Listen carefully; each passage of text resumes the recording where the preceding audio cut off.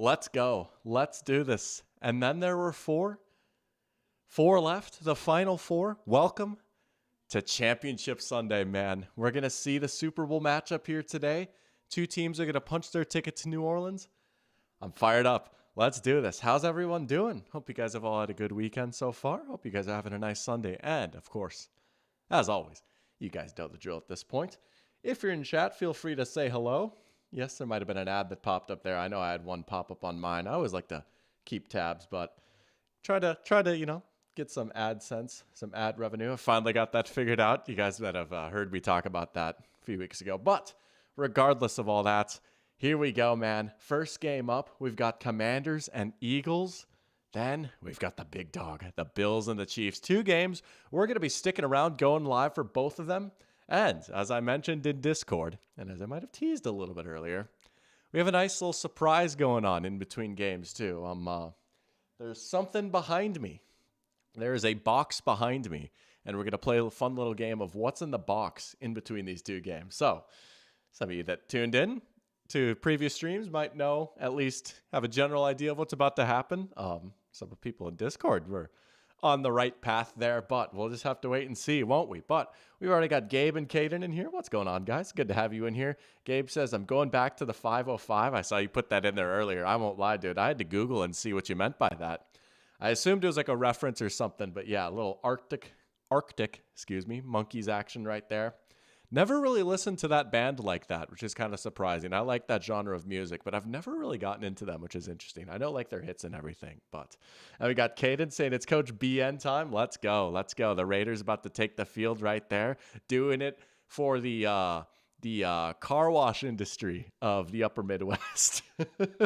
But good to have you guys in here. Yeah, we got Henry in here too. Let's go. Saying happy Championship Sunday, Eric, to you as well. Hey, let's hope for some good games here. We'll get into this Commanders-Eagles game here in a sec before we get started. I'll make my pick and everything. But, I called last week. I said last week was like the best weekend of the football season, in my opinion, right? Divisional round. You get 2 games on Saturday. You get 2 games on Sunday. But this is up there too, right? Back-to-back great games, high stakes. We've got some great moments in years past. Man, this takes me back to last year. Remember doing the doubleheader stream. That was crazy. We had 2 great games there. So, yeah, I'm looking forward to it, man. But good to have you in here. Parker also in here. Welcome to the stream, Parker. Good to have you in here. Let's go. Asking if I've got any player prop locks this week. I won't lie. I haven't really played like prize picks or anything like that in a minute. Without looking at the line, here's what I'll give you a guy I like today. I really like A.J. Brown today, to be quite honest with you. I know it's been the Saquon show, and the Eagles haven't passed the ball a lot. I think today could be an A.J. Brown game. I don't know if you want to do yards or catches or fantasy points or whatever. I could see A.J. Brown getting the ball a lot today. They haven't really gotten him involved in the offense throughout this postseason run, right? Jalen Hurts is throwing like 70 yards a game. But A.J. Brown has done historically very well against this Commanders defense. I like the matchup against some of these corners. And I think they might have to pass it a little. I don't know. I could see Saquon getting the rock a lot. I mean, the Eagles are going to try and run the ball. But if I'm the Commanders, I am selling out to try and stop this running game as much as possible and daring this passing game to beat you, which I think it can. But I would roll with A.J. Brown a lot today. He's a guy I really like. On the other side, De'Ami Brown's been pretty good for the Commanders. Again, I don't know any of these lines or anything, but he's kind of come along. There's maybe some questions of, who is this guy? I'm not seeing him out on the field, but he showed up big last week. That's for sure. Sorry, that was a cheap shot, but if you know, you know. But, I like A.J. Brown a lot today without getting into my pick too much here. But we got Pear Champ in here too. Let's go, Pear Champ. Saying, hey, Doc, how's it going? I'm doing great, man. How about you, right? Great day of football upcoming. Back-to-back good games. Man, it's hard to believe. And I'm not trying to fixate on it too much, right? I'm trying to enjoy the ride. But in the back of my mind, I'm thinking, man, this is about it right here. This is really about it. We've got 3 games left of the season. It's kind of crazy. But and also, hard to believe, this is going to be the last watch party of the season. I'm not going to be going live for the Super Bowl. I'll just be chilling and watching that. But we've got 2 more games left, man. We've got 2 more games, and believe me when I say there will still be plenty of Dr. Pigskin streams, even when the season winds down. You guys are still going to be seeing this face a lot. Got a lot of fun stuff planned for the offseason, but this is the last time that we're going to be watching football on a stream like this for a while. It's hard to believe, but you know what? We'll have like 6.5 hours of football up ahead, so let's enjoy the ride, man. Let's enjoy the ride. Gabe asking, who is my least favorite player in the NFL? I don't know. I mean, the easy answer is Deshaun Watson, right? I mean, I could just go pull up like every player that's done like reprehensible, like bad stuff, right? You know, like you could do that pretty easily. I will say if you're going to remove that qualifier, a player that I don't like without like factoring in like their arrest record or anything, I don't know. There's a certain Lions safety I don't love, and there's like so much discourse. And I'm not even gonna call him a dirty player because like these hits happen, and every player has hits like that. But I don't know. Like I don't know the guy. Yeah, it's hard for me to like speak bad about people I don't know. But I don't love a certain Super Bowl Lions safety. Super Bowl curb.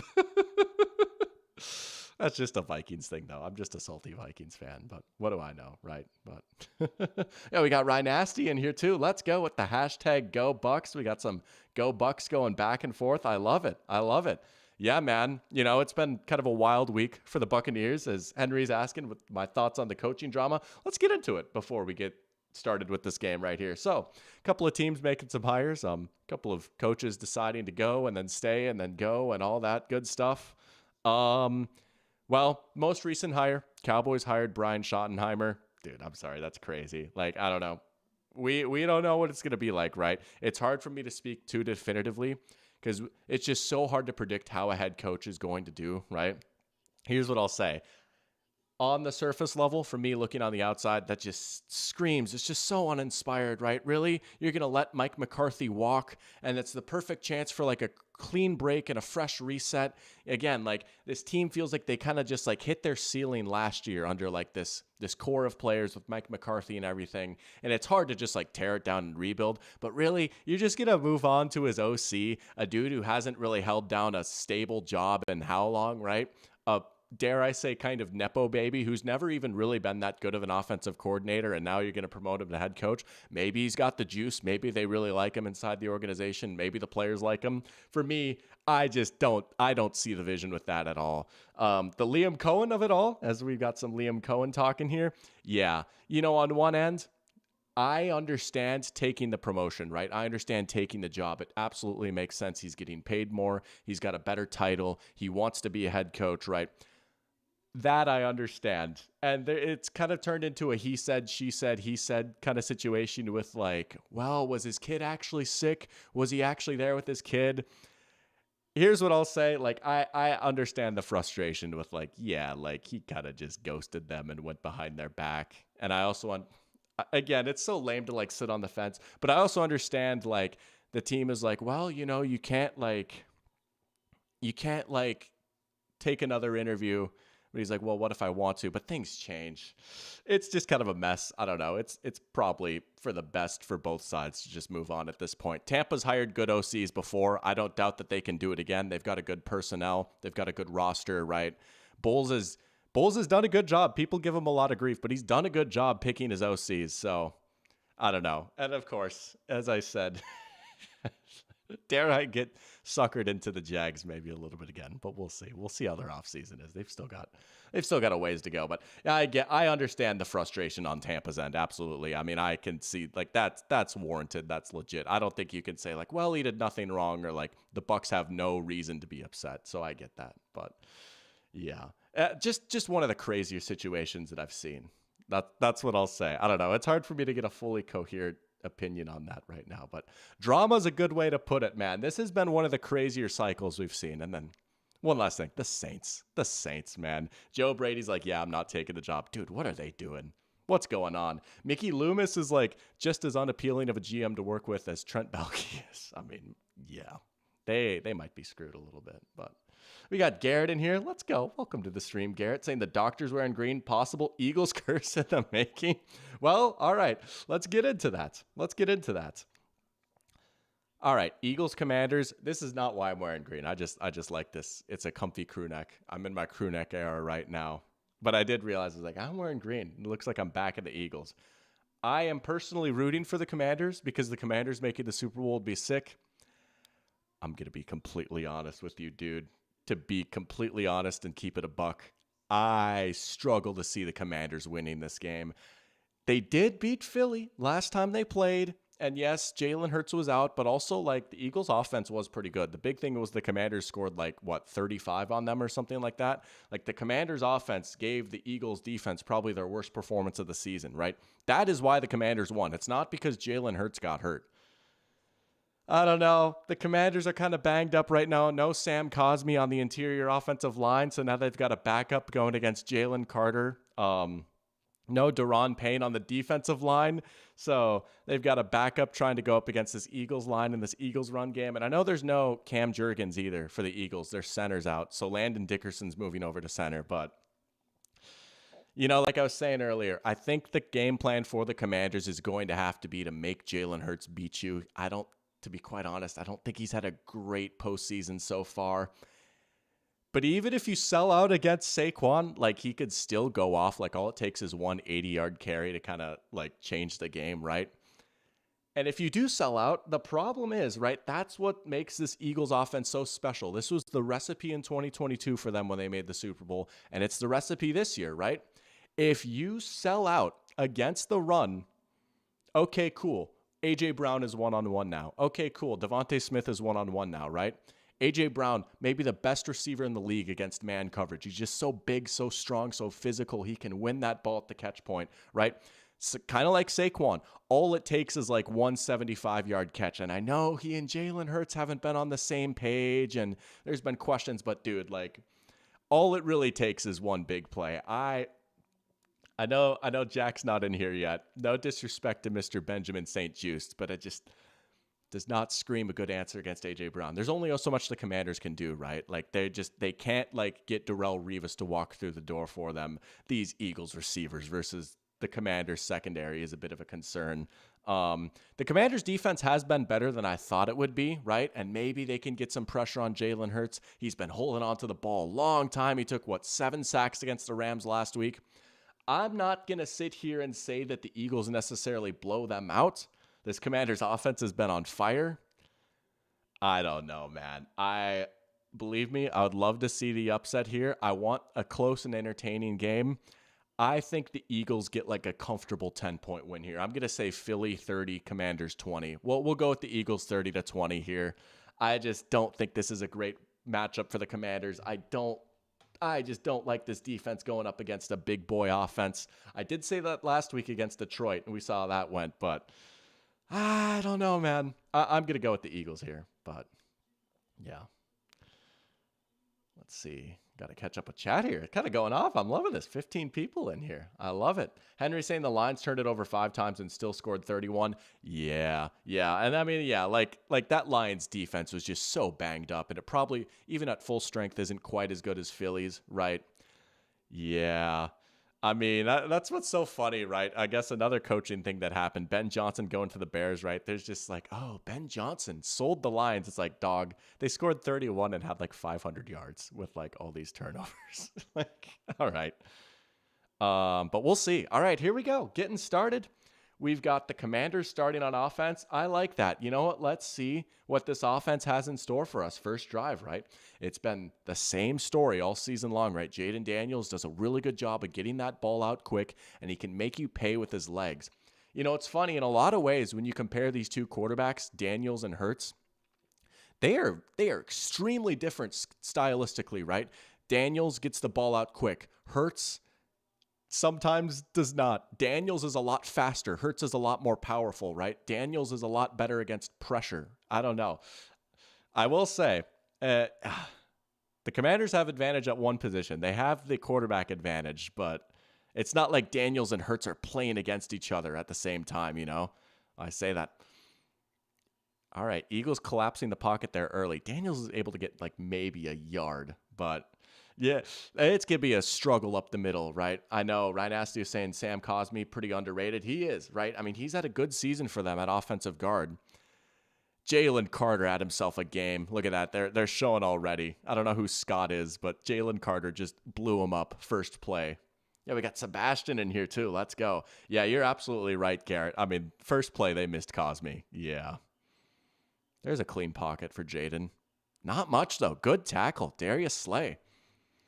Out to Zach Ertz. He's had a pretty good postseason. But, yeah, the offensive line, not looking great so far. Yeah. Well, we got Michael in here, too.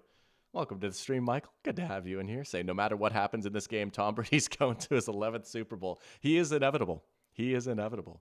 All right, 3rd and 6. First big test of the game right here. Eagles looking like they might bring some pressure. They don't blitz a lot under Fangio. And they're going to rush 4. Oh, I think they got it. Low throw. I think Terry caught it. First down. All right. Here we go. Not bad. Just got Terry sitting down right there. Nice catch. That's a big matchup right there. I almost said Terry on Arnold. Terry McLaurin, Quinyon Mitchell. That one's batted down. Commanders going quick here, as they usually do, right? A lot of tempo from this offense. It is a very collegey offense. I got to give Cliff his flowers, dude. I thought this was going to be a disaster. I was like, really? We saw this in Arizona. It wasn't that great. Nah, dude, Cliff is cooked this year. Honestly, I hope for his sake he doesn't take the Saints job. I want to see him just stick around in Washington for another year. He and Jaden are just the perfect match. I want to see them work together for a few years, to be honest. Here we go. We'll play action. Daniels has time. All right. First play of the game, Eagles got pressure quickly. But since then, these next few dropbacks, offensive line has held up pretty well, but no one really getting open downfield there, right? You're seeing he's just dumping it off in the flat to the tight end a lot. Not really seeing these receivers win on the outside. And I will say that has been one of the concerns for the Commanders, right? De'Ami Brown coming on has been so big because throughout most of the season, it really was just Terry McLaurin kind of carrying the offense a little bit. All right, 3rd and 6. Another 3rd and 6. Terry Arnold already given me nightmares. All right. Pump fake. Oh, low throw. I don't think he's going to get it. Oh, Zacchaeus. Second effort, he got it. Jaden kind of short-armed that one a little bit. It was a little harder than it needed to be, but he got it. Falcons legend, Zacchaeus. Able to get through his reads right there. His knee is down. But he was not touched. So there you go. First down. All right. 2 third-down conversions already for the Commanders. They've only run it once so far. Yeah, there you go. Go to the ground. Robinson. I have not seen your 2 Rarity Immaculate Grid, actually, Ryan Asty. I'll have to check that out. I know there's some Immaculate Grid talk in the Discord last night. Oh, I missed that. I'm sorry, dude. I saw, what? Was it you that got, the 0%? That means you're the only one that got it, right? That's insane. Sebastian saying, the pigskin fandom must rise from the shadows. Reply if you're a true fan of Big Hog. Yo, let's go. I'm Big Hog? Heck yeah. Oh, yeah. Real big hoggers, rise up. Oh. Maybe a bit too far out there for Ertz. Yeah, maybe 2018 Zach Ertz catches that, but he's been all right, though. 34%. I'm seeing the percent right now. 34 years old. I'm all over the place. You know me. I like to warm my brain up a little bit, but we got Nick in here, too. Let's go. Welcome back, Nick. Good to have you in here. I'm doing well, man. How about you? Let's go. Oh, Sebastian. Okay, there you go. There you go. Oh, yeah. Ball, I mean, legitimately, right?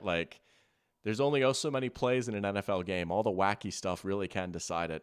There's Daniels getting flushed out. He's buying time. He's going to launch it. Oh, what a breakup. Cooper to Gene. Elevating. Eckler way downfield there. The Gene breaking it up. 4th down. All right. Eagles secondary looking pretty strong so far. They haven't really let up a whole lot downfield. Great coverage right there by the rookie. Man. Interesting 4th and 5. This has been a very aggressive team on 4th down. I love it. Right? You're in Eagles territory. You're a big underdog in this game. You're on the road. Oh, yeah. You got to go for it here. I love this, right? First drive, who cares? Momentum schmomentum. You want to know a momentum swinger? Getting 5 yards and keeping this drive alive. I love this. Let's do this. You have to. Daniels has time. He's got him. He's got him. It's Zach Ertz. Let's go. Hoo-hoo-hoo. Rolling the dice. This is what they've done, man. This is how they play, right? Last year, NFC Championship, the Lions, right? Going for it on fourth down. They did it all year. Did it twice in the NFC Championship game. Didn't get it. But you know what? The Commanders are standing on business here. I love it. I love it. We do have Jack in here. Let's go. That's awesome. Got me down to a T. Got me figured out. Best fourth down team in the league. It is pretty crazy. Shout out Caden. He actually sent me a graphic on Instagram.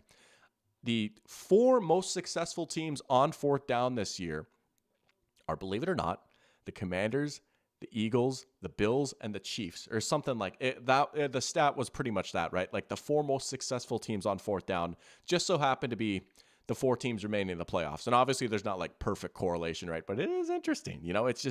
It is such a ceiling raiser when you're willing to do that. I love it. I love seeing that. There we go. All right, another third down now. But again, third down is kind of like second down for this team, right?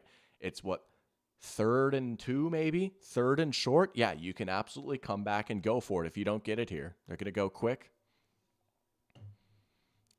Also got Jack Gothberg too. Dude, I completely missed that. I'm in his room again. You and Moose. Oh, incomplete. That was probably good that Terry dropped that, to be honest. That was going to get blown up. Trying another screen right there. Are they going to go for it? Are they going to go here?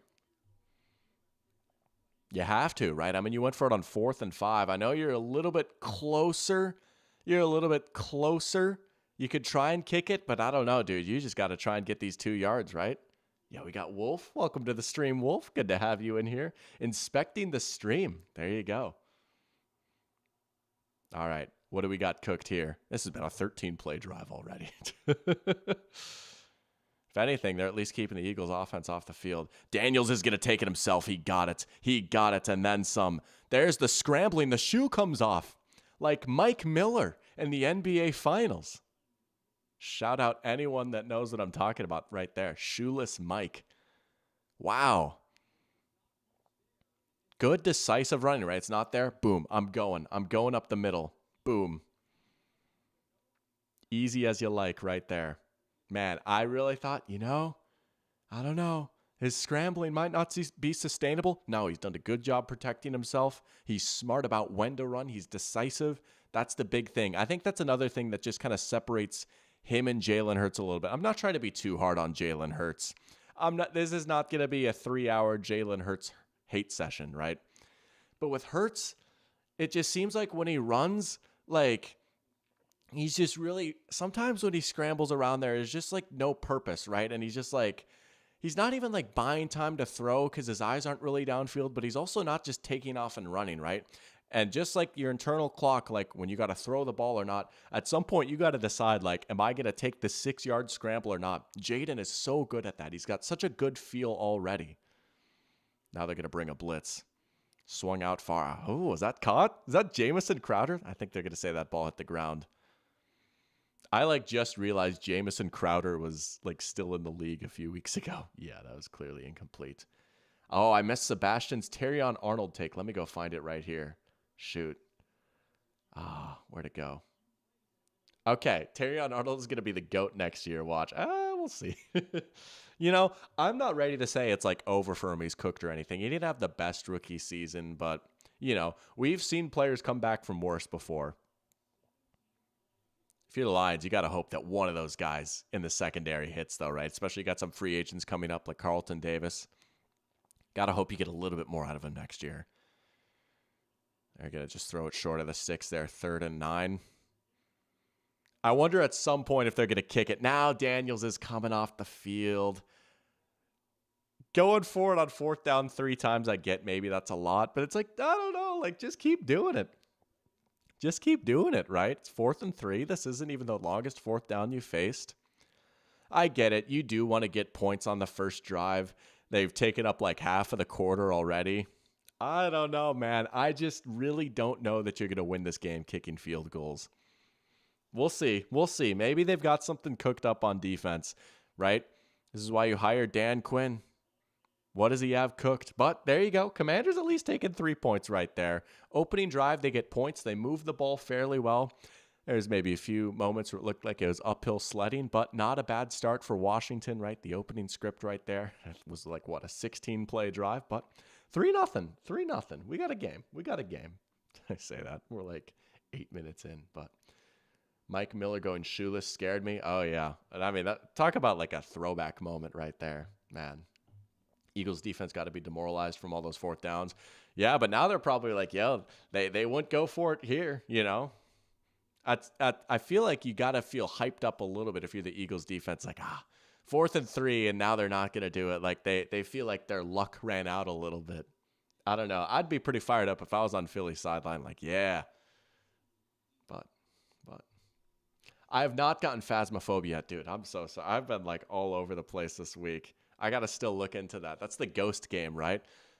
Now, there's been some clips posted, right? Dude, it's crazy. Like, I'm honestly, like, not tapped in at all with, like, some of these games and stuff. Like, I guess I don't know how popular Phasmophobia is, but, like, I legitimately had not heard of that at all until you, like, mentioned that last week. But, dude, I got to look into that. What was the game last year? Was it Dead by Daylight that Pearchamp was talking about? Something like that. Like, honestly, y'all are always putting me on games in here. I love it, though. I love it. Ryan Nasty loves 3-hour hate sessions. He's got a name we could throw in. Look at that. Now, Ryan Nasty has found his Shane Waldron, as Jack says, Shane Waldron. Oh, just you wait, Jack. I've got a plan for Shane Waldron. Let's just... I'm not going to say anything yet, but let's just say I've got some awesome Shane Waldron-related content coming this offseason. Legitimately. Shane Waldron is about to be a part of the Pigskin universe. Oh, man. Let's see what else I missed here in chat. I know, like, chat's been popping off. Again, warming up my brain a little bit. I know it's 3:17, so it's, like, not even early. But you know how it be, right? Just getting into the groove of things here a little bit. Brandon Staley, dude, just you wait. Just you wait. You guys are in for a treat. Jack is like, what's going on? Let's just say that they're joining the Pigskin universe a little bit. I'm not necessarily saying there's going to be a video about them, but let's just say we're going to the good place. Gosh, this is either going to be the greatest or dumbest thing I've ever done, but I'm going to have so much fun with it, but we'll see. Welcome, Laywell. Good to have you in here. Sorry you're late. Hey, no worries. You know the drill, right? Always free to just file in whenever you so please, but good to have you in here, man. How you feeling? Big game coming up here in a couple of hours. How is Chiefs Kingdom feeling right now? Our Chiefs correspondent. Yes, that did indeed happen, right, Nasty? That if you go start at the beginning, that's how I start the stream. Oh, man. Oh, that's awesome. Let's see, what else did I miss in here? I feel like I caught up decently well, but 18 people. That's awesome. All right, Jack just said, holy OMG. We'll see. I finally learned my lesson. I've got my other monitor tilted away. It's going to be like a Saquon house call, or he's just messing with me. Could you imagine Saquon house call first carry of the game? Or are they just not going to snap it? Bro, they do toss it to Barkley. No way. Are you kidding me? He's still going. Oh my gosh. Is he actually going to go? No way. Oh my gosh. Saquon, first play of the game. Are you kidding me? 60-yard touchdown for Saquon. Come on, man. Oh, man. We are seeing one of the all-time greats right here, dude. This has truly got to be one of the greatest performances we've ever seen in a single season. I mean, come on. This season, like, this might sound crazy. This season might be enough to, like, put him in the Hall of Fame. Like, oh my gosh. That's insane. Legitimately, first carry Saquon touchdown. That's insane. Jack is like, holy OMG, you know. Well, there you go, right? And again, not to be stubborn and annoying, but dude, if you're the Commanders, right, it's like, dog, like we took 3, that's nice, but like you're down. You just had a nice epic drive, right? Well, like a 15-play drive, you march down near the red zone and you're down. You're down. You're down. The Eagles have had the ball for like 15 seconds and you're down. I mean, let's pull up Saquon's game log here, right? I mean, he's got to be closing in on like the postseason rushing record, like most rushing yards in a postseason. Yeah, I mean, if they make the Super Bowl, there's a real chance, right? He's got 119 from the Packers and 205 against the Rams, puts him at 324 plus 60. He's at 384 yards right now. Let's switch here, right? So Saquon's at 384 yards. Let's see, most rushing yards in a single postseason. 6'10"? Are you kidding me? 6'10"? Okay, maybe not. Maybe not. Are you kidding me? 610 yards in a single postseason? Sorry. No. Really? I don't want to turn on. Okay, here we go. Yeah, 610 in 1982 by John Riggins. What was this dude on back then? Let's take a look at the game logs here. I mean, they had to have just been feeding him, right? Saquon's got a chance, though, if he gets that 4th game, right? If he goes off here today, he's already got 60 yards, right? What's 610 divided by 4? What's 610 divided by 4? Hold on. Doing the math on my calculator here. 152 and a half. So we'd need like 153 yards a game, pretty much, right? And right now at 364, let's just say he doesn't get another rushing yard the rest of the day. 364. Okay. So, I mean, he's in good shape. He might have a chance. Paywall kind of sounds like label. You know what's funny? I thought the same exact thing right there. Like, that sounds familiar. All right, we can get rid of Saquon's face here. But, all right, man. Jack said, I would have scored there too. Yeah, that's fair, right? I say this like Saquon is unbelievable. I mean, that's just textbook blocking. Oh, my goodness. You got the tight end blocking downfield. Just beautiful blocking, right? We saw some beautiful blocking by the Eagles last week on that Jalen Hurts 42-yard touchdown to open things up, right? But that being said, we've seen the difference now, like Miles Sanders and DeAndre Swift versus Saquon, right? I mean, Saquon got 2,000 yards this year, and now he's like got the chance to maybe push for the postseason rushing record. But they're going to have to feed him the rock. They're going to have to win this game, and he's going to have to go crazy in the Super Bowl. But yeah, 384. There you go. He's got a chance, though. Seneca, Kansas legend John Riggins. Really? I didn't know he was from Kansas. And I won't lie, I don't know where Seneca, Kansas is, but I believe you. I'm going to have to look that up on maps here during this next commercial break. It was an 18-play drive for Washington. 18-play drive, and you're down. There's been 19 plays from scrimmage in this game so far. Washington has run 18 of them, and they're down. They did hold Barkley 84. They kind of killed the Eagles. I do remember that game. Man, Phasmophobia, my goodness. Scaring Wolf right now. I will say, I don't know how scary the game is. I am kind of a baby when it comes to that stuff. There have been multiple efforts to get me to play like scary games and watch scary movies, and it usually does not go well. I won't lie. I am kind of a baby when it comes to that stuff. I just get so anxious and so worked up. And I hate jump scares so much, dude. Like, legitimately, loud noises freak me out so much. When I was a little kid, I was scared of the hand dryer, like the hand dryer in the bathroom, because it was so loud. It freaked me out when I was like 5. I'd start crying. Anyways, back to football. Just a lot of short passes, right? But that's what they do. They have not gotten a lot of yards after the catch so far, but they're staying ahead of schedule. If you want to get nerdy and look at like success rate, right, which is usually like half or more of the yards that you'd need to pick up a first down on any given play, and then on third down, it's just getting the first down, right? Commanders' success rate has to be fairly good right now, right? They are setting themselves up for a lot of third and shorts. They have faced a lot of third downs, But they have done themselves some favors.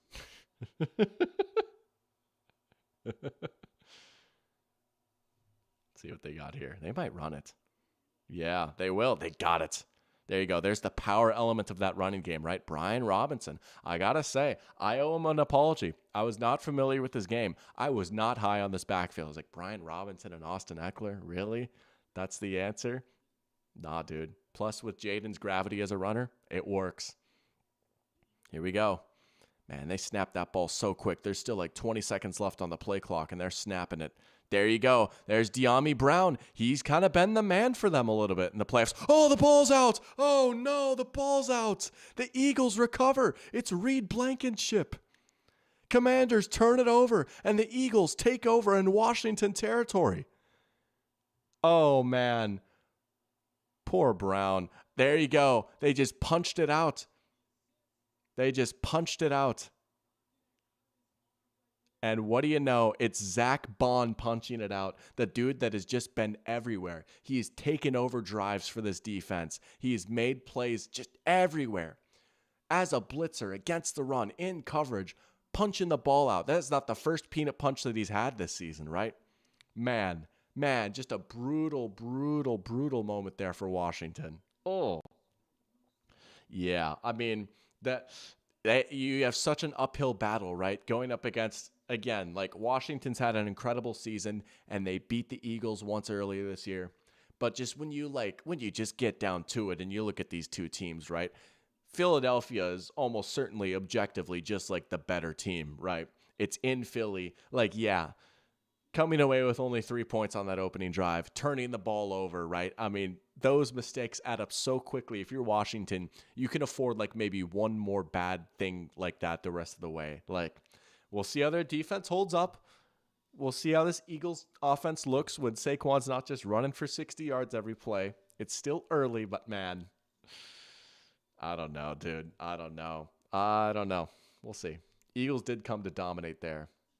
DMV teams with the dropsies in the offseason or in the postseason. Yeah, that's been tough. You got Mark Andrews last week, and yeah. Jack used to look away when he played Five Nights at Freddy's. I don't blame you, dude. That game, honestly, kind of crazy. Ryan Asty was terrified of E.T. Michael Doty also terrified. Oh, yeah, right? Very understandable. Look at that. We're not alone, right? Sebastian asking if there's any NFL players from Edson, Kansas.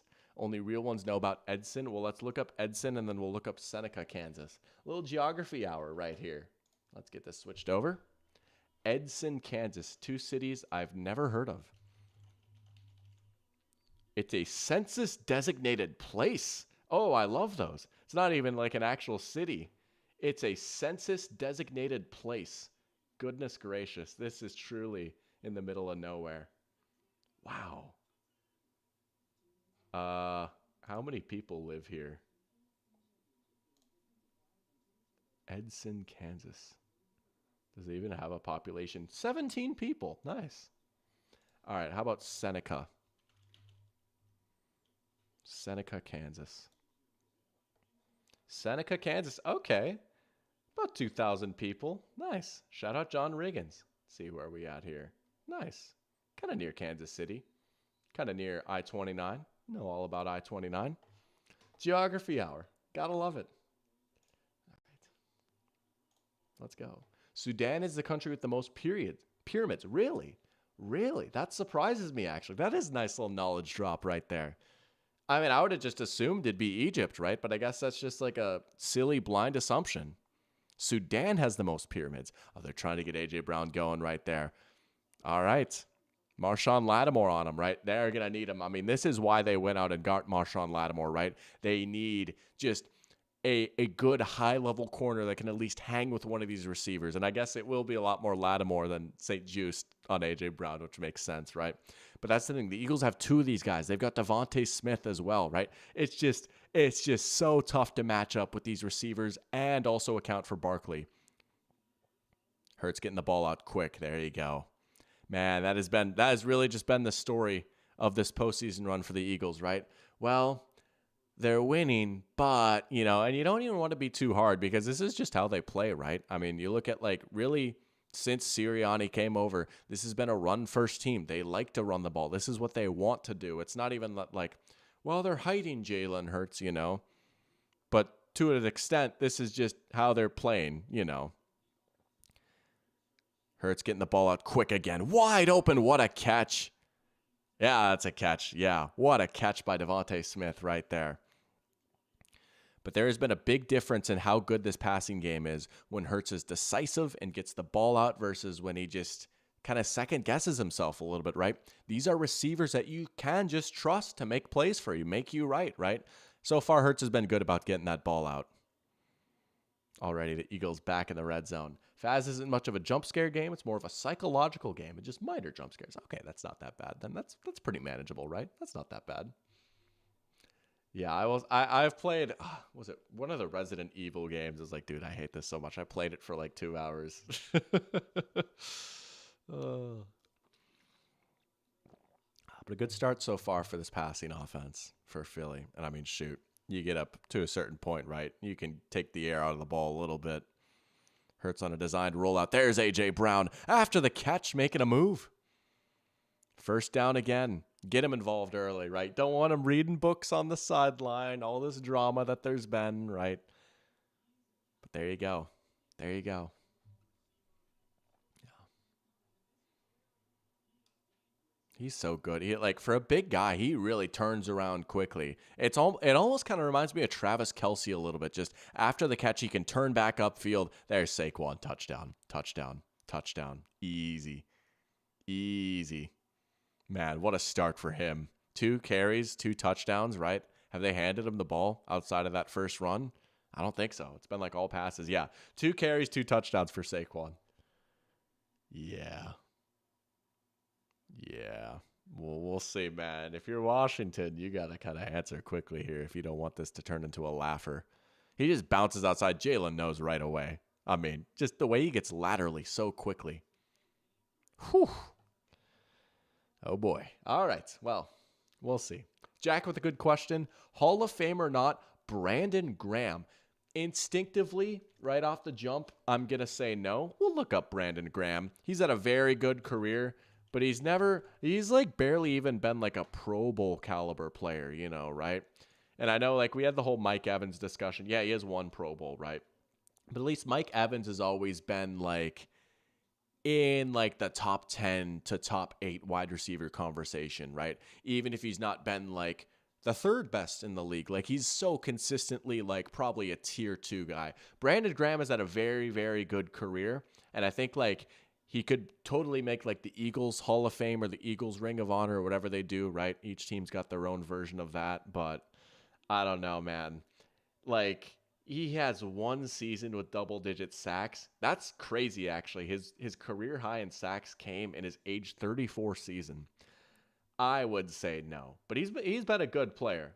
Make no mistake about that. Very, very good career. This is not Brandon Graham slander or anything, but nah. I mean, he's got 76 career sacks. It's over for him, right? I mean, he said he was going to retire.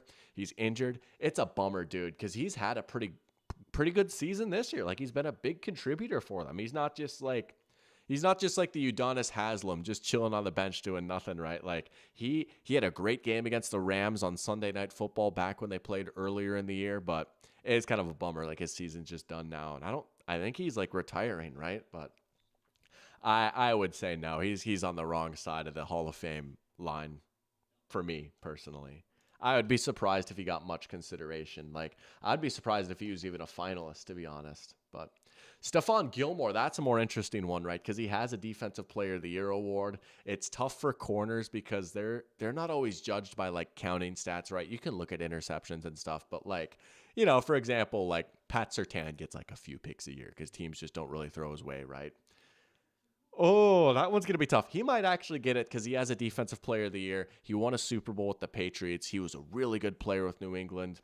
He even had some good years in Buffalo. Maybe his peak wasn't quite, and I can't type right now, long enough. He had a very high peak, but maybe you could argue the peak wasn't long enough.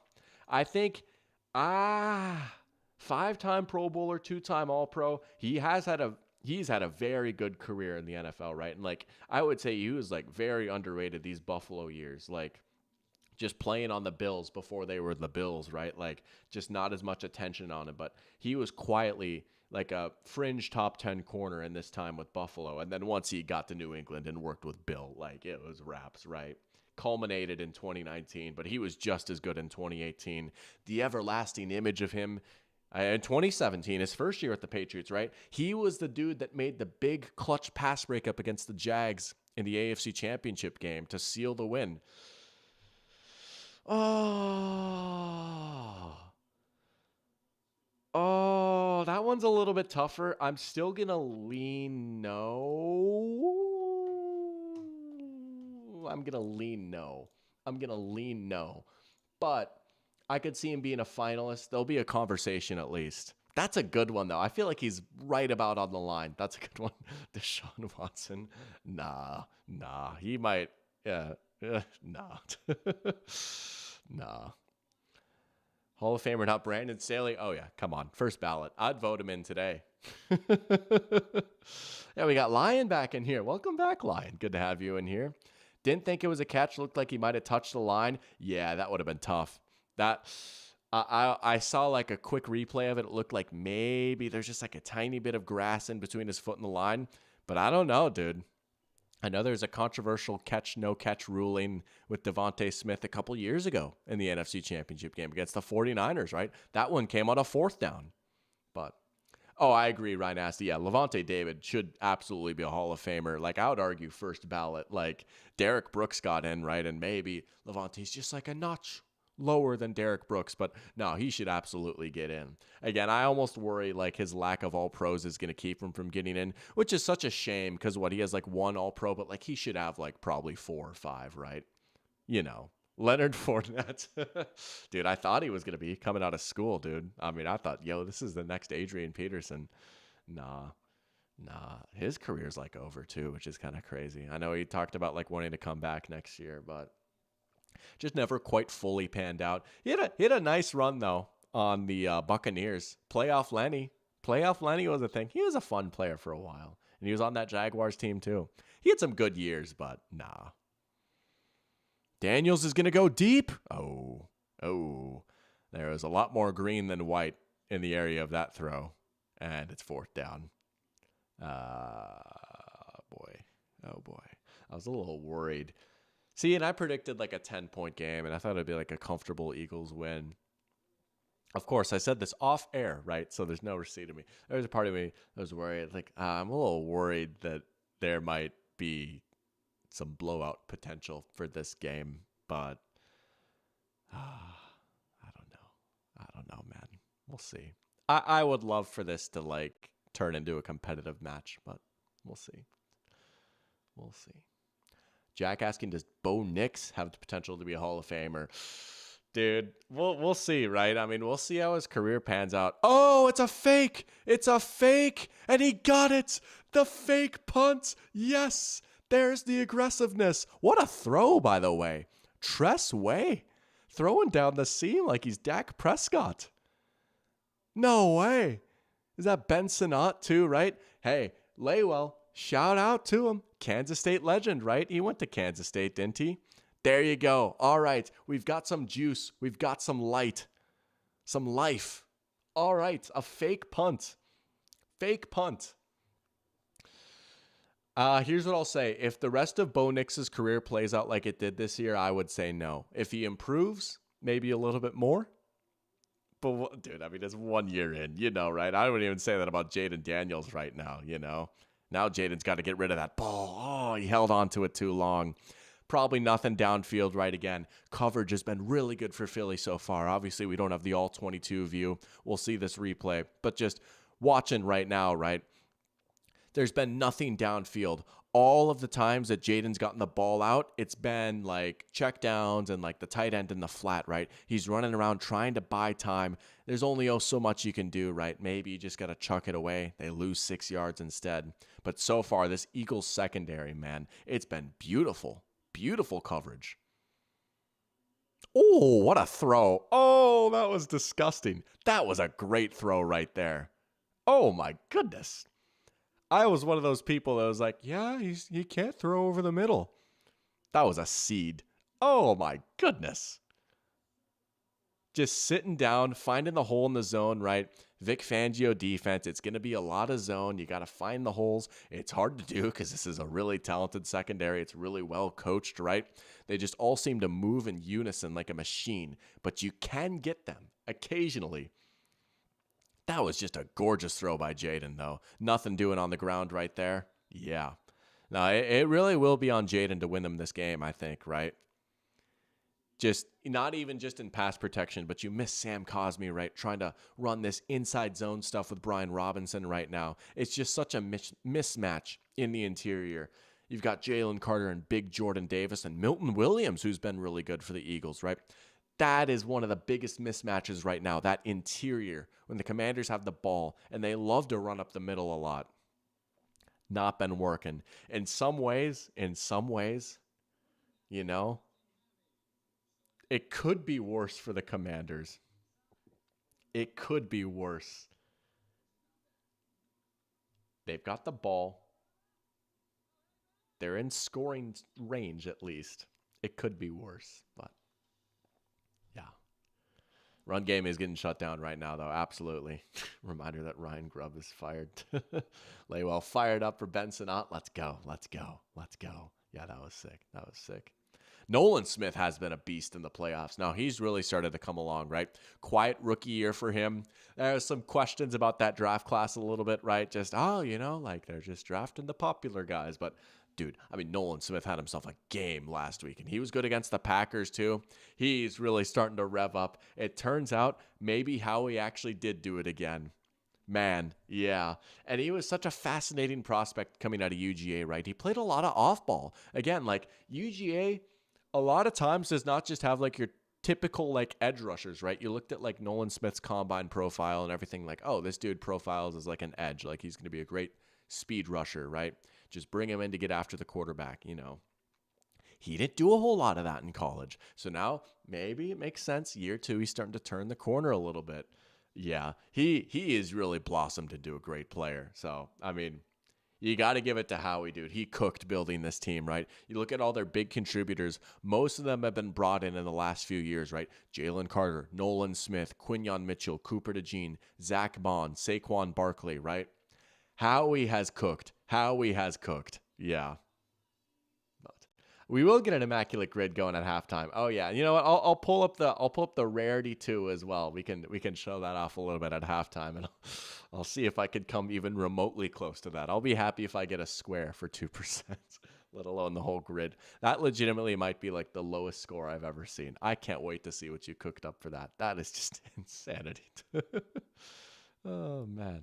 Yeah, we got Reed back in here. Let's go. Welcome to the stream, Reed, saying, hey, brother, hope all has been well. It has been. Had a good weekend, just kind of chilling, taking it easy, right? Getting some time off of work. Had a great day of football today. I'm doing well, man. Hope you're doing well as well, and just good to have you in here, as always. Michael saying, I think he benefited from Reddick leaving. Oh, yeah, right. Freeing up the young guys a little bit, and Bryce Huff being bad. Oh, Bryce Huff, my glorious king. See, it's funny. Bryce Huff was kind of playing that role that Nolan Smith does now before he went down. I sound like a madman. He was starting to turn it on, I swear. But Bryce Huff is really a pass rush only type of guy. You can't have him in there and running downs. You just only need him in obvious passing situations. Jaden overshot him right there. I don't hate going deep, trying at the end zone, but now you got a 3rd and long. They're going to go back to the fake punt here. But Ryan Esty saying Louisville used Yaya Diaby in the interior, and Bulls moved him to the edge. He's been great. Oh, it was for yesterday's grid. Okay. Well, we'll still see if I could get anywhere remotely close to that. But Yaya Diaby's been a fun player, too. He's really started to come along a little bit. Dude, I love his hustle. I love his motor so much, right? He's amongst the league leaders and dogging him, dude. Just so many of his big plays are just him not giving up on a busted play and running the quarterback down. I love the way he plays. Jaden's got to find an answer here. He's just going to chuck it up now. He can't take a sack on 3rd and long. They're going to have to settle for 3. That's kind of a bummer, right? You get the fake punt. You get a nice connection from Jaden to Brown. You're going to have to settle for 3 again, right? And I'm going to... I've made my point, right? But again, they chose to kick on 4th and 3. And so now it hurts a lot more when you have to kick on 4th and 10 as well, right? Maybe they didn't get it. Maybe they have 0, 0 versus 6. Okay, it's a 1-score game, but man, we'll see. We'll see. We're about to see the second, probably the first honest drive for this Eagles offense, if we're going to be real with ourselves, right? First drive for the Eagles, it was just one play. Second drive, it was off a turnover, short field.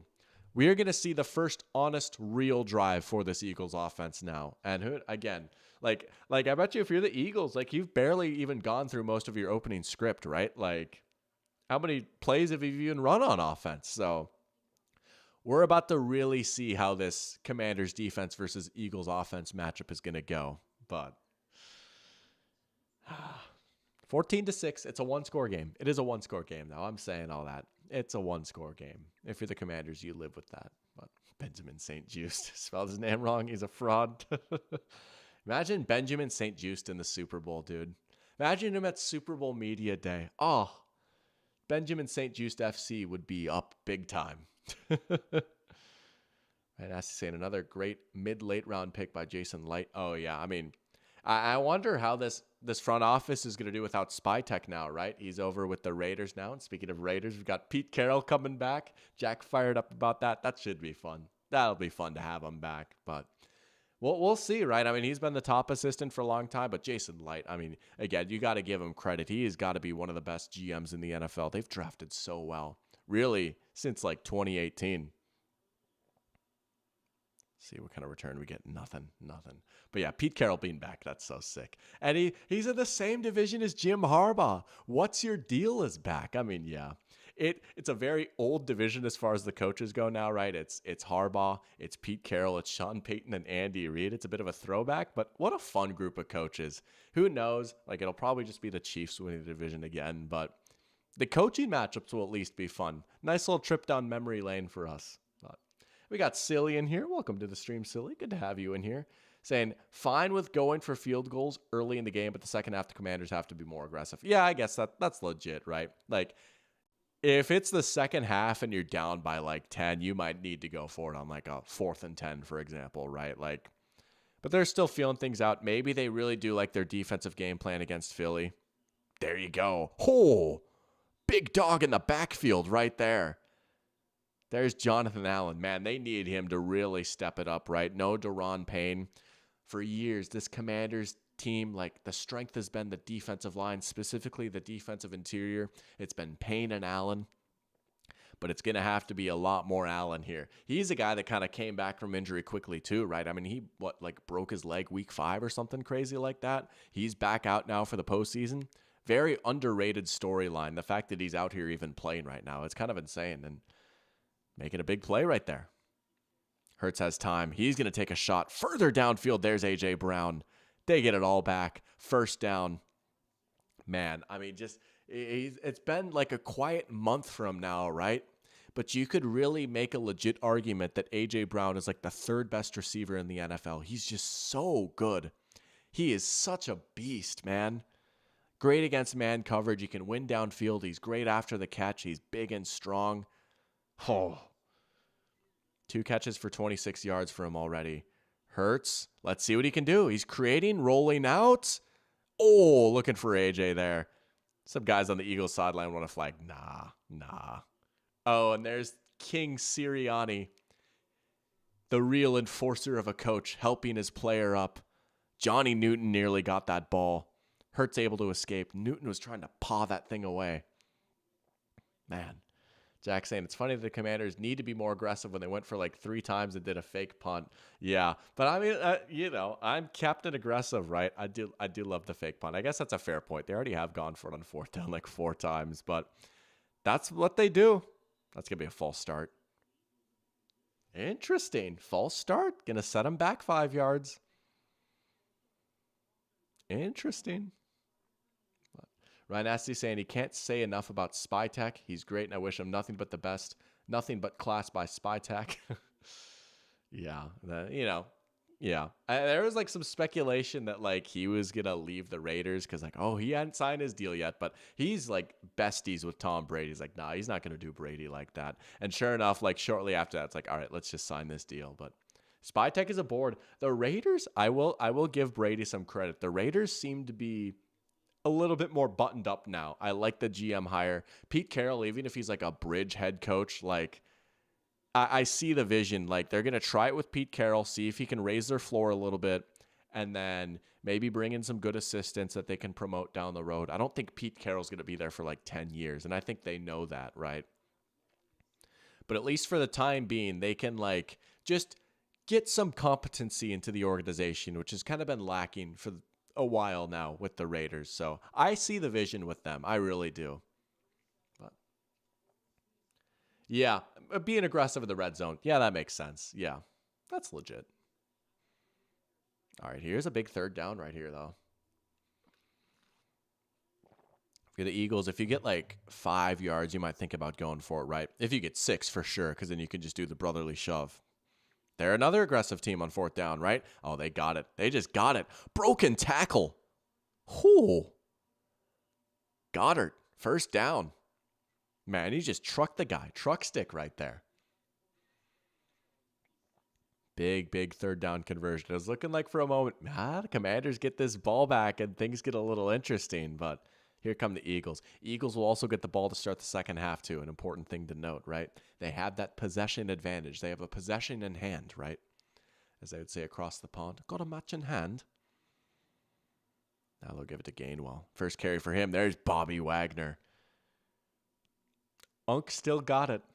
He's had a pretty good playoff run. I got to give him credit. He's had a good playoff run. He's been pretty good for them this year. Garrett saying the field goals aren't too bad for a team that has a 2-point conversion in them like the Commies. They could get even. Yeah, I mean, right? Like, touchdown, 2-point conversion. We got a tie game here. Jack saying they need to go for it on 4th and 30. I mean, it might get to that point. We'll see. But there's Gainwell in space. Ooh, leaping up. Leaping up. Someone say Bobby Wagner. 4th and 99. I wonder what's the longest fourth down a team has ever faced, right? You factor in like penalties and like a snap going over someone's head. I know there was like a college football game. Oh, they're just going to do the brotherly shove on third down here. Why not, right? Just get it now. Get it done with. Oh, they got it. They got it. Hurts on the second effort got it. It looked like they stood him up for a sec. Second effort, he definitely got it. But I think like Sicko's committee or something posted like, there was like, what, a 4th and 70 or something stupid like that. And like it was like an FCS game, or maybe it was D1. Well, FCS is D1, actually. I can't believe I just did that. I'm Mr. FCS, and I just sold my own division short. Dude, you blink and like, it's like, oh, the Eagles are facing a 3rd and 8. I don't know. And now it's like, oh, it's 1st and 10 from the Commanders' 30. They're marching. Is that another Gainwell carry? It is. Now Saquon's coming back in, giving him a little bit of a breather right there. That makes sense, right? You don't necessarily want Saquon to carry it 30 times. And I know, like, if you win, you do have an extra week of rest, right? But, like, if you can control this game without having Saquon taking a beating, you do it, right? That's a great question. Could the Eagles theoretically drive down the field only doing the tush push if they got like 3 yards every time it's possible? Dude, that would be like the most infuriating drive to give up ever. Hurts has time. He's just going to chuck it away. Yeah, see, that's what I'm saying. And I know, like, it's just, in the grand scheme of things, it's just a throwaway on 2nd and 6, right? And no one's there. But, like, you know, when I was talking about like being decisive when like choosing to run with the ball or not, right? At some point it's like, okay, AJ Brown is just not getting open on this play. Let me scramble for 5 yards, set up 3rd and 1, you know? Again, that's super nitpicky. It's incredibly nitpicky, you know? But that has been like one of the reasons why this passing game has not been super efficient for Philly in this playoff run. But it also just hasn't mattered, right? If you're the Eagles, you don't care that much. They're going to have to take a timeout here on 3rd down. All right, first time out of the game. But I think it would be tough to get 3 yards every time for the tush push. Like, there might be a few times where you could get 3 yards from it. But all it would take is, like, one time where you get 1 yard or 2 yards, right? Like, That's all it really takes, and then it just kind of throws the wrench in your drive. Like if it's like 4th and 4, like you just straight up can't run it, right? That would be an incredibly boring drive, though. That's how it would get banned. Yeah. Well, see, that's the thing too, right? Like when you compare success rates across the NFL, Philly has a clear advantage over everyone else. Everyone else. It's not just like this miracle play that like works for everyone, right? It does work for a lot of teams. The Bills are another team that runs it really well, right? But like you don't see the Chiefs even try and run it because Andy Reid like refuses to let Mahomes do a QB sneak because he got injured doing one a few years ago, right? The Vikings have tried and failed with the tush push before, right? There is a difference. Nick Sirianni himself said it, like everyone tries to do it like us, but they can't. Frankie Louvu on the blitz, he gets a sack. He gets a sack. What a big sack for the Commanders. There you go. They just overload. Man, Louvu's been so good this year. Landon Dickerson, right, the new center. He played center in college, moved to guard when he came into the NFL, having to go back to center here today because of some injuries. There you go. It's still field goal range, though. Very makeable kick here for Jake Elliott. Perfect in the postseason. Wow. Surely that's never gone awry before, but been a bit of an up and down year, but he certainly has a leg to bang it in from 54. He'll get it back to a 2-score game if he gets it. He missed it. He missed it. Game on indeed. Game on indeed. He missed it. He missed it. All right. Here we go. Here we go, man. Man. And so to just to bring it full circle, right? Because they had that throwaway on 2nd and 6. Yeah, it was correct. Like it was not negative yards, but now it's 3rd and 6. They had to pass instead of like giving it to Saquon to pick up 2 yards. The sack sets them back, right? These things compound on each other a little bit. Game on, man. Game on. I will say, though, I do feel bad. I've been so mean about Jalen Hurts today, I will say. To his credit, like that is the only time that's really happened so far today. Again, like to his credit, he has been getting the ball out a lot quicker today, right? That 42-yard touchdown run last week, like, yeah, that was pretty sick, right? That's like the longest run I've seen him have in a minute, right? But it's good to know he has that in his bag. But here we go. If you're the Commanders, though, you got to find a way to finish a drive, right? That has been what has kind of been plaguing them so far. They have not been able to finish drives. They've had a few drives where they've moved the ball decently well, deep into Philly territory, but they have 6 points to show for it, right?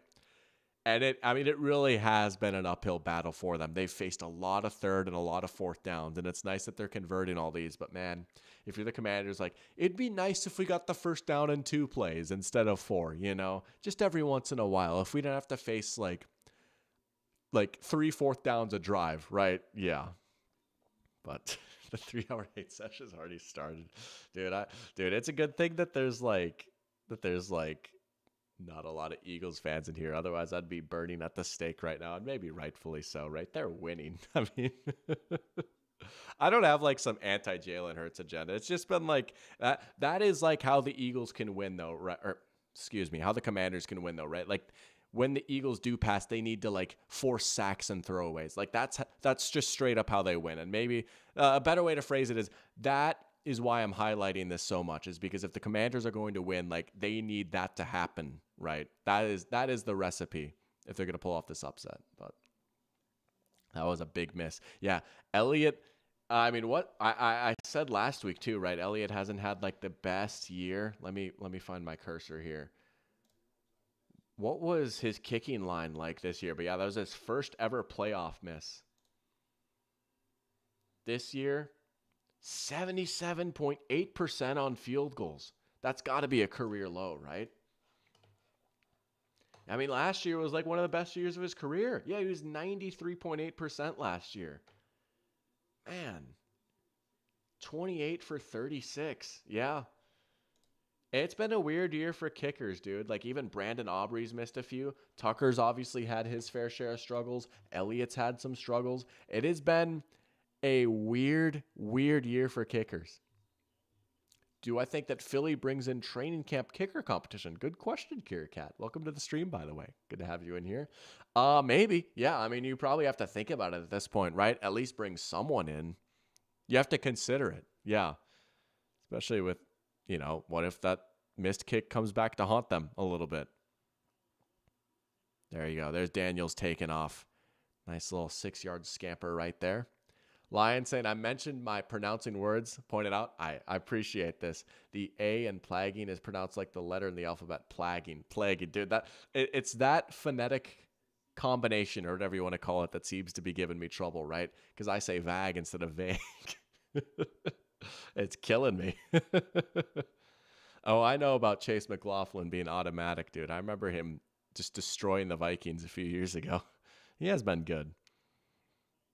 First down Commanders. There you go, right? First down in 2 plays. We have not really seen that so far today. First down in 2 plays for the Commanders. Let's see if this passing offense finds a little bit more of a rhythm, right? It's been a fairly low completion percentage game for Jaden Daniels so far, right? You usually see him up in the high 60s, even like the 70s and 80s when he's really on his game. He's now, 11 for 20 or something like that? 11 for 19? 11 for 19. I see that now. Yeah. That's a pretty low mark for him, right? And again, credit to this Eagles secondary. I mean, it was just such a liability for them last season, right? Their defense was terrible. That has been one of the biggest jumps we've seen of any unit, really, from last season to this season.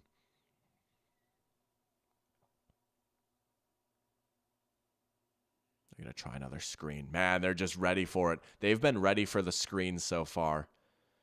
That is a big part of this Washington offense. Those screens to wide receivers, right? Just bunch up the formation. Yeah. That's a good rep right there. Is that Cooper DeJean? Yeah. Dude, he's been good so far today. He had that nice pass breakup on the first drive, covering Austin Eckler downfield. Getting off the blocker there, muddying up the screen. What a player he's been. I mean, you could say that about so many of these guys, but once you're down to the final 4, right? It's a lot of good players out on the field, but there's Terry breaking tackles on the slants. McLaurin, oh, he's in. Touchdown. Terry.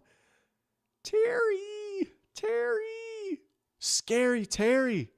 Scarence Terrence. Holy smokes, game on indeed. They're going to go for 2 and try and tie this thing up. Here we go, man. Okay, maybe I should have voted him for the Pro Bowl. I'll take the L. Look at that. How about it? All right, what do you got cooked up for this 2-point conversion here, right? Man, already we're early in the game. This is a big 2-point conversion try, though, right? You just do not want to put yourself behind the 8 ball and be down 2 the rest of the game, right? You don't want to have that weird margin. You want it to be nice and even, right? Scoring comes in chunks of 3s and 7s typically, right? Oh, this is a big play right here already. What do they got? Misdirection. Oh, they're ready for it. The Eagles are ready for it. Tried to get a little misdirection on the fake right there. Get it out to Eckler on the swing. Philadelphia all over that. They've been all over the stuff behind the line of scrimmage. There is some life in this game now, though. 2-point game. Commanders, first touchdown here. All right. There you go. Man. Oh, that was a big stop, though, by the Eagles on that 2-point conversion. Man. There's a lot of discourse last week, right, about, what plays in a game matter more, right? You think of, the Ravens-Bills game. There's a lot of Lamar discourse, right? And who cost the Ravens the game more? Was it Lamar or Mark Andrews? And you can play the blame game all day long, right?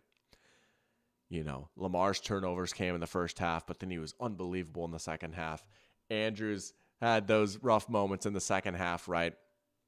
But the truth is, in my opinion, it makes sense to think about it as every play matters, and it's easier to remember the plays that happen later in the game and put more weight on them. And maybe that's true to an extent, right? Obviously, if this same exact scenario played out in the second half, right? Let's say it was 7:05 left in the fourth quarter instead of the second quarter, right? Obviously, that carries a lot more weight.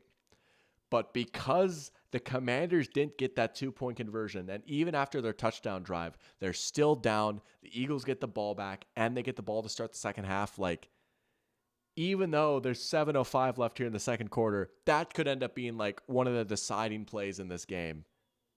Oh, man. We'll see. We'll see. Lion making a fair point, like 1 or 2 points behind. It's less than a field goal. Only relevant if a team misses an extra point, which is rather unlikely.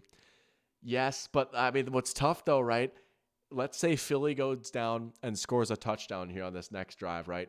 All of a sudden it's back to a 2-score game. Just like you had the chance to tie it up, right? Philly can score a touchdown, kick the extra point. It's a 2-score game, you know? That's just, I mean, that's, you know, like, oh, we'll see. I feel like I've been like so negative today. Like, this is all going to be bad.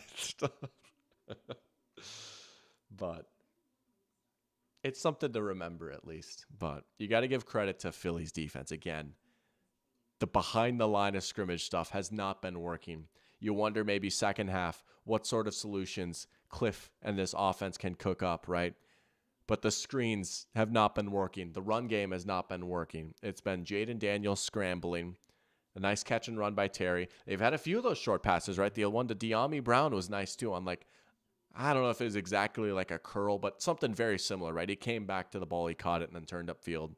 The curl and the slant worked, but not a whole lot downfield either. Eagles have done a very good job of limiting what Washington can do on offense. But we'll see here. All right, another drive now for this Philly offense, right? You have to imagine we didn't see a lot of Saquon in this past drive, right? He's still at only 3 carries. You have to imagine, Gainwell dropped it there. Saquon's going to come out here for this next drive, right? You have to imagine, like, first play, they'll get it to him. Maybe they'll even throw it to him. But now, if you're the Eagles, like, all right, time to try. Like, here we go. Let's give it back to Saquon. You know what I like? First play. Let's throw it to Saquon. How about that? I like that. Welcome to the stream, Lovato. Good to have you in here saying, sup, doc. I'm with friends here watching the live. Send greetings to Brazil. Well, shout out Brazil. Love all the love that I've gotten from Brazil, right? Lovato.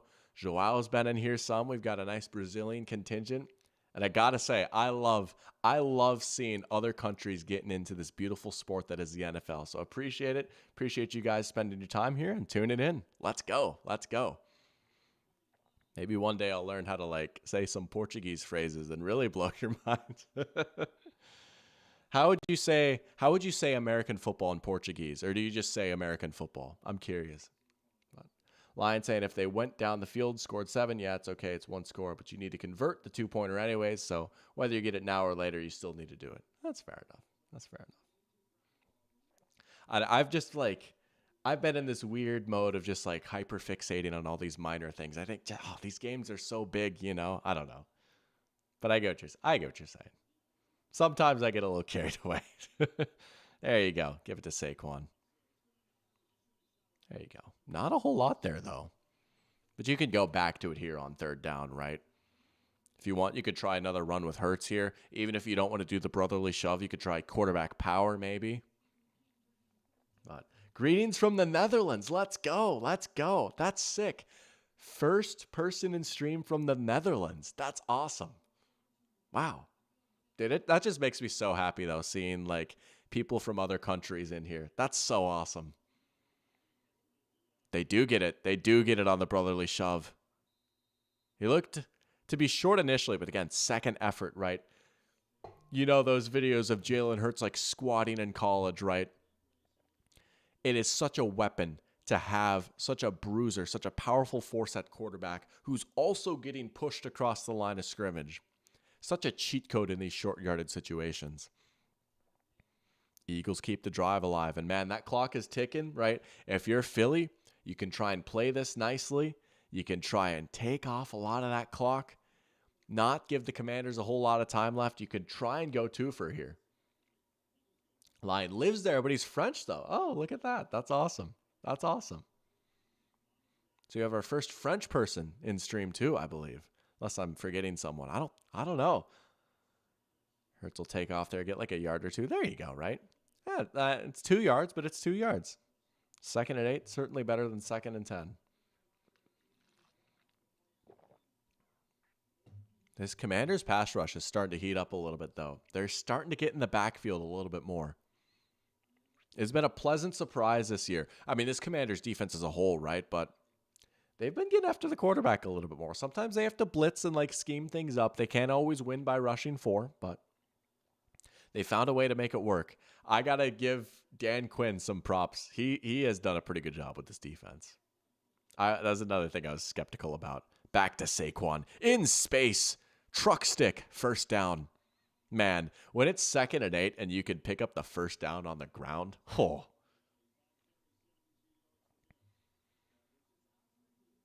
First carry really since the touchdown that Saquon's had some sort of space.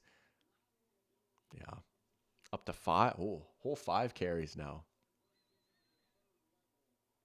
Look at that. I mean, been 2 minutes since I last pointed out the clock. Right now, they'll get Hurts on a keeper. Ooh, just going to slide down. Wagner played that pretty well. Almost halftime. We'll get that Immaculate Grid going, right? Pretty fired up for that. It's actually been a minute since I've played an Immaculate Grid. It's been a couple of days. Was the last time I played a grid last week's stream? It might have been, honestly. So that'll be nice.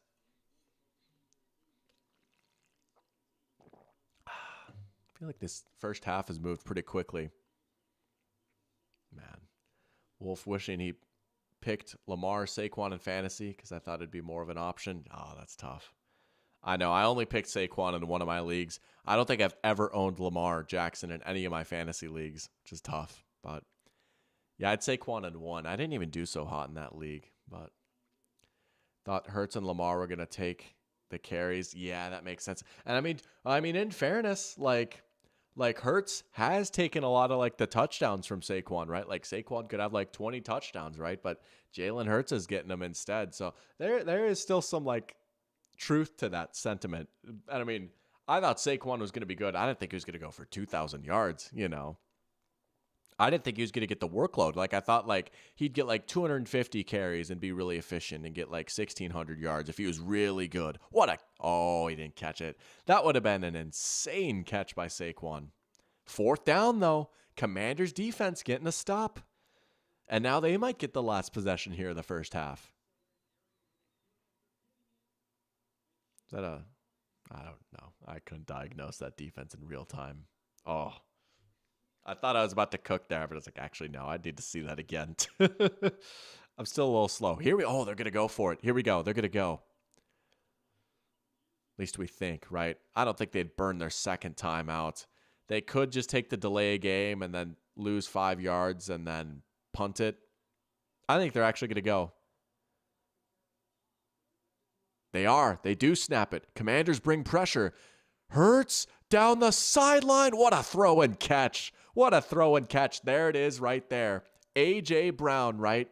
We were waiting for this connection all postseason. There it is. Great throw and catch down the sideline. We've seen these two do it time and time again.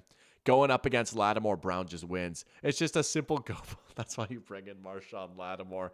I mean, yeah, he got cooked. But it's what else are you going to do? You going to throw someone else on him? Yeah. The receipts are coming out, folks. Yeah. That is not why you bring in Marshawn Lattimore. But A.J. Brown doing A.J. Brown things right there. Good ball by Hurts down the sideline. They pick up the 4th down. That was a big one. Now you're in the red zone. Man, what a game-changing play that is right there. Second favorite play of the game so far? That's a good question. My favorite play has probably been the Saquon touchdown, right? I mean, that was just so sick. First carry, it's a touchdown. Second favorite play of the game so far? Probably the Terry touchdown, just because, it got us excited a little bit. Okay, game on. Here we go, right? Terry making plays after the catch. The celebration was awesome. I'll say the Terry McLaurin touchdown is my second favorite play of the game so far. But Jackson had picked a really good year to finally have Mahomes in fantasy. Oh, I was there this year too. I had him in one of my leagues. Yeah, of course, like his worst statistical season by far, right? Fantasy really is just context. Yeah, I mean, like, a lot of it's just, well, who's going to get the goal line touches? Is this team going to throw at the goal line or pass or run at the goal line, right? Like, who's going to be a target beast this year? It is a lot of just like figuring out players' roles within the offense and trying to get guys that are just going to get fed the ball, It's context, it's opportunity, it's work in the waiver wire a little bit. There's a lot that goes into fantasy football. But Parker just needs Jaden Daniels to get one more passing touchdown. Okay, well, we'll see. I mean, the game script will probably call for it, right? Commanders will probably be throwing the ball a lot more here in the second half. Daniels already with 21 attempts here in the first half. Yeah, it wouldn't shock me if he got up to like 40-ish dropbacks or 40 pass attempts here in this game. Yeah, he's got a shot. He's got a shot. No fake punt is a favorite play. That would be good. That would be a good one too. Gabe says he has work. Do you know when I might partake in a special package? Well, currently, I was planning on doing it in between the games here after this first game before the second game gets started, right? The NFL, they're going to give us more time than is advertised, right? Let's be honest. That Bills-Chiefs game is probably not started exactly at 6:30, right? I will tell you what, though. If that does not work for you, because I know you're pretty invested in this little package, right? If it works better, we can call an audible during halftime, and then we'll do the Immaculate grid in between games, right? These are fluid things. I can work things around. So I guess I'll ask you, what would work better? Because if it works better for me to do the package at halftime of this game, we will do the package at halftime of this game. But fake punt, yeah, maybe I'll change the fake punt. That was pretty sick. I love the guts to pull that out there, but it does work. Okay, when you say it does work, do you mean like in between games works, or do you mean like halftime works? I'll ask you to specify, but yes, as I alluded to a little bit earlier on in the stream and in Discord, in between games, all right, sick. Well, we will stick with the original plan then. We're going to pull out Immaculate grid at halftime, and then in between games, nice little surprise.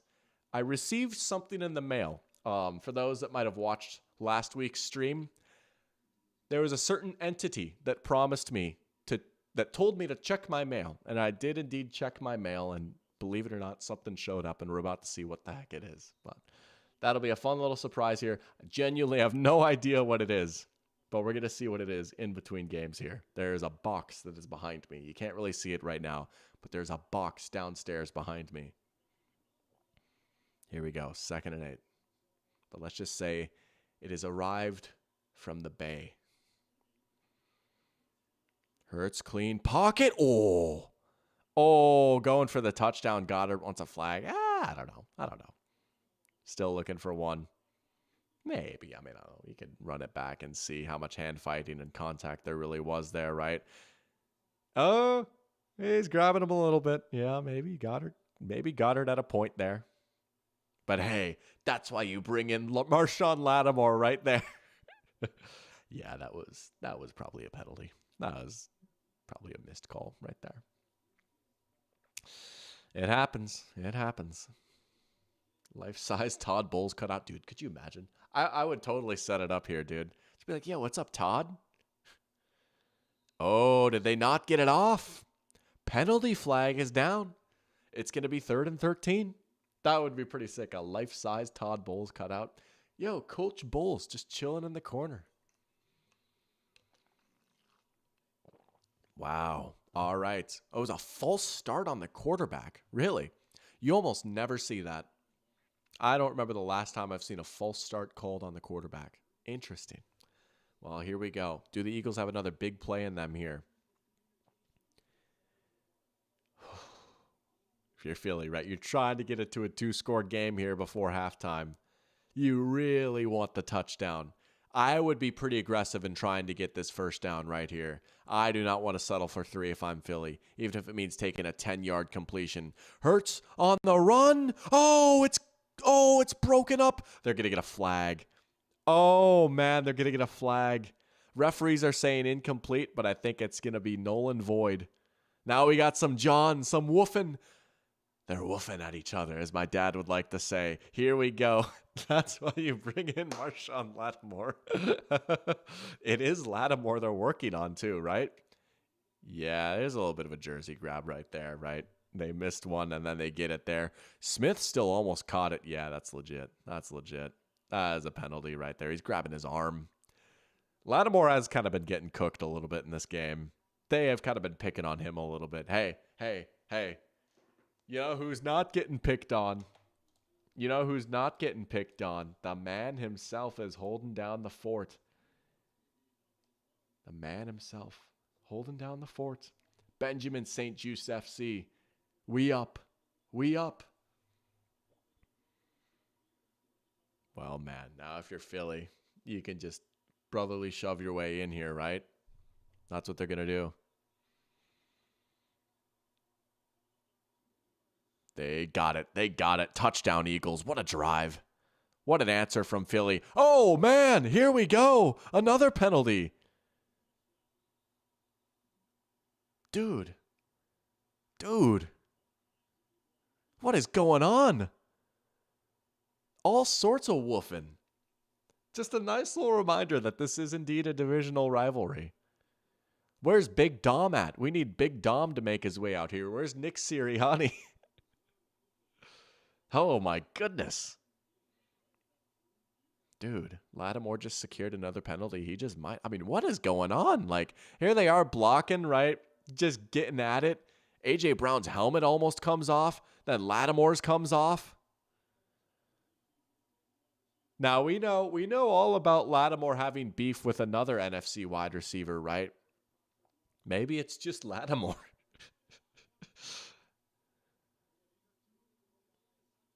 Man. Yeah, they're gonna get Lattimore for that, right? Again, like they're both going at each other, right? But like Lattimore is, I don't know. He fell for AJ Brown's old trick right there, right? You sucker him in, maybe one guy's the instigator, one guy's not, but like he fell for AJ Brown's trap right there. And yeah, I mean, he's got to be careful to not get ejected, right? He gets another one of those fouls, he does get ejected.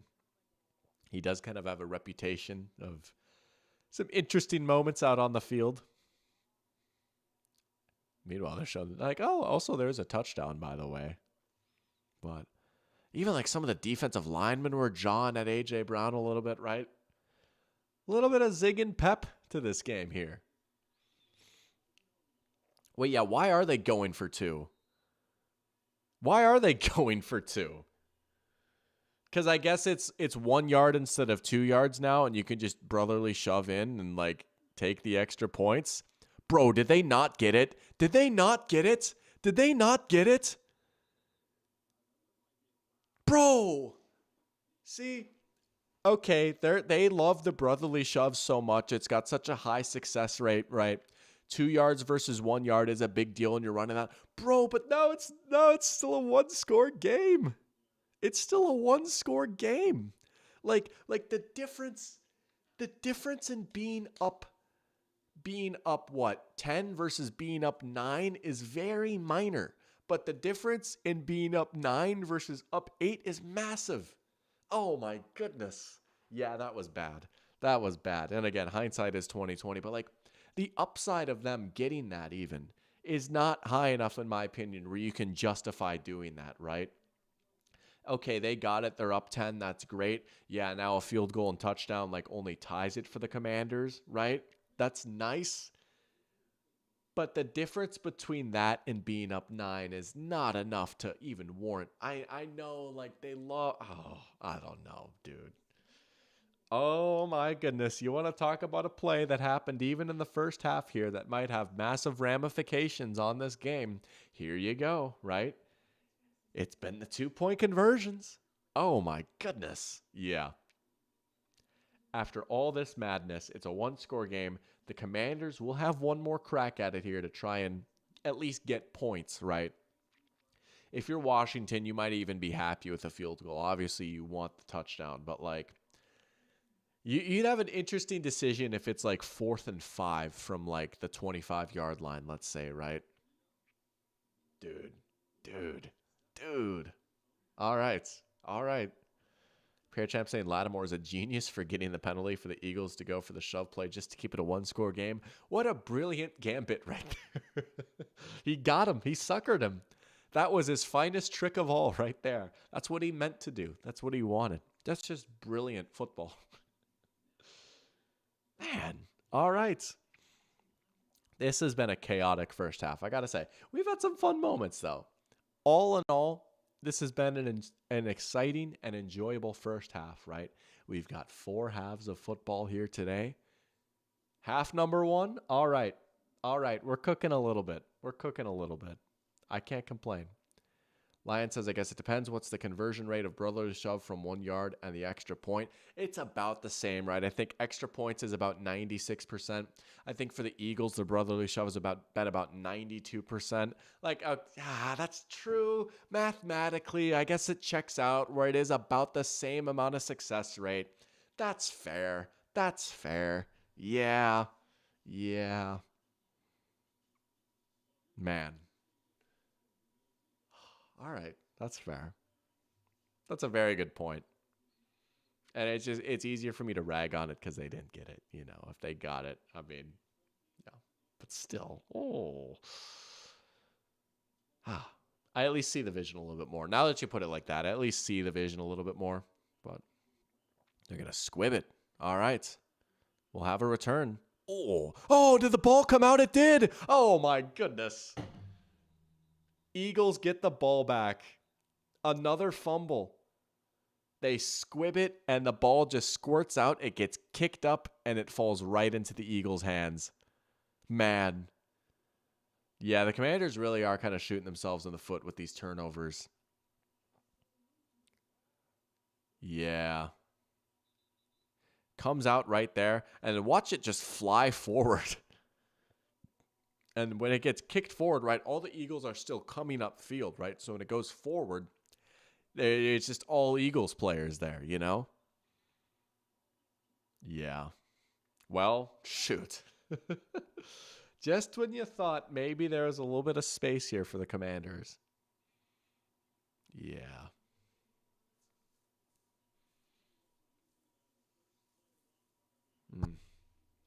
Jeremy McNichols. He's been a good returner for him this year, too. That's such a bummer for him.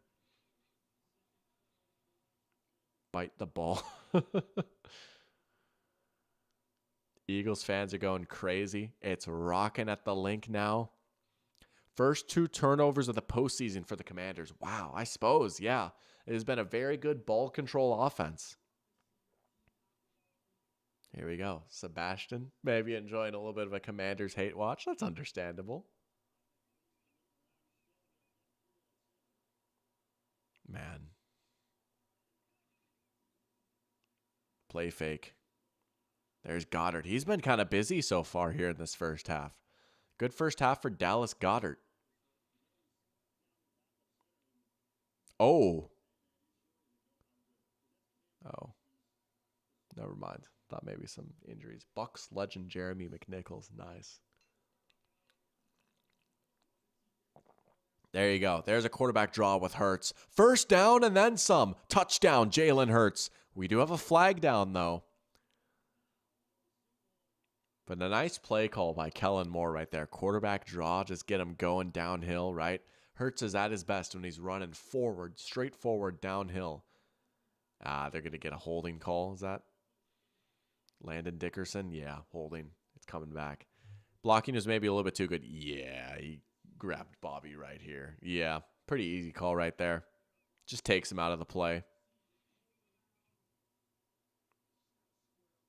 Yeah. Well, all right. So no touchdown yet for Philly. It's so crazy. I mean, if they get a field goal, it is back to a 2-score game. Sirianni is sick.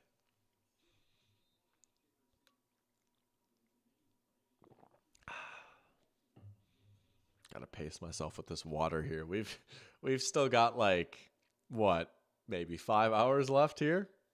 Gotta keep a good pace here with this water intake.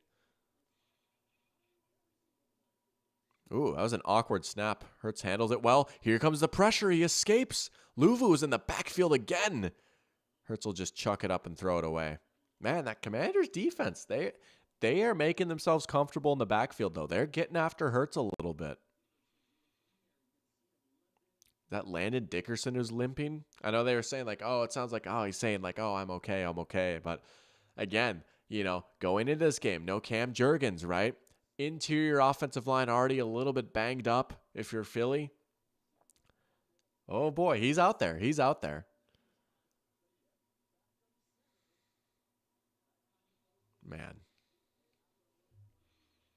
Well, I guess that's interesting. Cam Jurgens is dressed, but he's not playing. He was like ruled out, but he's suited up. Guess he's like an emergency option, but Hurts flushed out Saquon. Nice catch on the run. Oh, he got popped. Got popped by Sanders still. They're going to get him. Yeah, I mean, I think it was less about him being out of bounds and more of like he popped him in the head. Yeah. They're going to get him for that, right? Yeah, Saquon is in bounds. I guess he didn't quite get him in the head. He didn't like spear him or lead with the crown of the helmet or anything, but yeah. You still, I mean, I don't know. Do you even want to chance it with that, right? Again, easy for me to say. It's so tough. Like I feel for defenders, right? Because they are really put in an impossible spot.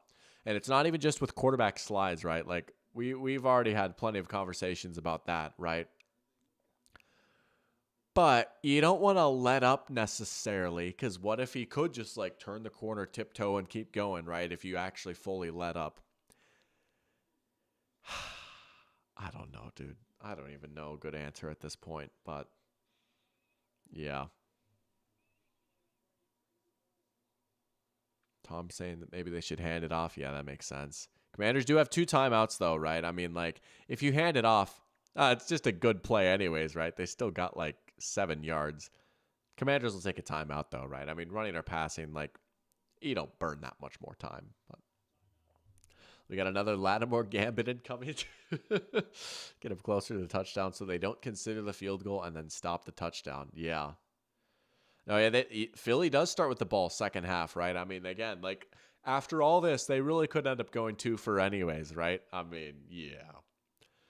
This could be the stretch where they start to pull away a little bit, right? The end of the first half and then like the first few drives of the third quarter.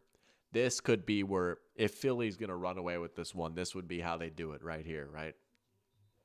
If Bucky Irving had that Barkley speed, Bucky would actually be unstoppable. It is pretty impressive. Like, Bucky's not a fast guy by any means. He's just so elusive. He just breaks so many tackles, though, right? He's still so dangerous in the open field, but he doesn't quite break away from people, right? You've seen him get run down a few times. If he had that extra gear, he still is a very good back, but he would be insane if he had like 4.3 speed, Barkley bottled up. Well, 3rd down and goal now, right? I do wonder if you're Philly and it's like 4th and goal from the 1. Do you try the brotherly shove again? Or do you just like, all right, now like with 40 seconds left, we just want to get a 2-score lead, right? It might be an interesting decision. I don't think they're going to completely write it off. I do think they might actually kick it. I don't know, though. And a lot of it might depend on how much time is left on the clock here, because now the Commanders are out of timeouts, right? If you're the Eagles, you could run the ball here. You could run the ball, and then whatever you want to do, whether it's kick it or go for it, that could be the last play of the half here. I would consider running it if I was Philly. I would consider running it. And then regardless, like this is the last time anyone's going to touch the ball this half, whether we kick it or go for it. We are not letting the Commanders get another possession here. They are going to pass it. Got him. A.J. Brown touchdown. There you go. It has been an A.J. Brown type of half. 4 for 61 and a touchdown for A.J. Brown. They got it. They said, screw the run, screw draining the clock or any of that. Let's just get the touchdown. A.J. Brown keeping both feet in bounds. Man.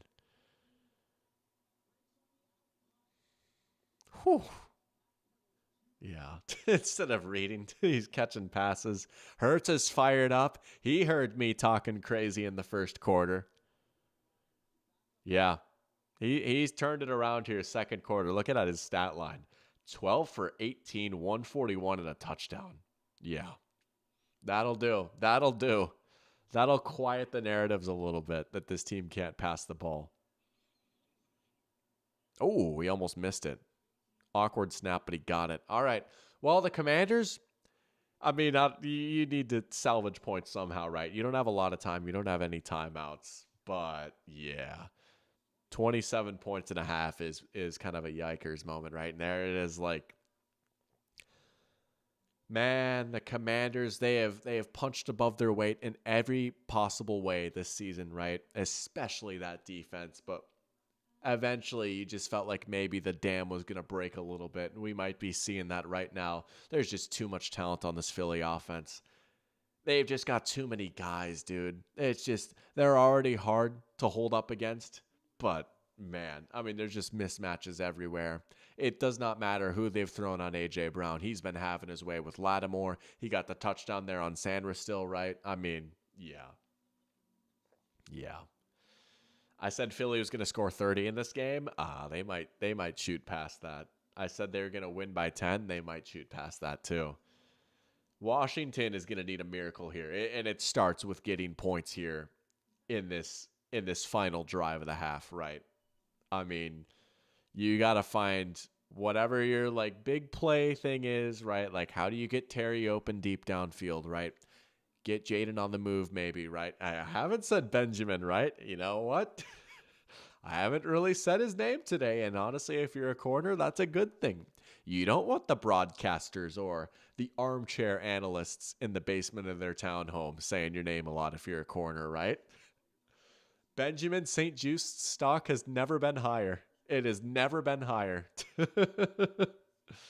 No timeouts. I mean, yeah, that's tough, right? You got to be getting out of bounds, right? Maybe you're spiking the ball. You ask some people, mathematically, spiking the ball is actually not the right play typically, unless you're like trying to set up a field goal, you know? Like if you're just like spiking the ball in lieu of a timeout, like after like one play, you know? But either way, right? I mean, I don't know, dude. I'm trying to like craft something here to like make this a game, you know? But this Eagles team might just be a runaway train. It's so crazy, dude. I really picked them to lose in the first round. I thought, I don't know, like maybe their offense shows up and has a clunker and a stinker, which is crazy because it did. And it did not matter because then the defense just took them home, right? I don't know. Jack, I remember a couple months ago you said, I think Philly's the best team in the NFL. You know, it's been all about the AFC this year, right? And then even like in the NFC, like there was the Lions, you know, before they got banged up, right? And then like, oh, the Bills, the Ravens, the Chiefs, right? The Eagles almost did feel a little bit overlooked. They did almost feel a little bit overlooked. So it was a 14-3 team. Even though I think like did they have 14 or 15 wins when they made the Super Bowl a few years ago? Regardless, you could argue like this team is better. The defense is a little bit better. And say they have Saquon. I mean, you know, maybe it shouldn't be that crazy that they might be like on their way to the Super Bowl, you know? Sebastian's rooting for the Eagles the rest of the way. I understand that, right? You want to see the team that knocked the Lions out. That's completely legit. They are a pretty sick team too. This defense, this running game. Yeah. Just a little swing out to Eckler, right? Get out of bounds. All right. Takes off about 5 seconds, but, you know, they get a few yards at least. Yeah. They weren't good enough to beat the Falcons at home, though. They were not. Dude, that is crazy. We were live for that game. Doesn't that feel like a long time ago? Week 2 Monday Night Football. Eagles-Falcons. The Falcons win that game. Man, remember when the Eagles started 2-2? And granted, like A.J. Brown was hurt and Devontae Smith was hurt. I remember so many people were insistent that Nick Sirianni was about to get fired, dude. He came out, they were playing the Browns. Sirianni comes out in like a buzz cut, and it's like, dude, it's over for him. He cut his hair, he's getting fired. And they lost one game the rest of the way. Yeah, Jalen Carter just shoves him. That's a big break for Washington. Getting 5 yards without having to start the clock at all. That plus you've had a soft spot for him. That's respectable, right? Well-run organization. They've had some sick teams that they've put together. I can respect that. Yeah, not the finest Jalen Carter moment. You can say that sometimes. Yeah. Yeah. But there's a lot of like chippiness in this game, you know? Just a lot of hits after or before the whistle. A lot of John. Again, it makes sense, right? Divisional rivalry. Emotions are hot. But man, like usually you don't see this type of stuff as much in the playoffs. Usually it's a little bit more buttoned up, more controlled, you know. Man, that is the first half of the game. There is the Kirk Cousins curse. Yeah, no team that has lost to Kirk Cousins has won the Super Bowl that same year. That is actually a thing. The Kirk Cousins curse. Daniels is going to scramble. Yeah, he has to. You got to get out of bounds. You got to get out of bounds. Oh, he dives for the sideline. I think he got it. What an effort right there. Low-key, since the turn of the century, Philly has been one of the best organizations in the league. Oh, absolutely, right? They had such a great run under Andy Reid. They never quite got over the hump, but they are consistently putting out great teams. They even had a good year with Chip Kelly, right? They rebounded well from that. They won a Super Bowl with Doug Peterson, and now under Nick Sirianni, like, they've been perennial winners. They've been perennial winners. There is a graphic on the Cousins curse. Maybe I can find it at some point, but no, like, someone has like posted a graphic. Like, I mean, you could go and look at like any team that has ever lost to like any Kirk Cousins team, right? They have not won the Super Bowl, right? 49ers lost to Kirk Cousins last year. And you know what? They did not win the Super Bowl, right? The Vikings with Kirk beat the 49ers on Monday Night Football last season. 49ers lost in the Super Bowl, right? I mean, I'm trying to think about like previous Super Bowl champions, right? Like, none of them have ever lost to Kirk Cousins. The 2020 Bucks, right? The 2020 Bucks played Kirk Cousins and the Vikings the year they won the Super Bowl, and the Bucks beat Kirk Cousins, right? That's the reason they won the Super Bowl, is they beat the Vikings. Actually, we're the tone setters of the league. Oh, man. We're about to see if that applies to Falcons Kirk, but it has transcended teams because it applied to Washington Kirk. Oh, truck stick by Ertz. They're going to get a field goal off here. They are going to get a field goal off here. All right. It'll still be a 2-score game, but if you're the Commanders, it's like, oh my gosh, we're just glad we got points here. At least an opportunity to get points, right? All right. They will at least be able to kick it. It's going to be a fairly long kick. Well, actually, no, it's not. I'm looking. They're at the Philly 24, so what, like a 41-yarder? That's not a long kick at all, actually. They're going to ice them? Yeah. But yeah, I guess we'll see. If the Eagles win the Super Bowl, they'll have broken the curse, right? Either that or it just doesn't apply. It doesn't travel like a certain amount south. Oh, man. Prevent defense with another fantastic showing. I'm not sure if that was prevent, to be honest. It sure looked like it. I mean, you look at how far back everyone was playing, right? You know what they say? Prevent defense only prevents you from winning the game. But Falcons Kirk didn't even start every game and lost his job to a rookie. Yeah, that is just that whole thing, man. Looking back.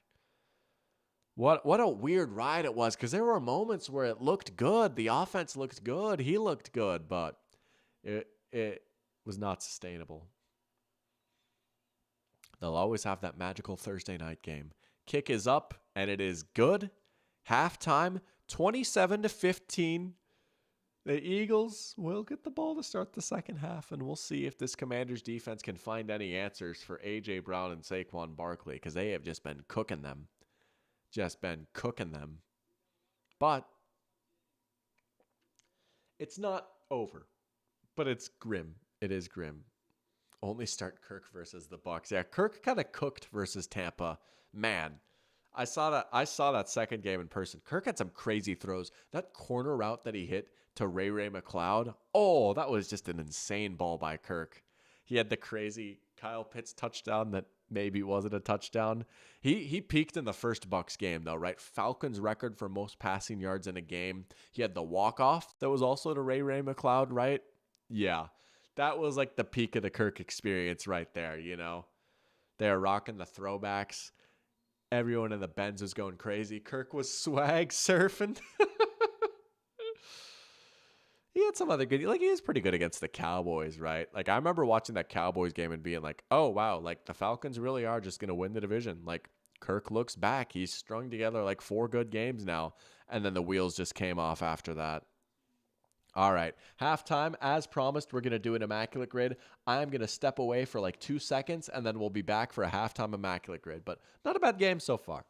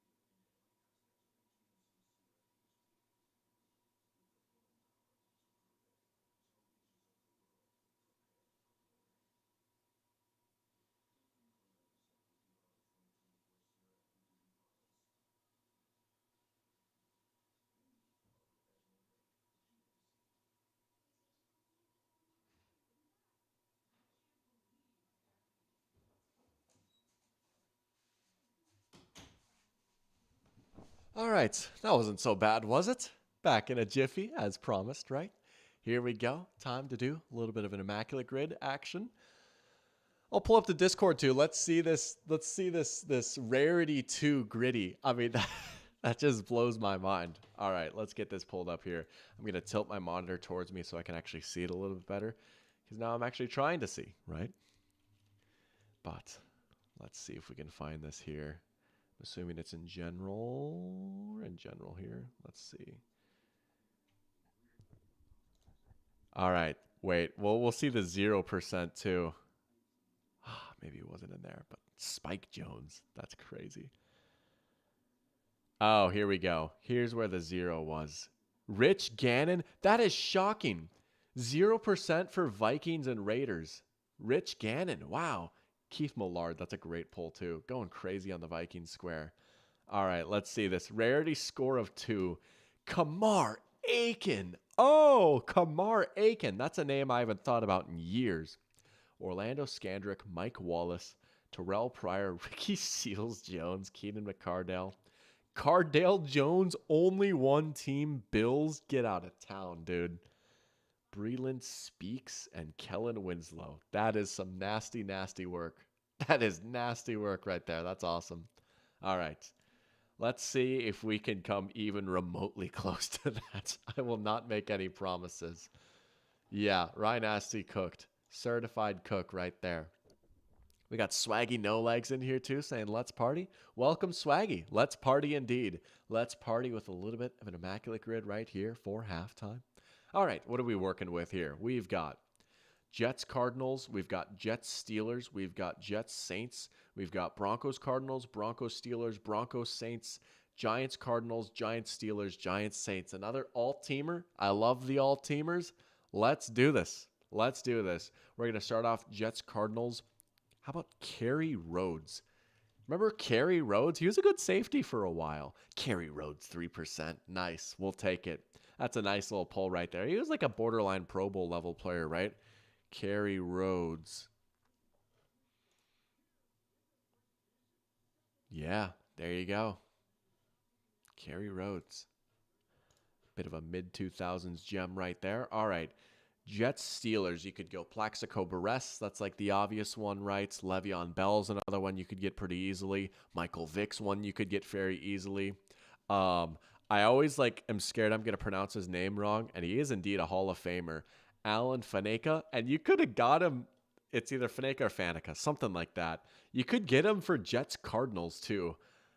Is he going to be a common answer for Jets Steelers? We're just going to do it. 4%. We'll take it. We'll take it. We'll take it. Got some suggestions in chat here too, as I always appreciate. Simeon Rice for Broncos Cardinals. Really? Broncos Cardinals, Simeon Rice. I genuinely had no idea. I only knew him as a buck. 8.8%. Let's go. John Carney for Saints Giants. We'll do that one too. Saints Giants, John Carney. Oh yeah, he was the kicker that missed the extra point, right? After that crazy lateral play against the Jags. Bang. And we'll get Mike Glennon for Giants Cards. I'm getting carried by chat again. I didn't know that Mike Glennon played for the Cardinals, to be honest with you. 1%. All right. Let's see if we can get a few with my own brain power here now, though. But I always appreciate. I could easily just like ride your guys' coattails and get carried the whole time here. Let's see if I can come up with a few here. Let's see if I can cook. Plaxico Barres you could do for Giants Steelers too, but I feel like that's going to be a pretty common one. Steelers Broncos. Jets Saints is an interesting one. Chris Ivory is the first one I think of, but I feel like that's a pretty common answer. And Saints Broncos. Saints Broncos. I mean, there's like some of the Sean Payton guys, right? Like what's his name? That one receiver. He like returns kicks for them. He's a speedy guy. I mean, you could get Will Lutz. Dude, what's this dude's name? It's killing me. Oh my gosh.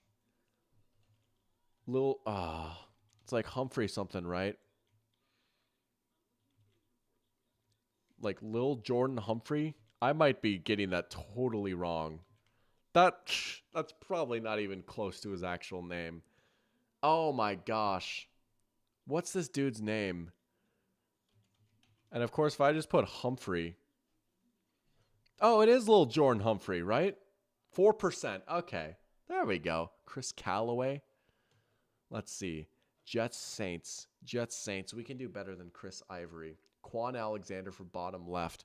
Oh, Quan Alexander for Jets Saints. Did Quan Alexander play for the Jets?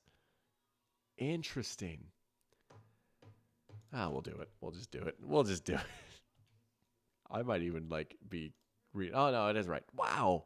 0.8% for Quan Alexander. Chris Callaway for Giants Steelers. I'm not going to lie. I don't even know who that guy is. I don't know who Calvin Throckmorton is either. Oh, man. Okay. Broncos Steelers.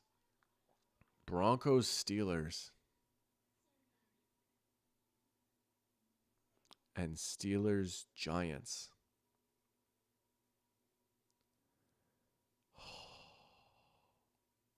This is killing me.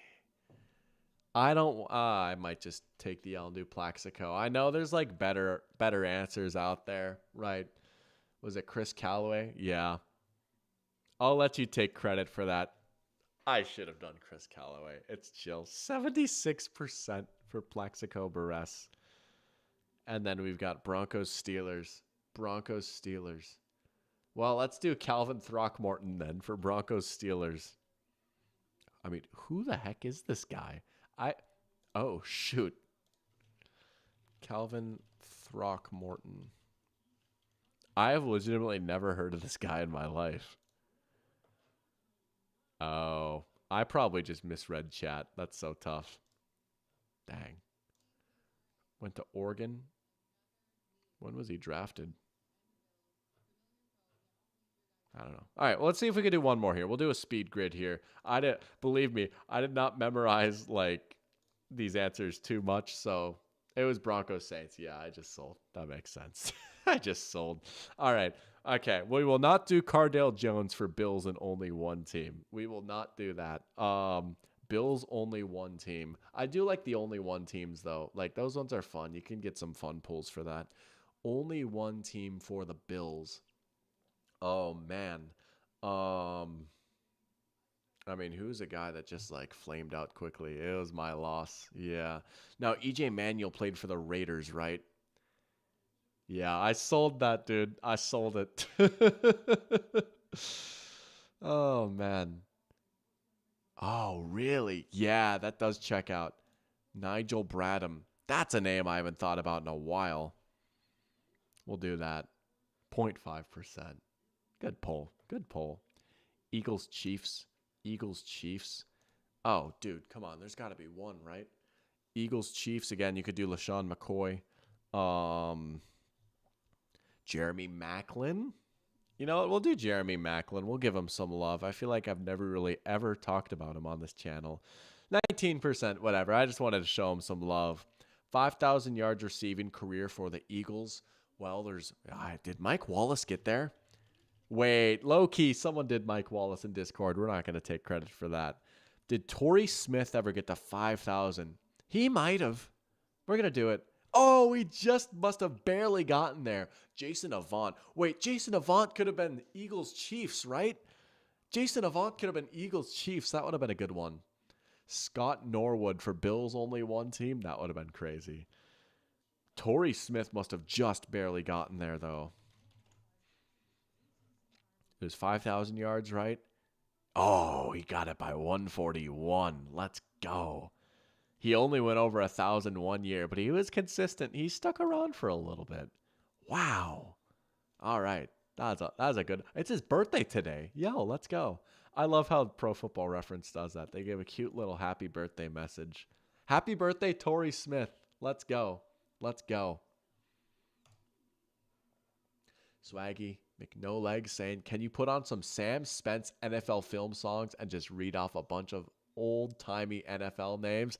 Dude, that is honestly such a sick idea. Here's what I will say. As much as I'd love to blast the Sam Spence, I do not want to get a copyright strike. Believe it or not, I have gotten a copyright strike from Sam Spence songs before. Maybe one day when I find a way to circumvent that, we'll get like more music going in streams and stuff. But right now, I mean, like I've got my TV turned down at like 6 for my volume because I don't want my microphone to like pick up Kevin Burkhardt and Tom Brady, and then Rodgers like, no money for you, we will come for you, you know.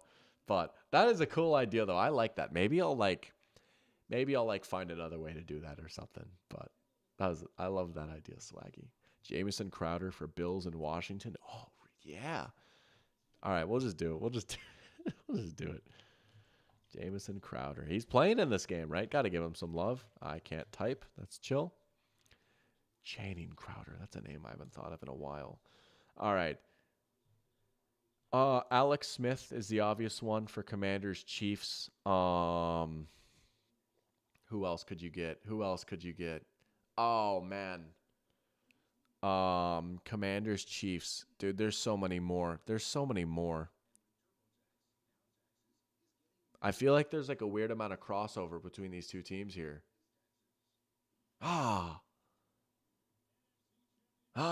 I can do better than Alex Smith. I don't know why. I'm just like cooked with the Immaculate grids, dude. I didn't cook, but I am cooked.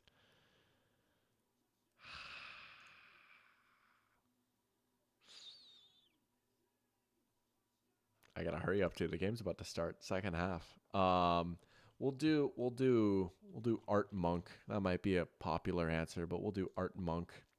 And then only one team, 5,000 yards receiving. How about Steve Largent? He only played for the Seahawks, right?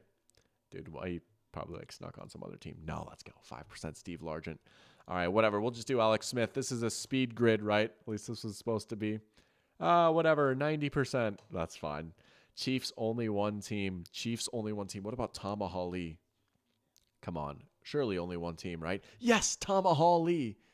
Walter White. Are you kidding me? Oh, I could have done Walter White. I'm proud of myself for the Tama Hawley poll. All right. Bills only one team. Kyle Williams. Man, remember him? Have to make sure it's the right Kyle Williams. Bang. All right. We'll take it. Ben better, Ben worse. I feel like I say that at some point. It's just normal. But not a bad grid right there. Walter White. My name is Walter Hartwell White. This is my confession. All right, second half. I saw someone in chat earlier. I think it was Lion saying it might not be over, to be honest. If the Commanders stop with the turnovers, they seem to be playing better than the Eagles. I will say the turnovers have been like one of the biggest differences in this game so far, right? The Commanders have left a lot of points on the table just by simply giving Philly the ball, right? That is fair to say. The Eagles have been moving the ball pretty well in their own right, though. Oh, he got popped on the return. But here we go. Let's see a game. Let's just see a game. That's all I really want. Jack say, did someone say Seahawks? Oh, yeah. Did someone say Mike McDonald?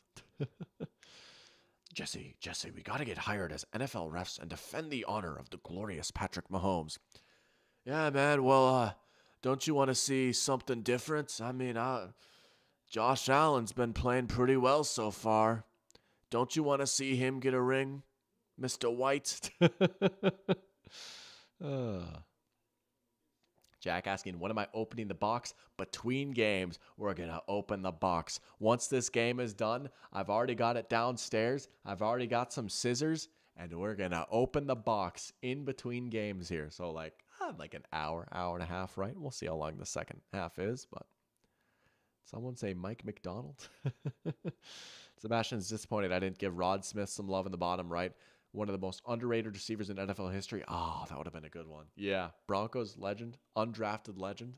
He's had a great career. It was Kenny Gainwell that took that shot? Yeah, I guess it was. Yo, is that Cam Jurgens? He's out there. Yeah, you're right. Someone, I think it might have been Lion, was saying, like, how bad is Jurgens hurt? Or is Dickerson hurt? He's out there. Dickerson's out on the sideline now. Let's see what Aaron Andrews has to say.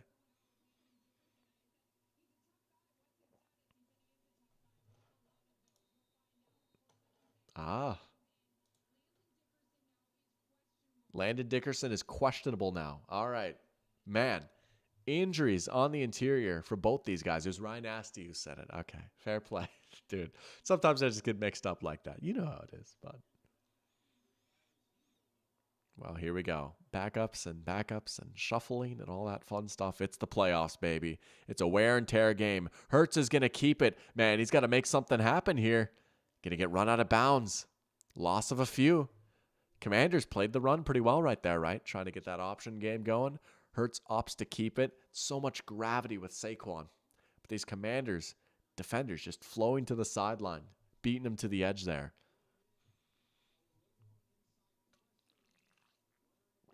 And yeah, I mean, you got a banged up center who was not supposed to play today now, right? Oh boy. All right. They might pass it here now. Yeah. Let's watch how the middle holds up. Hurts is going to go down. It's a sack. It's a sack. Dorrance Armstrong. There, again, want to talk about like guys just following coaches, right? Dorrance Armstrong coming over from the Cowboys. He just cooked Mailata there. All pro level tackle, right? Mailata just got cooked off the edge. Dorrance Armstrong just bends around him. 2 plays for this Eagles offense, 2 negative plays. It's 3rd and 19. Oh, man. Tom thinks they're going to play it safe here. Yeah, they will. Little screen right there. Nothing. They get like 5 yards. Commanders defense standing tall early. Here we go. They're going to get the ball, and we'll see what kind of adjustments they've made on offense, right? Are they stubborn with the run game? Are they stubborn with the screen game, right? You know what? With that quick stop, that quick 3 and out, clock is not as much of a factor, even if, like, let's say they held them to a field goal and it's still a 2-score game, but like 4 more minutes came off the clock, right? You can run the ball here. You can be throwing this stuff behind the line of scrimmage. You do not need to go as quickly as you do in this situation as you would even if a few more minutes came off the clock, at least in my opinion, right? You can open up with a run if you want to here. You don't need to just chuck it downfield. Man, all right. This has turned into a little bit of a game here. What a big swing that was. I mean, if Philly came out and scored a touchdown, right? I mean, you know, just thinking back to what I was saying, even like right before halftime, it's like, man, it looks like it might be tough. Philly's looking like they're in good shape. Maybe that was the fault of me just assuming that they're going to come out and score another touchdown, right? Okay. I cannot complain about there being a potential for a game here.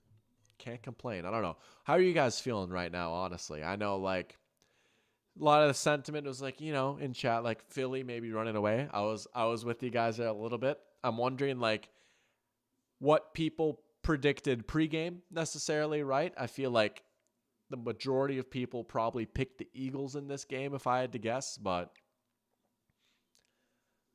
I don't want to say that I'm surprised that it's this close because I did say like Philly would win by 10, but I don't know.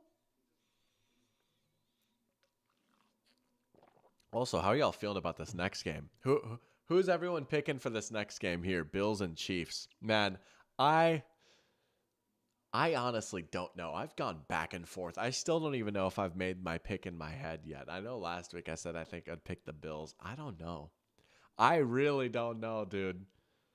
Oh, I can't wait for that one. That game's going to be crazy. Oh, Jim and Tony in the booth. Maybe Tony Romo's brain has been broken from the divisional game between those two teams, and like he just can't watch football normally again after calling that game, which I respect, but man, I'm excited for that. We've got a box to open.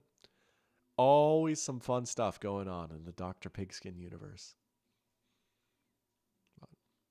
Swaggy's got the Chiefs to win by 1 to 6 points. Pear Champ is a believer. All right, off the top, we've got a 1-1 split. I love it. Yeah, dude, Pear Champ, you've been saying it's the Bills' year for a while now. You have been a believer for a minute. I respect it. I think that, and I said this last year too, I picked the Bills to beat the Chiefs last year when they played in the divisional round. I was like, dude, I think they can actually get them this year. And then the Chiefs played like maybe their best game all season. I was like, dude, I don't know. But the Bills got them earlier in the year. I mean, it has been a very even matchup throughout the history, really. Now, most of the Bills' wins have come in the regular season, which, like, dude, that's so tough, right? The Chiefs have always seemed to win the ones in the playoffs. The Bills have had the advantage in the regular season. But even, like, the playoff games have always been, like, close, right? Like, that game last year could have genuinely gone either way. The 2021 game could have genuinely gone either way, right?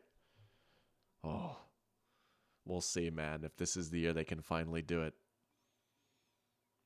Daniels under pressure. Oh, that's not ideal. Fell back, lost a lot of extra yards there. Pressure coming. He just rolls back. Not the best play from Jaden Daniels there. It's Jordan Davis getting a sack. That is not something you see very often. He's usually not even out there on passing downs, right? He's just a big run stuffer. But my goodness, what a clean win from him. Oh my goodness. Maybe a little bit of a face mask there. But man, Jordan Davis with the sack. Now it's 3rd and 1,000,000. Yeah, they'll just dump it off to Eckler. Going back to the screen game, but not in the way that they want to, right? That's just more them playing it safe, not wanting to turn the ball over there. Game-changing sack right there, though. Oh. I mean, how many sacks does Jordan Davis have in his career? It can't be more than like 5, right? Let's take a look here. They're going to punt the ball away. They said he had 1 in the regular season, it sounds like.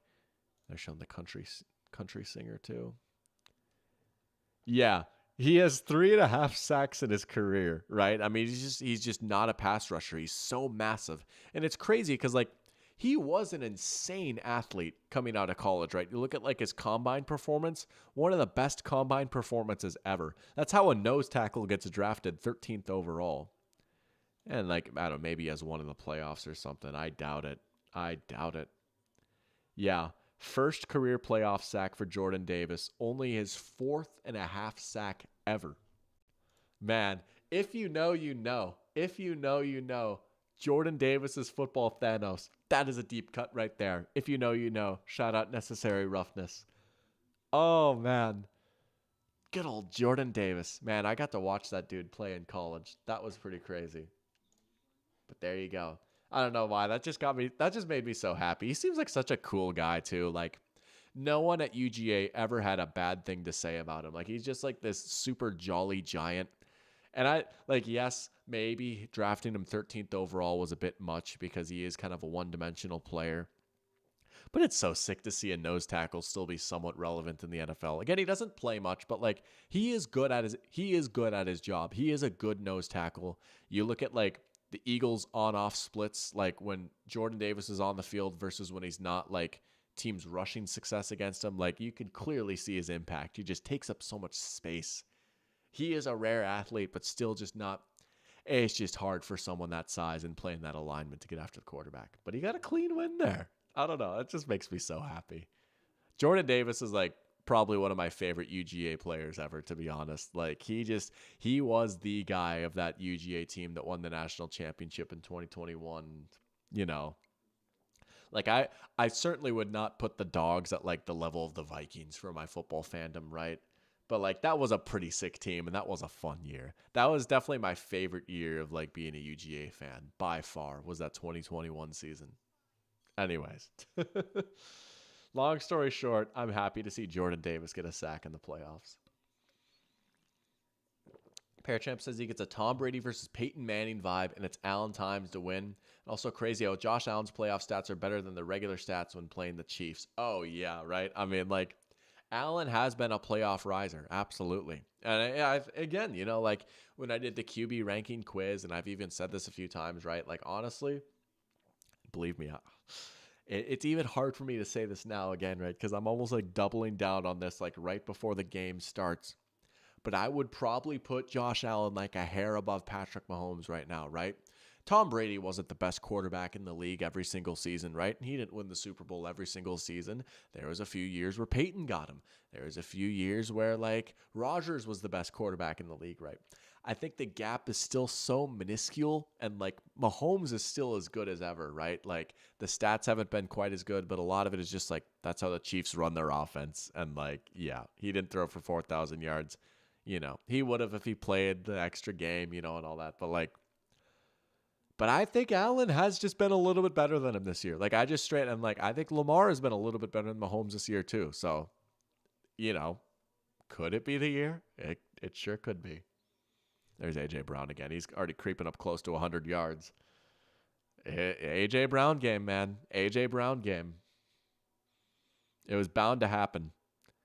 Hurts. Ooh, nice little floater there. Goddard's been getting involved too. This has been a busy game for Dallas Goedert. A lot of short stuff. He's gotten some yards after the catch. That's a nice little pop. I don't know if you call it a pop pass or not. Just like a little lollipop. Just got to do what you got to do, right? If you're the Eagles, you can settle things down here a little bit with a few first downs. I mean, you're already getting close to the red zone here. Hurts, deep shot. He's got him. Goddard again. Dallas Goedert has been eating. My goodness. Also, drew what could have been a pass interference. There's the no call on him, right? Yeah, he's been a problem. Look at how much space Devontae Smith commands right there. That's a nice play designed by Kellen Moore there, too. Devontae takes the double team. Okay, Goddard's just going to leak out down the sideline. Good tight end. Open, right?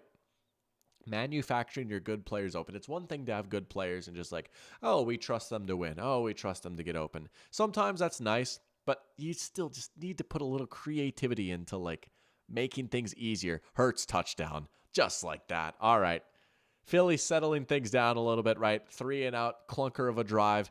Now maybe they put their foot on the gas a little bit. Is that a gritty? No way. He hit the gritty. There you go, right there. That was a surgical drive from Philly. Saquon didn't even touch the ball once there. They put the ball in Hurts' hands and they marched. Nice little design run. Saquon with the block, though. Look at that. Saquon a nice block on Frankie Louvu. Tough assignment there for the back. You got to respect the star running back getting his nose dirty right there. Bro, that's Jordan Davis out there blocking for the field goal attempt. I suppose you just get the largest human being on your team at the edge, so there's just more space for you to maneuver around. Well, there you go. That was what, like a 5-play drive and they scored? Yeah. Sebastian saying they might be running away with it now. Pearchamp says it might be early, but this game feels like a runaway win for the Eagles. It's starting to get there. I'm looking at the win probability now. It's 97.3%. Yeah, I mean, Washington getting that stop, but then not answering with even any points to start the third quarter is pretty tough. It's tough to recover from that, you know. Again, the dam has just started to break a little bit. This Eagles offense felt like it's maybe due for a little bit of a game to just go off a little bit, right? I mean, just again, like, I just want to highlight, like, they have kind of won ugly in the playoffs so far, right? But you just, like, there's too much talent on this offense to stay down. I say that. They scored 28 versus the Rams, but, you know. But nah, I mean, they might get to 40 in this game. I said 30 to 20. They should get to 40, if anything, right? One more touchdown for the rest of the game gets them to 40. Yeah. So this is a little bit what I was maybe a little worried about. Like, yeah, maybe the Eagles just kind of take care of business here, and it's not that close of a game. Now, of course, if you're Philly, you're fired up right now. I wonder if anything for Clicks is out there right now, right? Got the eagle emojis, I'm sure will be coming in soon. He's probably pretty fired up right now. Yeah. Man, Philly. It's just crazy to think, right? If they hold on and win this game, right? It's still not over, but, you know, pretty likely. They hold on and win this game. Third trip to the Super Bowl since the 2017 season. Second trip to the Super Bowl with Nick Sirianni, right? I don't know. I always go to bat for Sirianni. What does he even do? He makes the Super Bowl. That's what he does.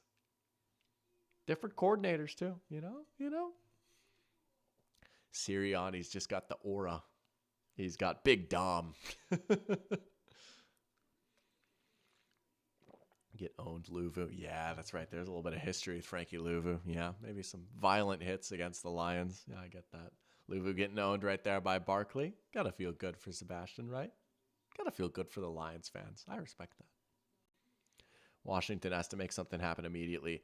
Yeah, I mean, no touchdown, game over, right? I mean, let's be honest with ourselves. I don't know the math off the top of my head, but Commanders get like what, maybe 4 more possessions the rest of the way, depending on how fast things go. 4 to 5, I would say. Yeah, you got to maximize those, and you got to keep Philly from scoring too.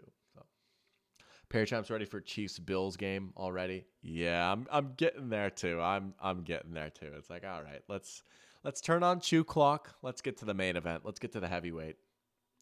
Parachamp saying, do I think the Eagles would have a more difficult time against the Bills or the Chiefs? That's a great question, actually. Who would be a tougher matchup for the Eagles, the Bills or the Chiefs?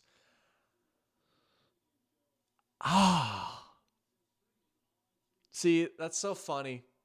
Even a week ago, I would have said the Bills because, like, I don't know. I could see Saquon going crazy against that Bills run defense, but they showed up in a big way when they needed to against the Ravens run game, right? Derrick Henry still got rolling a little bit. I don't know, dude.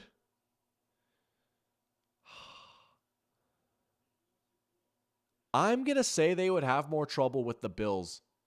I don't know, dude. Like, it's so tough, right? Because this Eagles zone coverage is so good, right? So it's not like, oh, when Josh Allen goes up against a defense that runs man, you know, that's a big matchup, right? Because Allen can create, there's more space for him to scramble and hit plays downfield. Eagles don't really allow that because they're so good in their zone coverage. They don't have their backs turned as much, right?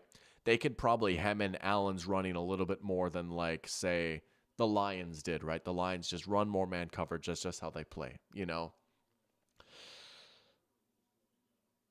That being said, I don't know. I just think the Bills are a little bit of a better team. They're a little bit stronger up front. Like, those tackles of the Chiefs, again, like Joe Thuney maybe struggled a little bit against Will Anderson last week. Oh, I really don't know. The more and more I think about it, it's like, dude, this Eagles team is just so hard to match up against. It really is, right? Maybe, I will say maybe one of the big differences, though, is that the Chiefs have Spags. The Chiefs have Spags, and Steve Spagnuolo might be one of the few, like, guys that I think could scheme up a good game plan to, like, at least contain this Eagles offense a little bit, right? And the Chiefs defense is good. I don't think the Chiefs defense is good as it was last year. Oh, I might say the Chiefs because of Spags. That's so crazy though. I don't know. Like I feel like no duh, right? They're the two teams remaining in the AFC. But I feel like the Bills and the Chiefs are honestly pretty evenly matched. I think the Bills are maybe slightly more talented, but the Chiefs coaching, I mean, it's like Spags really is such a big difference maker. He's got such a good track record at this point of this is not stuff that's typically focused on, right? Like as far as like playoff resume and like playoff risers, usually it's the quarterbacks we look at, and I get that, rightfully so. I do that too, right? But like Steve Spagnuolo is a playoff riser at the defensive coordinator position, and like he is like one of the biggest reasons why the Chiefs have the rings that they have, you know? That being said, I could see like the Steve Spagnuolo versus Kellen Moore matchup. I could see Spags winning that chess match, and like that swings the game in favor of the Chiefs genuinely. You know, when I look at like matchups, like, okay, like what's a head-to-head matchup besides just like, oh, a quarterback battle? And that matters too, right? But like what's a head-to-head matchup that we see on the field that could like be a difference maker? That's the biggest one that comes to mind. I am going to change my answer to the Chiefs. I think the Chiefs would be a slightly tougher matchup for the Eagles simply because of Steve Spag. Not just simply because of Steve Spagnuolo, but and there's no Nakobe Dean for the Eagles, right? Maybe Kelsey has another big game. I know Bond's been great. This Eagles defense overall has been great. I don't know. I might favor Philly over either of those teams, though. It is kind of crazy. I really did just underrate this Eagles team so much. They're 14-3, and they're so balanced and so well-rounded all across the board, man. There's not really an obvious weakness on this Eagles team, if we're going to be completely honest. There really isn't. Like what's the one thing you try and attack and exploit? I don't know. The passing game's good. The run game's good. The line is good. The defense is good. The pass rush is good, right? The secondary is good. I don't know. But Commander's showing a little bit of life there. That's a nice little throw right there. There's Ertz getting involved. Spags and meatballs. Oh, man. Crazier things have happened, though. They do have a little bit of a pulse, right? Lion saying down 19. Is it best to go for 2 after every touchdown? Say you get 2 unanswered. If you get both, you're down 3.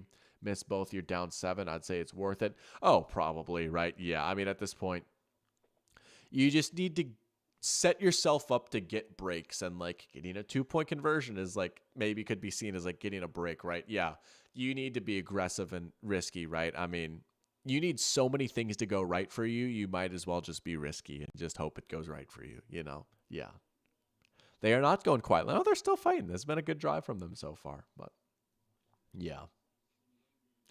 Jalen Carter got totally crashed into on that play. I'm not going to lie. I missed that. I was too busy talking about Steve Spagnuolo. I saw he was over on the sideline, though. That would be a brutal loss for Philly. No, he's back out there. But Hurts or Barkley for Super Bowl MVP. They're both plus 280 right now. I mean, I don't know. I might lean Hurts just because, like, the quarterback usually gets it, right? Barkley has enough of, like, a narrative boost, though, where like if Barkley went for like 135 and 2 touchdowns, that might actually be enough to get it for him. Like he has the positive media momentum, if that makes sense, you know. But I feel like you know, it would like if there's a MVP for this game, it'd be Hurts right now, you know. That's who'd get it, you know.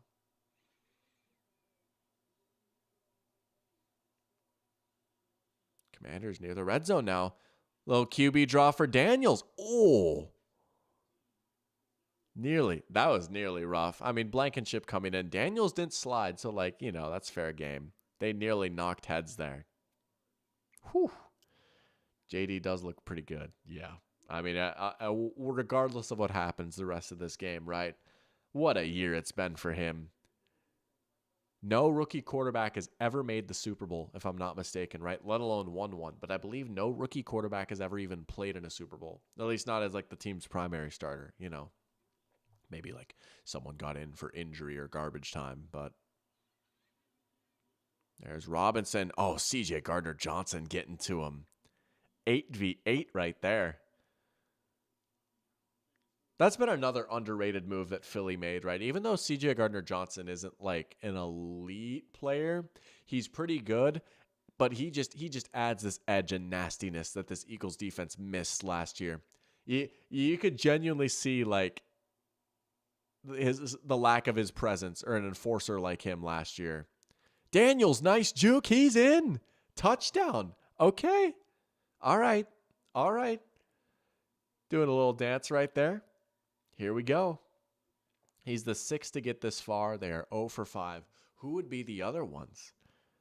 Oh, man. Who are the other rookie quarterbacks that have even gotten this far? Oh, man. I might have to think about that. Surely there's like at least one I can think of, right? That's happened in my lifetime. But we got Arrow in here. Welcome to the stream, Arrow. Saying, are the commies back or am I delusional? Hey, there's still a chance. There's still a chance here, right? They're going to go for 2. Yeah, I like it. You got to go for 2. You got to. Just, again, maximize the breaks that you can get here, right? Either way, it's going to be a 2-score game. Either way, you'd need 2 touchdowns. So, yeah, why not? Just get the extra points. They got it. They got it. Zacchaeus. Here we go. All right. It is an 11-point game.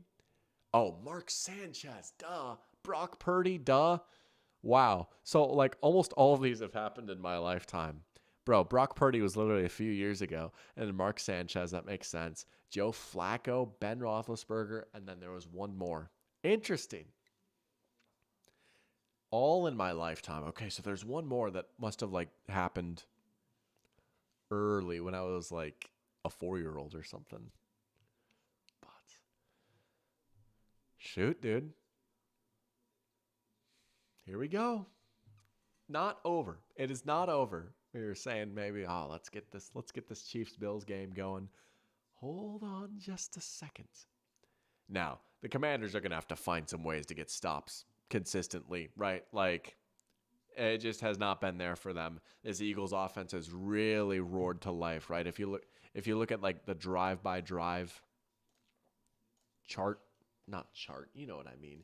Just looking at like drive by drive, right? Okay, so we started the game here, right? Eagles pass you drive, touchdown, okay, punt, end of half, but touchdown, touchdown. Missed field goal, touchdown, touchdown. They have been moving the ball pretty consistently throughout this one, right? So you gotta find ways to like force a punt. I mean, you forced one so far, but force a punt. The last one is really old. Arrow Googled it because he never heard of him, but it was in the 90s. Sean King. Hey, shout out Sean King. Where's Ryan Nasty at? There we go. I didn't know he was a rookie when they made the NFC Championship game. That's crazy. Sean King. That was the Burt Emanuel game, right? Shout out to him. Sean King. Oh, McDonald's. They're showing a McDonald's ad right now. They know. They know the lore, the McValue. Look at that spread. I'm such an eater, dude. I got to get Sean King on stream. Oh, could you imagine? Is he actually an analyst? I didn't know that. Hold on, let's Google that.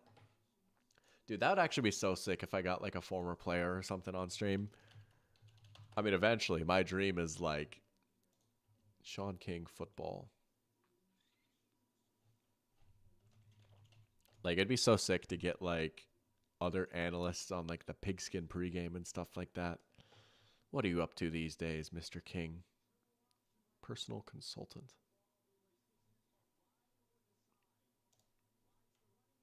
Nice. There you go. Sean King mentioned. Parker's eating McDonald's right now. Oh, you're making me jealous. You son of a gun. You're making me jealous. McDonald's ad when I'm not at work. Right, Nasty saying, let's not bring up the Burt Emanuel catch. Yeah, fair enough. What you eating right now, Parker? What's your McDonald's order? Oh, Mackie Dons. Oh, man. Man. He was the first rookie to get to that point, and it was not that long ago. Yeah, I mean, there was a time where rookies barely even played, you know? Like, expecting anything out of your rookie quarterback was just like a fool's errand. Like, it just didn't happen, you know? Man. McDonald's. Iconic Dr. Pigskin restaurant.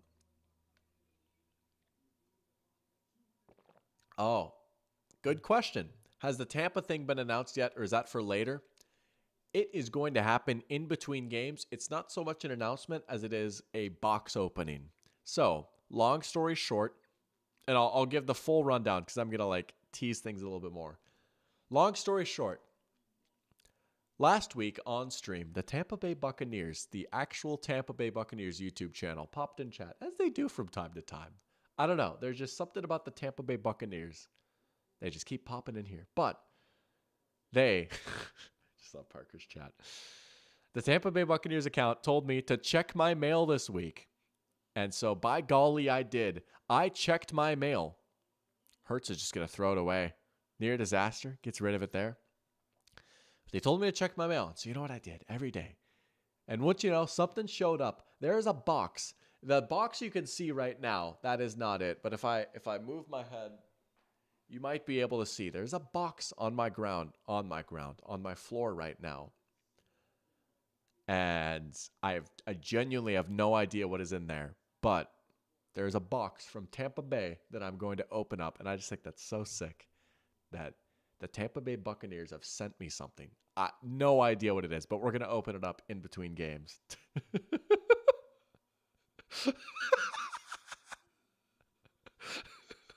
Sorry. First down, Eagles.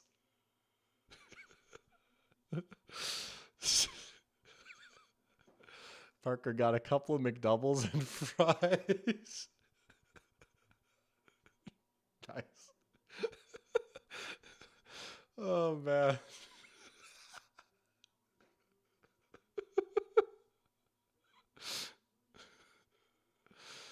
Oh, man.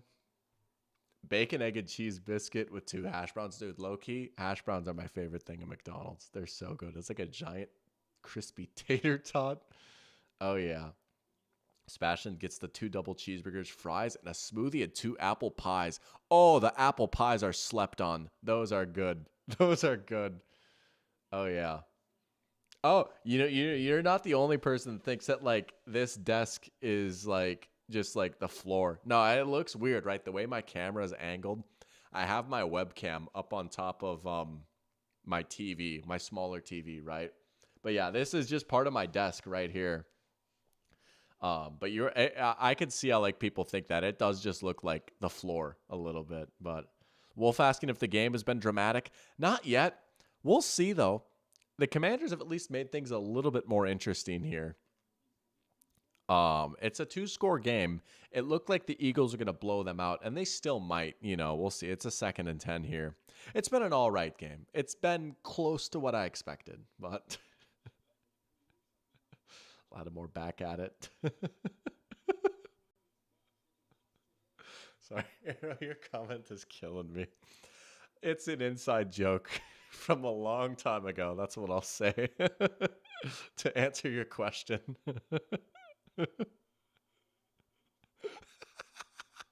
Sorry. Man, it will be 3rd down for the Eagles. But yeah, my go-to McDonald's order, I don't know. It's funny because I haven't gotten this on stream, but I found myself getting the chicken sandwich a lot, the McCrispy. I seem to really enjoy that, but I do love me a McDouble. Oh, the McDouble and fries bundle, that went crazy for a while. I did enjoy my Big Mac, I will say. And the Quarter Pounder, I like the freshness, but I do love me a good McDouble. Holy Frankie Louvu. 3rd and 5, and it was a missile. Oh, my goodness. Frankie Louvu. Here we go. Commanders are going to get the ball back here. Look at that. He just timed the snap up perfectly there. Man. Oh, my goodness. What a play. Hey, there's a reason Frankie Louvu deserves some all-pro consideration. Sorry, I'm still laughing. McCrispy Nation. Oh yeah, I like the spicy McCrispy, dude. I love the sauce on it so much. I don't know, it's just something about the potato roll too. It's good stuff. That was a crazy play. Got a punt. Oh, all right. What a play on special teams. Dive into bat it in. Sebastian with a good question. What Vikings player is the doll in the background? So I've got two bobbleheads and maybe oh no. Maybe in between games I'll also show like what I've got. But so I've got two bobbleheads. I've got the Randy Moss bobblehead and the I almost said McCrispy. Dude, I'm so rattled right now. The stadium pulse is going crazy. I've got a Randy Moss bobblehead and a Dante Culpepper bobblehead. And then I've got this Vikings teddy bear from Build-A-Bear. And then I've got a Twins bobblehead, a Colorado Rockies Ryan McMahon bobblehead. And then I've got like an Adam Thielen picture that I haven't bottled to hang up. And so it looks like it's a memorial for him or something. But those are the bobbleheads that I've got. And then I've got a Ted Lasso Funko Pop too. But the sauce is butter, really, for the regular McCrispy. Yeah, but there's the spicy McCrispy sauce, right? That's the sauce that I like. I won't lie. I've actually never had the regular McCrispy before. But hey, butter is a good sauce for a chicken sandwich too. If you wanna consider it a sauce or a spread or a flavor enhancer of the liquid form. Let's see if Jaden Daniels has got it here. I have not seen The Boys TV show, actually. I've had a few people recommend it to me before. Ooh, that was dangerous. But I've actually never watched it before. I'm currently rewatching Community right now. I'm on season 3. You know, some might say the later seasons aren't quite as good. Like season 4 is not at the top of its game. But I love that show so much. That's one of my favorites. One of my comfort shows. But, oh yeah, good stuff. Too white for spicy things, but there is a spicy sauce. Oh, I love the spicy sauce. I could respect that though, right? Upper Midwest. Hey, nothing wrong with that.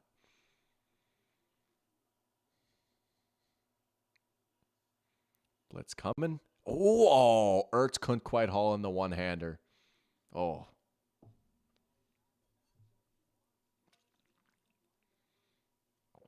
Big 3rd and 10. Man, if you're the Commanders, you do kind of have to score here, right? I mean, Sebastian. Google McThinking on Google Images in front of your parents. Community is goated, dude. I don't know, man. It's just such a fun show. I watched that show during like peak COVID, so like that was like a very comforting show for me, right? Oh man. Yeah, it's on Peacock. There's ads, but whatever, you know. Pressure. Oh, he got him. Sliding down. It's Ertz. They're fighting for the ball. Reed Blankenship was trying to say that he yanked it away. Yeah, season 5 and 6 is a pretty good return to form, right? And I will say, it's been a hot minute since I've rewatched the show.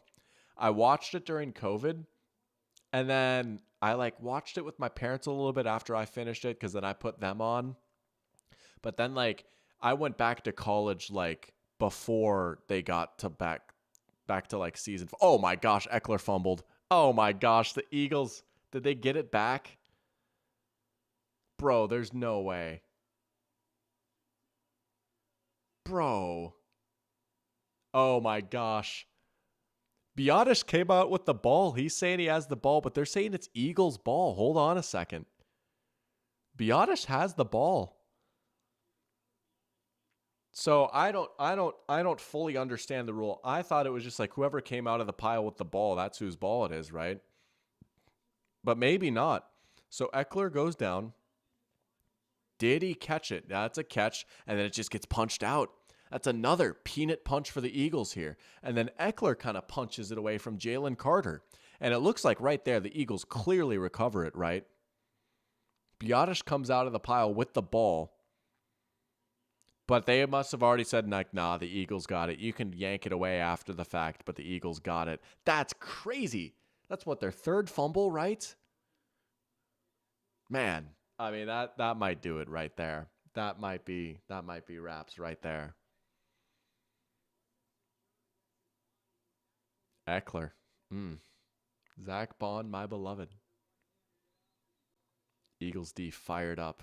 Crowd going crazy. 7 Nation Army going off. Yeah, I mean, if you're Philly, right? Just, Yeah. He's using the jet setter, no handling. Yes, the Mario Kart references are back.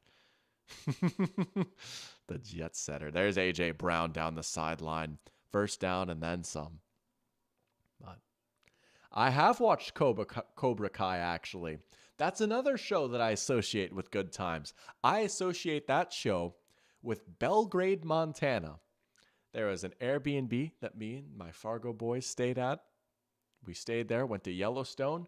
Cobra Kai was on the TV. We watched it. That's how I got into that show, actually. Good show. Yeah. Shout out Cobra Kai.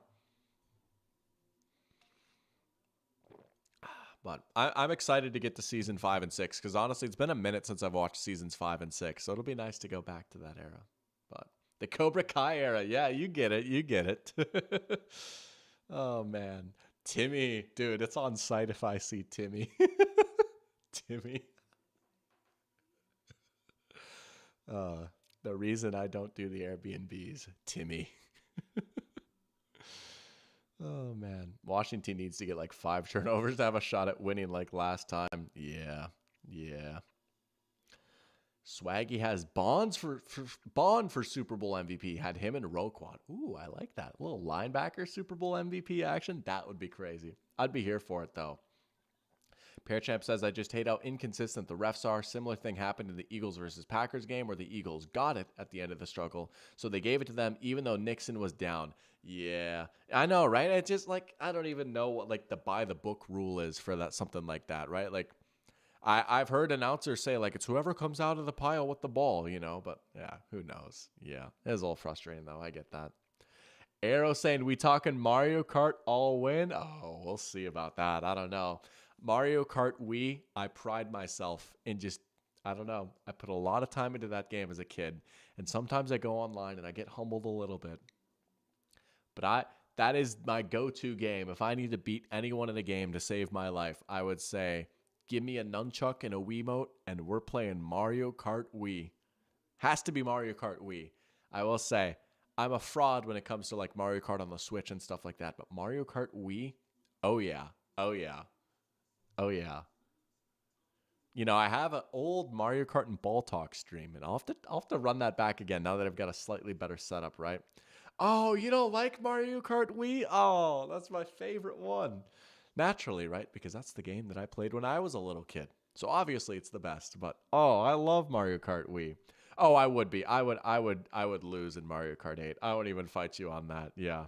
I'm fraudulent. When I step outside of my Wii home field advantage, I'm fraudulent. But give me Rosalina and the Flame Runner. It's over. It's over.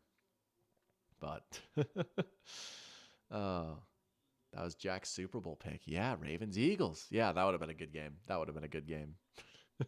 Don't let doctor in the bathroom. Something will break. Oh, those darn towel racks. Those darn towel racks just keep getting yanked off, apparently. Someone pulled them off the wall. Is that a Dallas Goddard jet sweep? It is. That's awesome. Let's go. Wow. It's a Mario Kart discourse. I love it. Yeah, we've got Mario Kart and Ball Talk. We had Fortnite and Ball Talk, and we're going to be doing a lot of that stuff during the off season. It's going to be fun, man. It's going to be fun. But little Lions and Packers discourse. Gotta love it.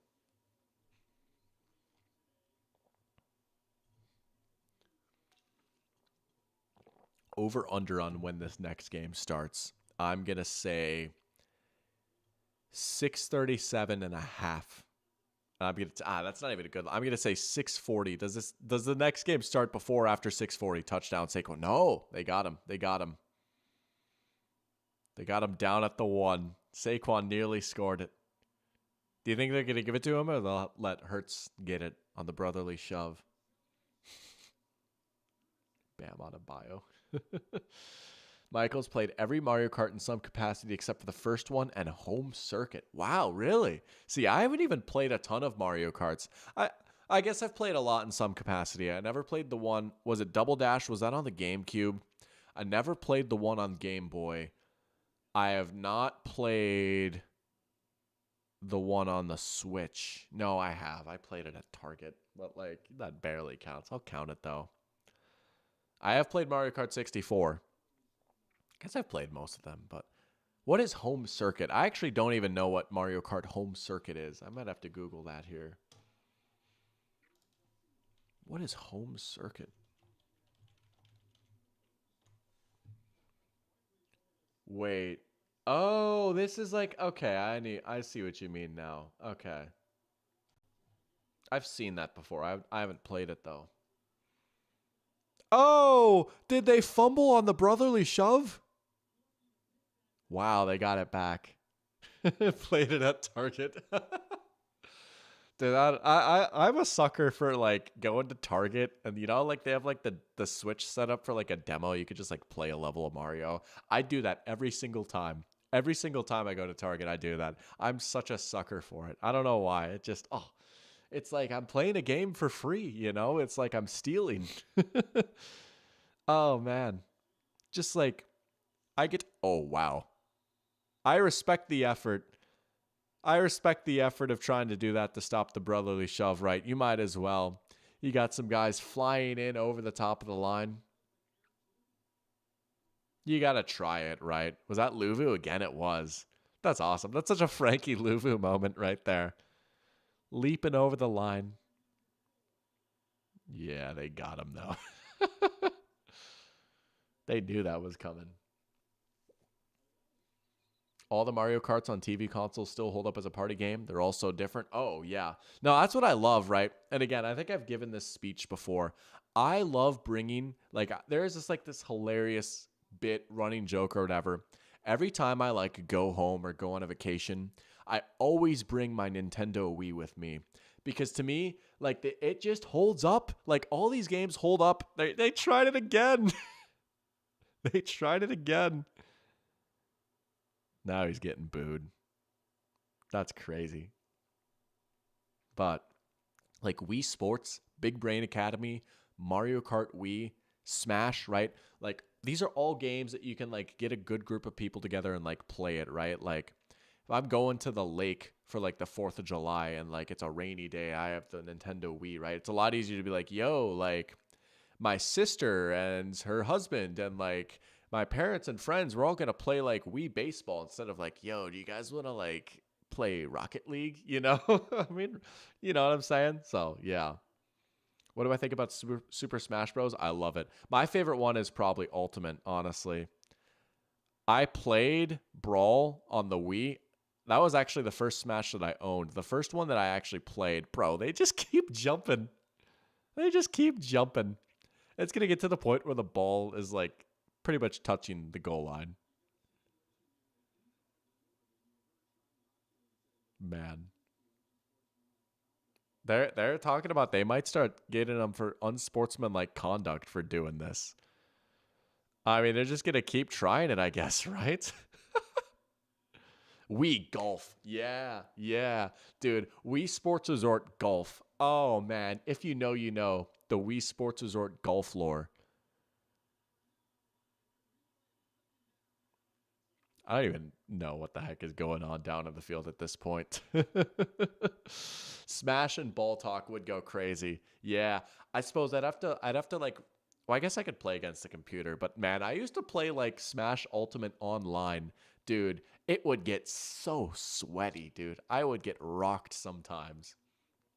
Smash is one of those games where like I love playing it, but like the moment I like you could easily just like get into a situation where you're like just grossly outmatched and it's like, oh, this sucks, but they got it.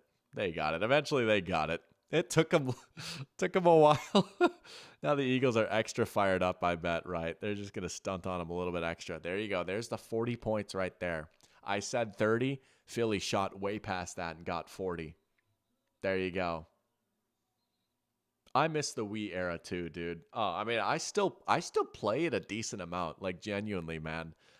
That might be my favorite console ever. It really is. And again, right, it's the one I grew up with, of course, but nah. I will always get down with the Nintendo Wii, dude. That is my ride or die. I genuinely want to have a Wii for the rest of my life. Like, I'm not even kidding, dude. I want to be like 40 years old playing the Wii with my kids, you know? That would just be so sick. But yeah, they're just not calling them at this point. They're just not calling them at this point. Oh, man.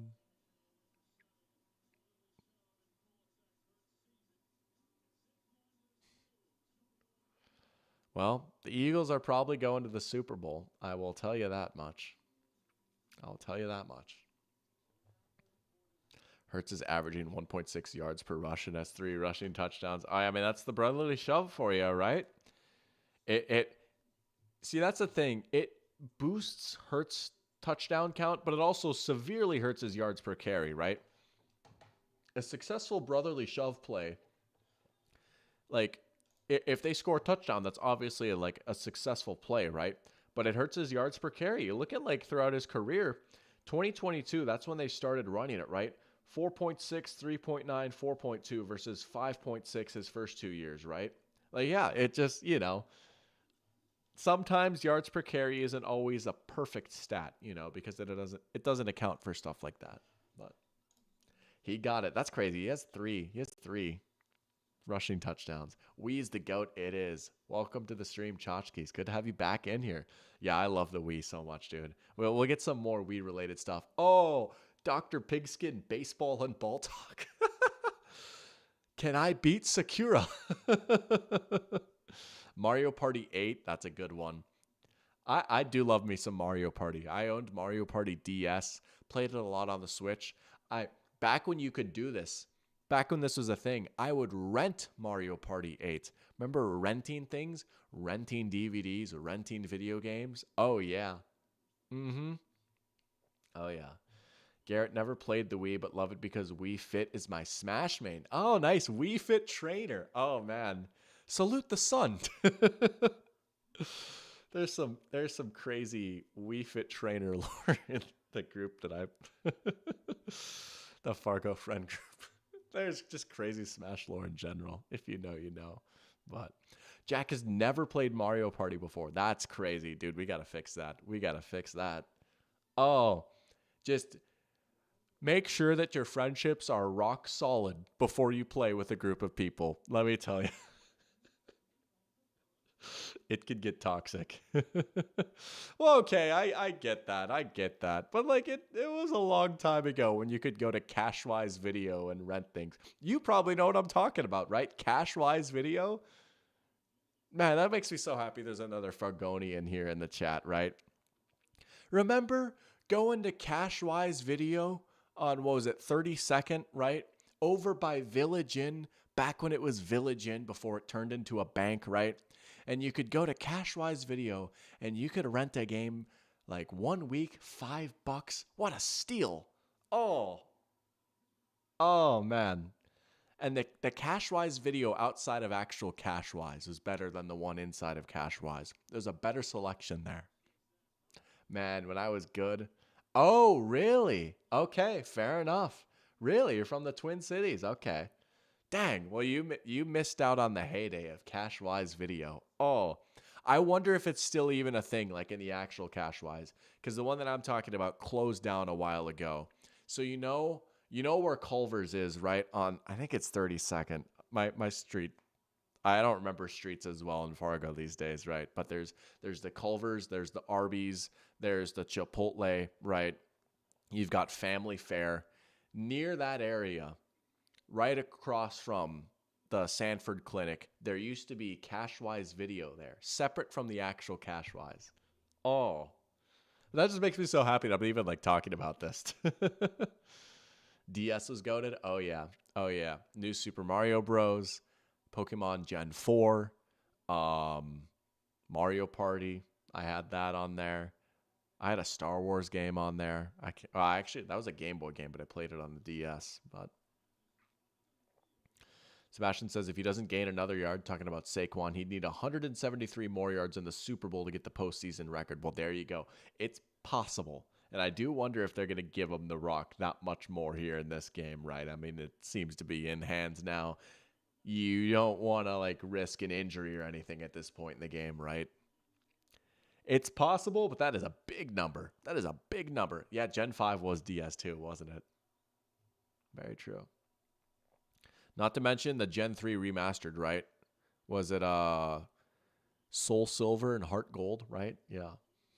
But So worried about the Wii Fit. No, I mean, it's just one of my friends from high school. He would play Smash with us, and he was never like that amazing at Smash, but we'd always do all these tournaments, and some of us would get so into it. And he used Wii Fit Trainer, and he won a tournament once using the Wii Fit Trainer. I mean, that's it. I don't know. Oh, man. Oh, is that Gen 2? Oh, see, I'm terrible, dude. I don't. Oh, yeah, because Gen 3 was Ruby, Sapphire, and Emerald, right? See, I just don't know what I'm talking about sometimes. Oh, man. Jaden, why didn't you play at this level during the divisional round like you were supposed to, says Sebastian. Yeah. And it's not even like Jaden's been that bad either, right? It's just been, I don't know. Like the Commanders, if the Commanders score a touchdown here, right, they get 30 points. Like you would think you score 30 points against this Eagles defense. Like you got to feel pretty good about your chances to win. But I mean, this defense has not been able to stop a nosebleed today, you know?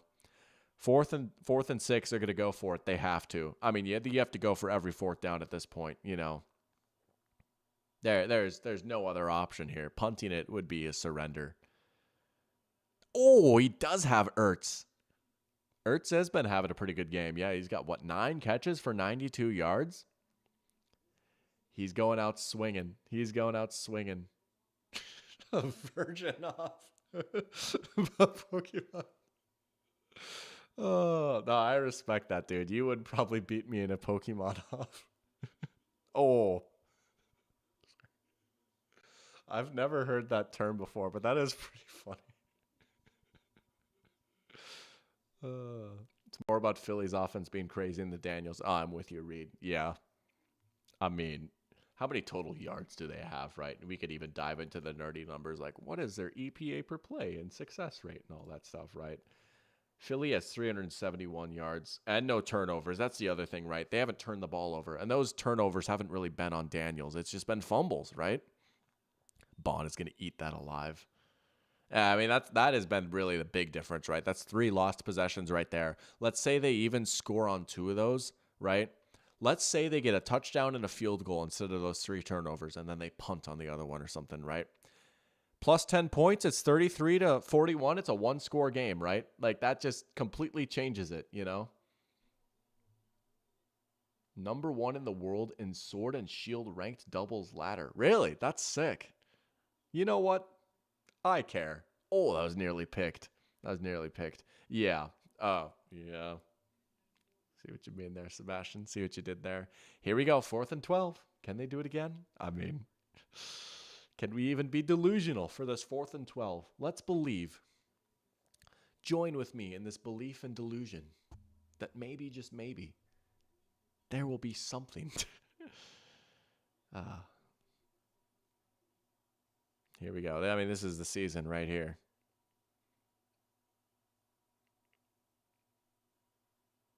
Look out. Just going to have to buy time. He's not even going to get the throw off. There you go. It's Nolan Smith. Bowling Nolan. Does a little, looks like he's bowling. I don't know if he actually is, but there you go. That's wraps. That's deuces right there. Nolan Smith getting home. Another Georgia guy, right? There you go. At the end of the day, man, this Eagles team is just too much. They're just too good. Yeah, what a playoff run Nolan Smith has had. And I tell you what, if we get this version of Nolan Smith in the Super Bowl, I don't know. He's going to make a name for himself. He already has started to make a name for himself, I feel, right? I mean, what was his regular season like? Let's pull that up here. I mean, we have some time now, probably. Just chill. But 6.5 sacks this year. That's not bad, right? He's been kind of a rotational guy coming in and out. He's coming along, man. He's getting there. He's getting there. And they got him at like pick 31, right? I mean, that's pretty crazy. Pick 30, I think it was technically, because the Dolphins didn't have their pick that year. Little touch pass to Devontae. Here's where it's like, all right, we could turn on Chew Clock here, right? You know. But do I favor the Eagles over either the Chiefs or the Bills? I was saying earlier, someone asked me, you know, who would be maybe a tougher matchup for the Eagles? Would it be the Chiefs or the Bills? I said, I think the Chiefs might be a slightly tougher matchup. I really like Steve Spagnuolo, and I think that, like, as good as Kellen Moore has been, like, Steve Spagnuolo is just diabolical. He's a playoff riser. He's one of the best DCs that we've seen really in our lifetime, right? I still might favor Philly though. I think I might favor Philly over either team. I really do. They're just so complete. There's no weakness. There's no true obvious weakness to exploit here. You can see them winning so many different types of games. You know, they didn't need to score 41 today, but like they needed to score some, right? Their offense needed to show up and actually perform today, and they did. Past few weeks, the defense came up, right? They've had Saquon go crazy. Saquon had that big run, and like he's been good, but it's not like Saquon went for 200 yards today, right? AJ Brown in this passing offense, and Jalen Hurts won them this game on offense, right? So you can see a lot of different ways they can win. I might favor the Eagles over either team, to be honest. Oh, nearly dropped it in the bucket there. Goddard wants a flag. I don't know. It is a sleepy game, Wolf. Yeah, you haven't. I mean, it is indeed been a sleepy game. Commanders' offense has been good. I mean, again, it's been such a fun season for them, right? And it's a bummer to see it end like this, but they had a touchdown here. They're up 4 scores halfway through the 4th. Yeah. But, wow, they're going to get PI on Chin. Let's hope that this next game is not a sleepy game, though, right? I mean, that's the big ticket event. That's the money item right there. Sebastian is usually an unexpected blown lead believer, but that's just GG's. Yeah. I don't think Bobby Wagner's ever been blown out this bad in a playoff game. What was the score of that Falcons-Seahawks game back in 2016? The Falcons kind of took it to him that year, I remember. Falcons-Seahawks 2016.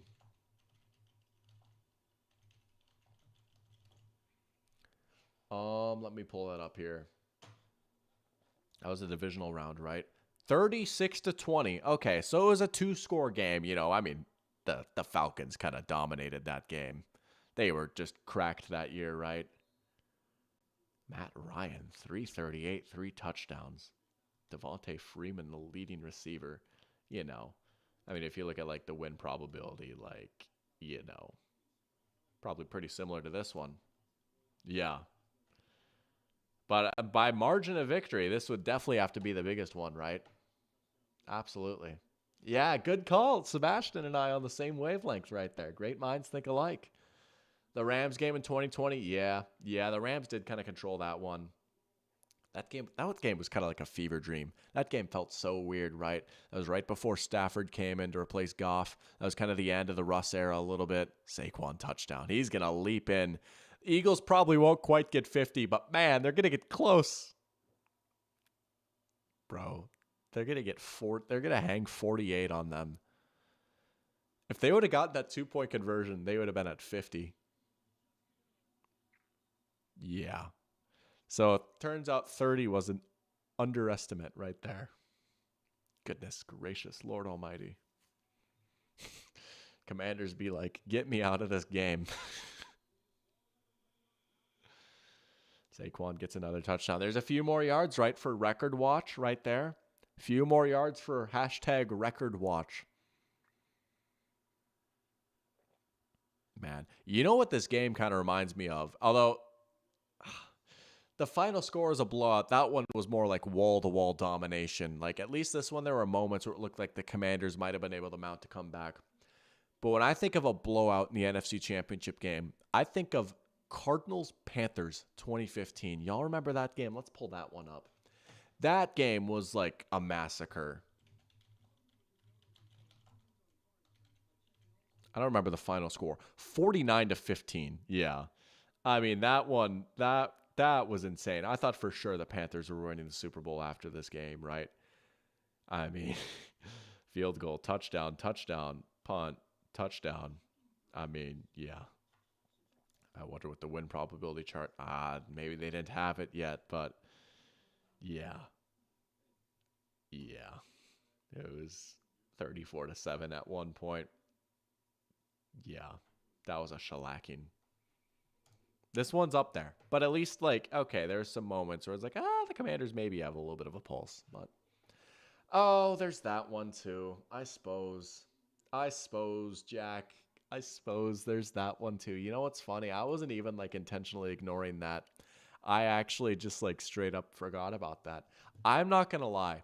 I have actually done a really good job of blocking that game out of my memory. You know, when I was making my quarterbacks or the NFL overvalues quarterbacks video back this past summer, right?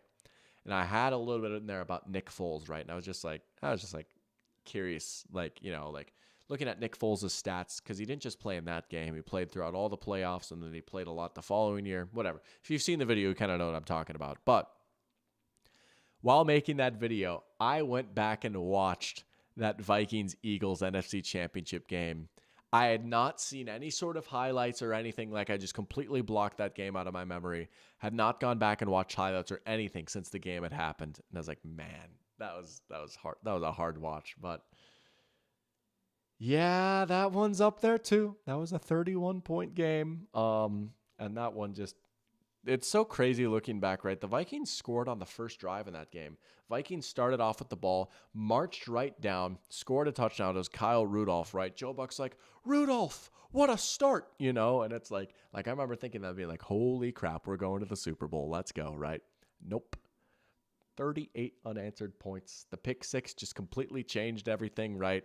And yeah, I just remember an overwhelming sense of dread watching that game. Yeah. But yeah, good call. Good call. In retrospect, the Commanders lost the game with the fumbled kickoff. Yeah. Jack tries to forget about Super Bowl 49. Unfortunately, the media will shove it down my throat until the end of time. Yeah. They like posted that the other day. At the NFL account did, I think, right? Yeah. 7 turnovers. I mean, yeah. It's hard to win the game when you turn the ball over that much, you know. But best blowouts in Super Bowl for domination, or best blowout Super Bowl domination games, Bucks in both wins. Yeah, I mean, like, they dominated the Chiefs. They held the Chiefs with Patrick Mahomes to not even a touchdown, and then they dominated the Raiders. Yeah. One of the biggest playoff blowouts is Dan Marino's last game of his career at the Jaguars. That's right. The Jaguars sent him packing. Yeah, that's right. Yeah. 49ers, Seahawks, Patriots, the Malcolm Butler game. That really did change a lot. Yeah. Oh, you're talking about the Commanders fumble. Yeah, that the Seahawks were never quite the same after that though, too. Broncos, Seahawks. Yeah, that was a blowout.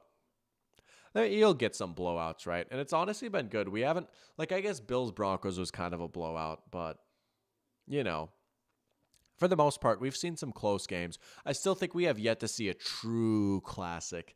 Last week's divisional round game, that was a pretty good game, but the quarterbacks weren't fully unleashed, right? There's nothing wrong with good old pounding the rock, right? If you're trying to win, that's what that game called for, right? Both teams came in with sound game plans, and I wonder, you know, I do wonder for this Bills Chiefs game, right? Like, we all want the shootout classic like we got in 2021, but you know, as has kind of been pointed out a lot, and it's fair to say, like, we haven't, like, when those two teams played, we haven't really seen that a lot recently, right? Those are two offenses that get longer drives, right? The possessions are longer, so it could end up being like a 24-21 game. You know, that's kind of what the final score of those games have been recently.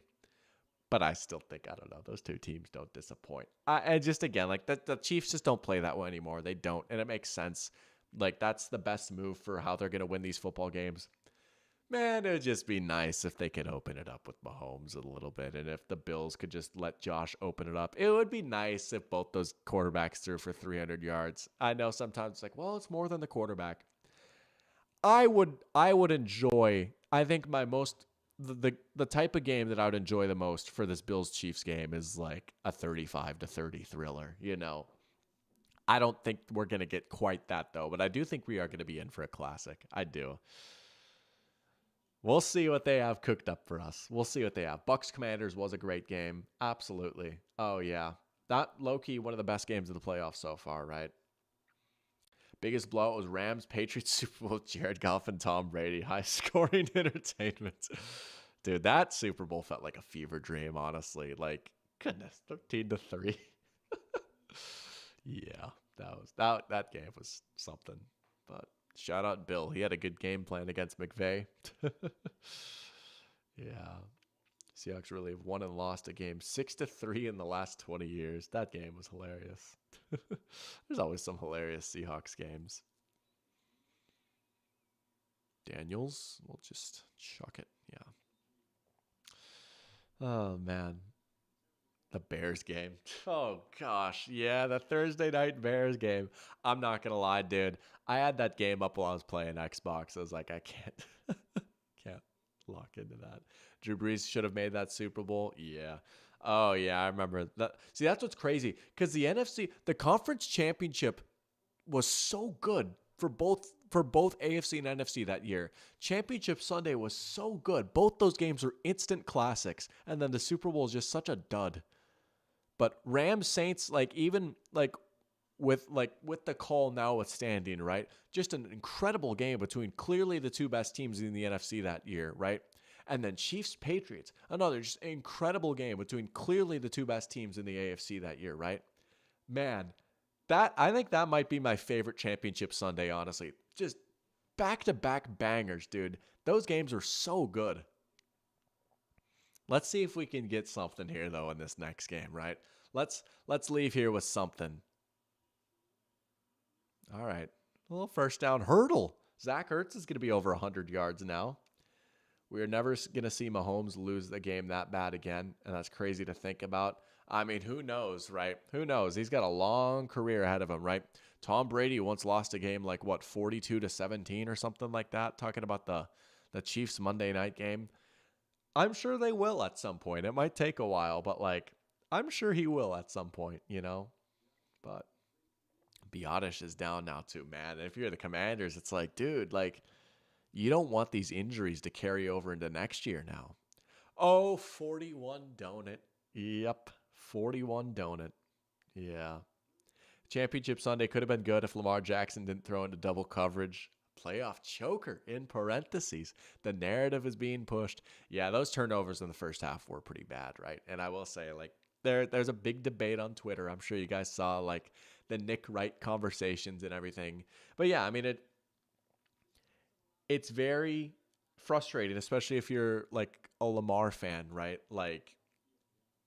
It is just a noticeable trend. I know the playoffs is a smaller sample size, but it is true. He has just played worse in the playoffs, and it's been a consistent thing. And it's not even that he sold the game for the Ravens last week, right? But also he played below his standard, and that set them behind the 8 ball. Yeah. Super Bowl 53. Brandon Cooks was a hero and caught 2 touchdown passes he had a shot at. Plus, Greg Zuerlein made his 4th quarter field goal for the Rams to win 20-13. Oh, wow. Just no one home. But Lamar's going to win MVP anyway, though. I already know Josh Allen doesn't have a chance. He probably will. Yeah. And it'll be interesting to see for sure. There's maybe a small chance that Josh steals it, but I would say Lamar is probably the favorite for MVP. Did Jalen Carter do something again? He does. He does have quite the track record, I will say. Yeah. Jalen Carter. My goodness. Just blew through. I mean, he hit Daniels a little bit there, but he'd get a little shove. Seahawks became a dynasty that day. The Jermaine Kearse miracle catch, and then beast mode punched it in. Oh, man. Josh is going to have no Super Bowls or MVPs despite being an amazing quarterback. I mean, hey, we'll see. He's got a chance here today to flip that around a little bit, right? He has a chance. That's all you can ask every year is to get a chance, right? Nope, the console's not going to automatically turn off in 5 minutes. This game is dragging a little bit. Is it picked? Oh, my God. Did Quinyon pick that? He did. Wow. Well, now the Eagles are just going to sit on the ball, right? Less than 5 minutes left. Quinyon gets a pick, though, just to pad the stats a little bit. Yeah, we're at 6:13. This game ain't starting at 6:30. This game ain't starting at 6:30. My goodness. That is just a great play by Quinyon. But I'm ready for this next game now. Pear Champ asking Doc, which year should the Vikings have won it all? One of the 4 Super Bowl losses or one of the championship games against the Falcons in the 90s or with Brett Favre? Well, here's what I'll say, right? You could honestly say, if you look at like some of the best Vikings teams in Vikings history, probably the strongest Vikings teams, a lot of them we'd say are the ones that haven't made the Super Bowl, right? The 09 team with Brett Favre, I maintain that is the best Vikings team that I've seen in my lifetime, right? I wasn't born yet in 1998, and certainly if I was, like I wouldn't have been conscious about what was going on. But I would take the 09 team over this year's team or the 2017 team, and they didn't even make the Super Bowl, right? I will say in my lifetime, that was the year the Vikings would have done it, right? They were just so loaded on both sides of the ball. 1998 might be the best Vikings team, right? Randy Moss, Chris Carter, Randall Cunningham, Robert Smith, right? Great defense, John Randall, right? 15-1, just blowing teams out. Gary Anderson misses the kick that could have put them up 10. They lose. They don't even make the Super Bowl. In the 70s, I don't remember exactly what year it was, right? But you could argue the strongest team under Bud Grant in the 70s for the Vikings with the Purple People Eaters and Fran Tarkenton did not make the Super Bowl. They lost to the Cowboys in the Hail Mary game, right? The original Hail Mary was against the Vikings. Now, making 4 Super Bowls and losing all of them, like that's crazy, right? I will say what I will say most confidently about, for me speaking, like in my lifetime, the Vikings teams I've seen, the one that could have won it all was 2009. To me, that was, out of all the Vikings teams I've seen, that was the one. Bro, why is Shipley gonna score? What? Oh, he almost scored. He started, I don't know if he just ran out of speed or if he started high stepping a little bit. What the heck? Budget Saquon. Shipley. Wow. Is that Will Shipley? Is that his name, right? That's crazy. Look at the blocking. They're still blocking. Man. They're about to get 50. They will actually get to 50. Man. Oh, I will. Don't worry. We'll have a little bit of time here before this next game starts, right? Because the NFL. They're gonna start the game like a little bit after 6:30. But I will say, like, once this game is done, I'm gonna switch channels. I'm gonna have to run upstairs. I might grab like a snack or something. But then we're gonna open the box. We will be opening up the box here pretty soon. I'm pretty excited for that. That's gonna be fun. But man, Will Shipley should start the Super Bowl over Saquon.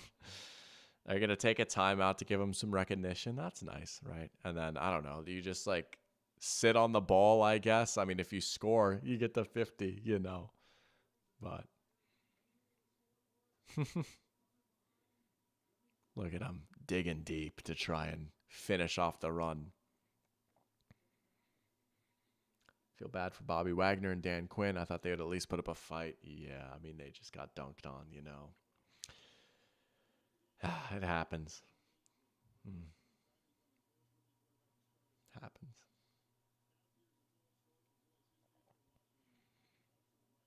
Is Shipley still in there? Yeah. If you're Saquon, if you're trying to get hashtag record watch going, Saquon's like, no, those could have been my yards. They'll give it back to him. Kenny Pickett's in the game too. Kenny Pickett is playing in a conference championship game. Jack Gothberg, where are you at? Kenny Pickett's in the game, dude.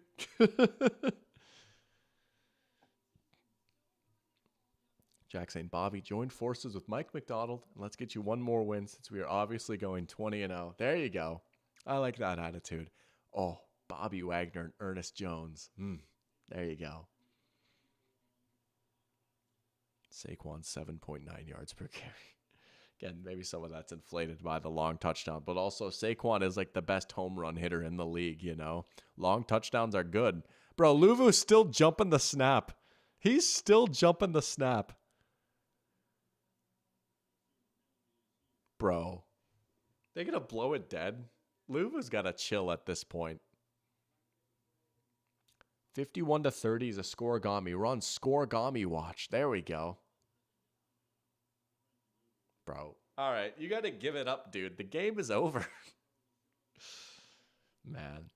Nick Foles moment all over again for the Eagles. Could you imagine? Kenny Pickett leads him to a Super Bowl. That might be the greatest day of Gothberg's life right there. Kenny Pickett's Super Bowl win. Dude, that would be legendary. Oh. Bro, we are in rare form today in chat.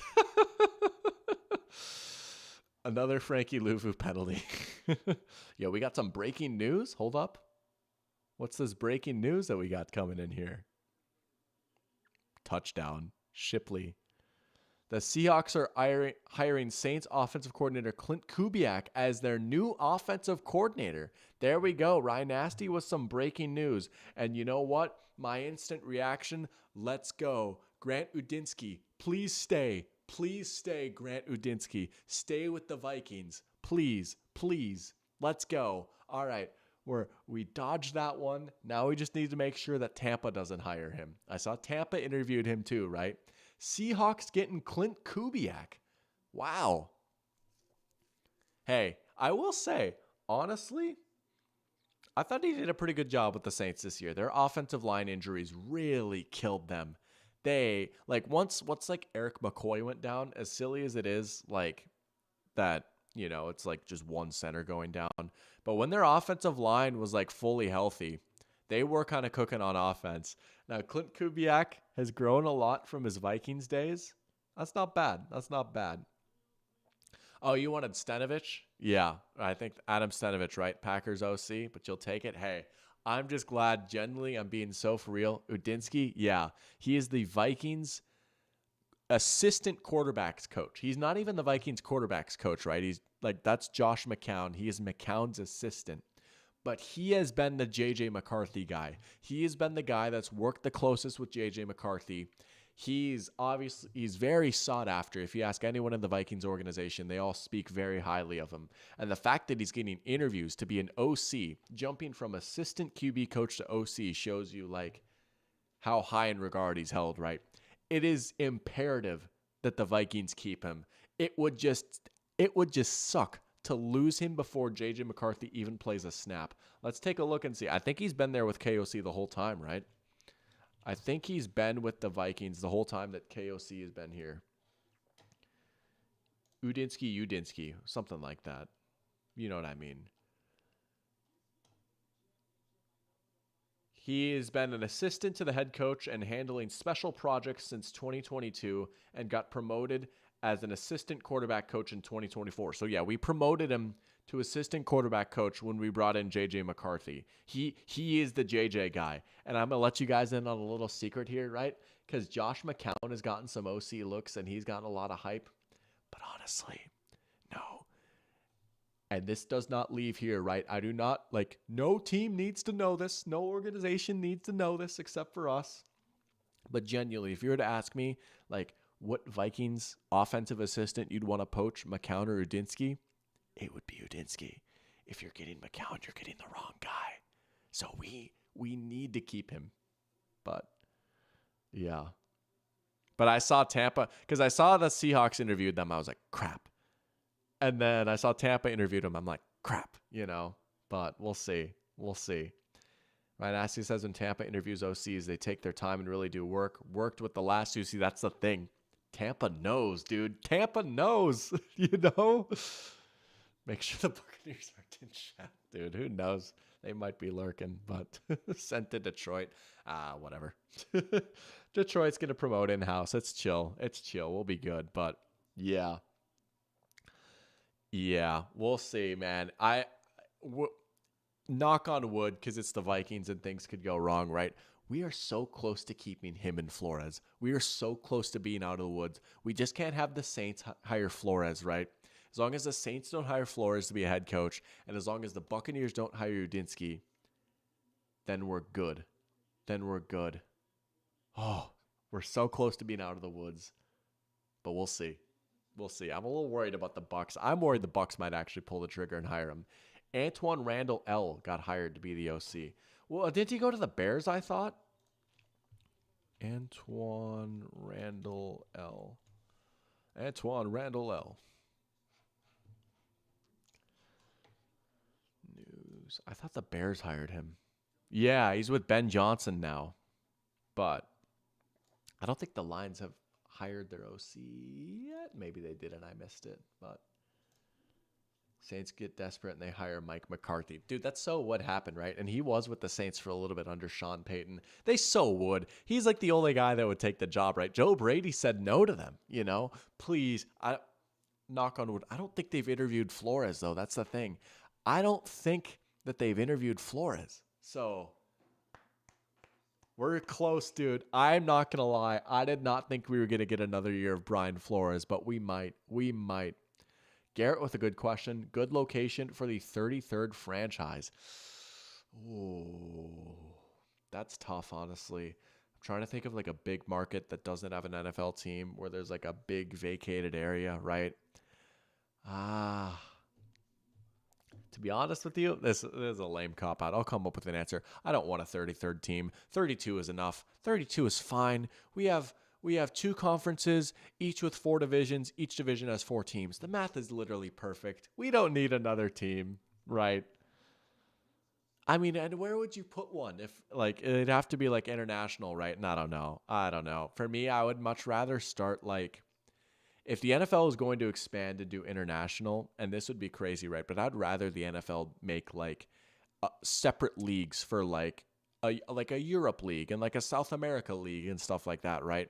Rather than like putting them in the NFL. You know, soccer does it with like you've got the Prem, you've got the Bundesliga. Like each country has their own leagues, but they're all under one governing body. If the NFL was like the governing body overseeing like a network of different leagues across the world, that's what I would want if the NFL really wants to expand. But I don't know, like another team, like a lot of these big markets, like California has 2 teams already, right? Florida has 2 teams already. Texas has 2 teams already. New York has 2 teams, 3 teams actually. I don't know, dude. Like, what, Portland? But then like there's the Seahawks there already, right? But yeah. San Diego, St. Louis. Yeah, St. Louis. They had a team, you know. But Sebastian with some breaking news. The Lions hire Eric Pigskin as their new offensive coordinator. Roger Goodell cancels the season because the Lions Super Bowl is completely inevitable. Florida does have 3 teams. Yeah, they do, don't they? Who are the rookie tight ends? NFL Europe. Oh, really? Just doesn't get any attention. I know that was a thing for a while. Is that still a thing? I mean, shoot, that just goes to show how much I know, right? Clearly, it's not being marketed very well here. If like I don't even know that it exists. Fargo would be sick. Could you imagine a Fargo team? No, they couldn't. I mean, Fargo's too small. Fargo is Bison territory and Vikings territory. Coached by Brandon Staley. The Fargo Farmers coached by Brandon Staley. That would be epic. But, all right, here's what we're going to do. I am going to take a step back real quick. I'm going to grab a snack. This game is over, right? I'm going to change the channel. And I'm going to sprint back. We're going to open this box. So stick around. I'm going to open this box. Once I get back, I will not be gone for more than like a few minutes. I will be very quick. It shows kickoff is in like 13 minutes. I'm going to be so quick, but we're going to open this box before this next game. So stick around. I am excited. I'm going to stop talking now.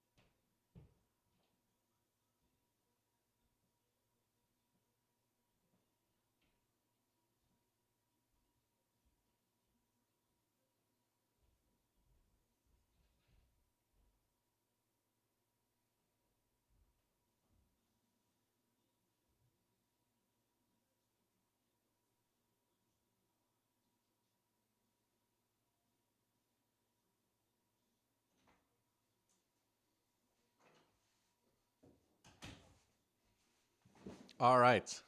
Here we go. I love the small talk here. Water supply is all right. We're just going to do this now, right?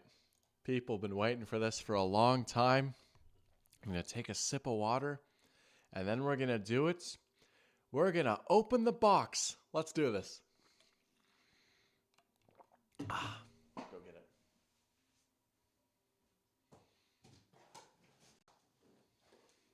Look at this. Look at this. Look at the size of this thing. All right. So, this box was kindly sent to me by the Tampa Bay Buccaneers. True story. The Tampa Bay Buccaneers. I took off the shipping label because I didn't want to dox myself. But it had, like, it said Tampa Bay Buccaneers on there. The Tampa Bay Buccaneers organization has sent me this box. And we're about to see what is in here. Unboxing channel. This is my first PR package or whatever you want to call it. This is, before I open this, I just want to thank, like, this is going to sound corny, but I don't really care. Like, I truly mean it. Like, I want to thank the Tampa Bay Buccaneers for sending me this. They did not have to do this. This is very, very kind of them to just give me a box of stuff. And let's just say it is scoring a lot of points for me deciding to anoint them as the team of Dr. Pigskin 2025. So let's just do this. Let's do this. Let's slice this thing open. This is seriously so sick. I mean, come on, man. Hopefully y'all can hear me okay. I'm a little bit further from the mic, but so there's a box within the box. Let's go. You can see already. You can see already the Bucs logo. There is a box within the box. They even have a branded box. Let's just finish cutting this thing up. People asking for the address. Yeah, we'll see. I don't know about that. Yo. All right. Holy crap, this is sick. So, you got the Go Bucs right here, right? You can see Raymond James Stadium. And let's just see what's in here. I don't know how you open this thing, to be honest with you. Is it taped somewhere? Yo, it's even got my name on here.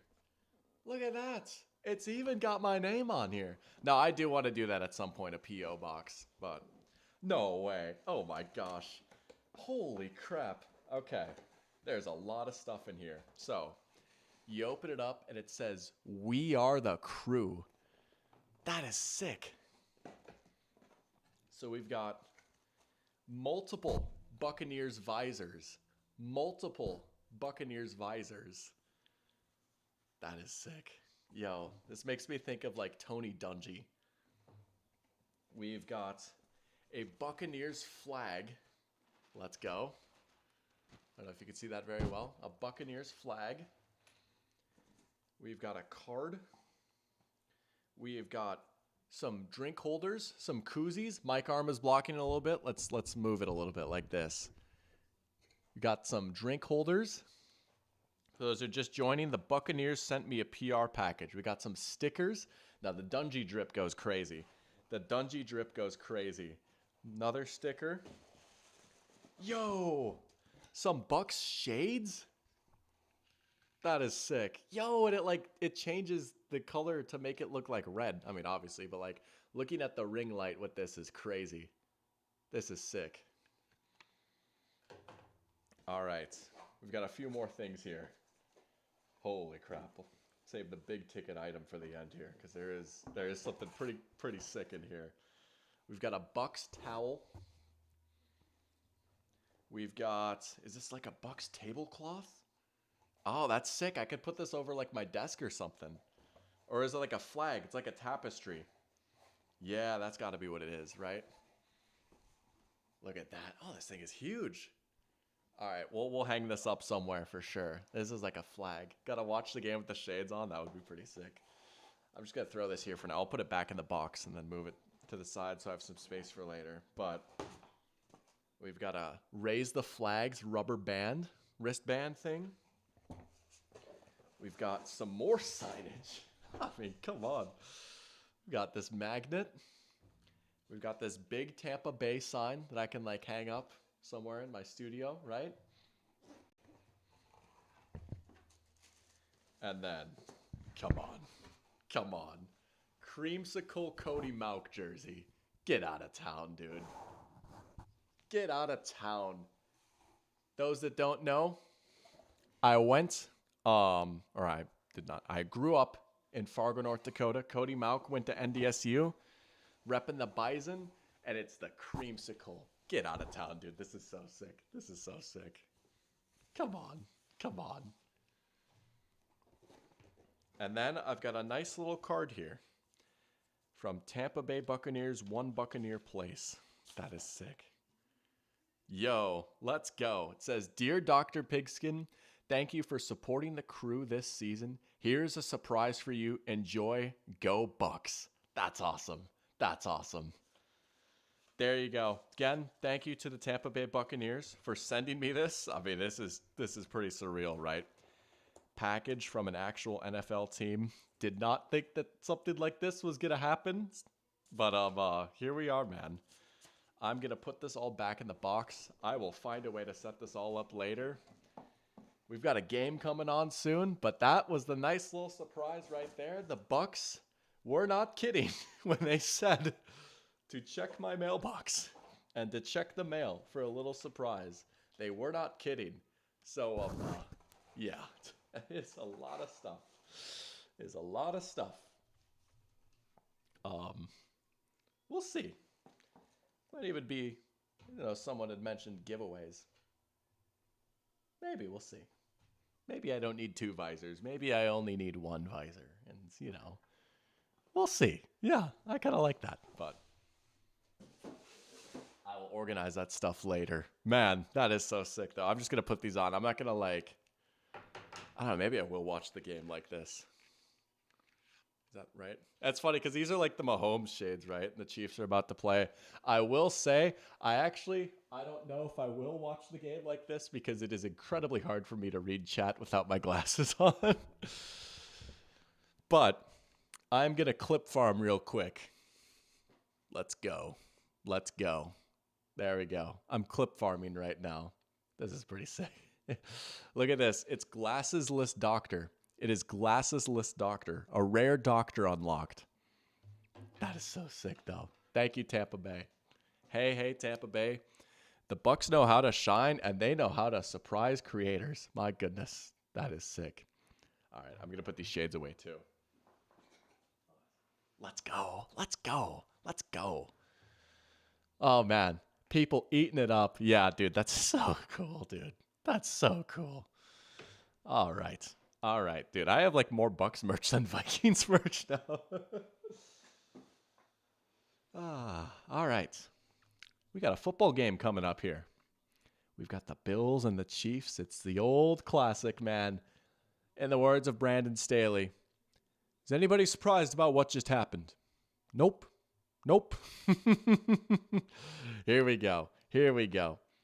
We're going to get this game set up here. If I switch over to this, it does, in fact, show the proper scoreboard. Line has been inching more and more towards the Chiefs, which I found is interesting. Yeah, we got the Bucks in here. The Bucks are in here saying happy I enjoyed it. Dude, thank you, Tampa Bay. I don't know if that's Captain Fear that's running the account. I don't know if it's Todd Bowles. Probably one of those two, right? But shout out Tampa Bay. You best believe I enjoyed it. That was sick. Shout out the Bucks coming through, man. You know what? What else? I have been swayed. I had mentioned this earlier on. I think it was this past week, right? What better time to do it than now? I said I just keep seem to do it earlier each year, right? We are officially anointing the Team of Dr. Pigskin 2025. The 2025 Team of Dr. Pigskin is the Tampa Bay Buccaneers. Sign it, seal it, deliver it. It has been stamped. The Team of Dr. Pigskin 2025 is the Tampa Bay Buccaneers. There you go. Bang. Let's go. Now let's go watch the AFC Championship game. I love your thinking, Michael. I love your thinking. Oh, man. That's awesome. But let's do this, man. What a way to start off this next game right here. The season hasn't even ended. Hey, it's 2025 though. What else is there to say, man? Hey. I have been convinced. You know what? It hasn't. But we've made our decision. We've made our decision. They're going to carry on the lineage. 2023, it was the Rams. 2024, it was the Colts. 2025, it will be the Bucks. The decision has been made. There's no going back now. Let's do this. Man. People asking for the creamsicles. Oh, yeah. I mean, they're pretty sick. Man. All right. Quick, before we get started, I'm going to make my pick. You know what? Screw it. I'm just going to say it. I'm just going to do it. The Chiefs win. I'm changing my pick. The Chiefs win. I'm picking the Chiefs to win. I said I thought the Bills could win. I thought this was maybe their year, and it still might be. It certainly still might be. I am picking the Chiefs. Chiefs 25, Bills 22, in the most mind-numbingly comical way possible. The Chiefs will win today, 25-22. That is my pick. I'm taking the Chiefs. Bills are going to start with the ball. Oh, man. Here we go. Here we go. Tomato. Elon Musk. Oh. We don't stand with him. All right. Here we go. Here comes Josh. The tomatoes are coming. You know what? I welcome it. I welcome it. Here we go. First possession of the game right here. Bills have the ball. What does Josh have cooked up for us? I said, maybe this was the year of Josh. Back in week 2, I suggested it might be the year of Josh. We're about to see. We're about to see. Oh, man. Here we go. Here's the classic. They'll start off QB keeper with Allen. I like it.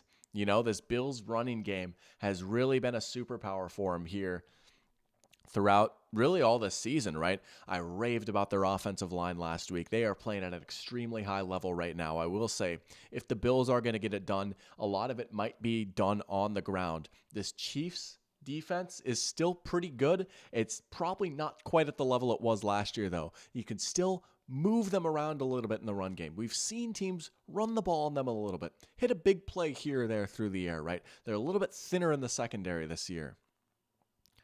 Let's see, 2nd and 6. Now they're going to open it up with Allen. Pass. Oh, it was nearly picked. Brian Cook had it in his hands. Josh Allen overshot it.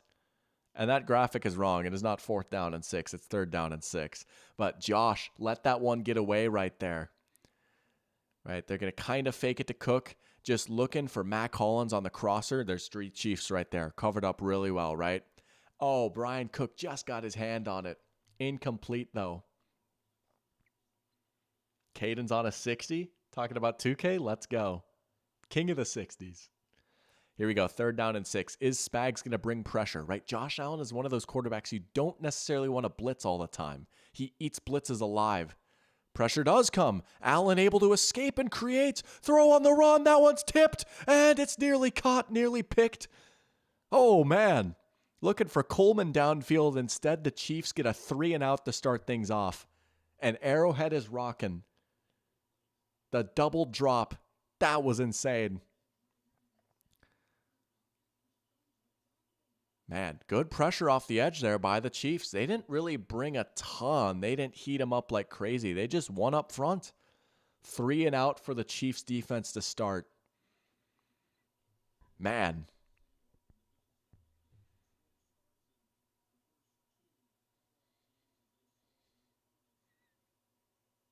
Oh, nearly blocked too. Nearly broke through right there. Good punt. All right. Chiefs backed up at their own 10. The Damar Hamlin fake punt again. That was crazy, man. I respect, that would have been so sick if he would have got it. But also, Damar Hamlin, if I'm not mistaken, was, not normally out there for punts, right? And, it's crazy to think about this, but I genuinely think it's true, right? As soon as, the Chiefs saw Damar Hamlin out there, they knew, okay, they're going to run a fake with him, right?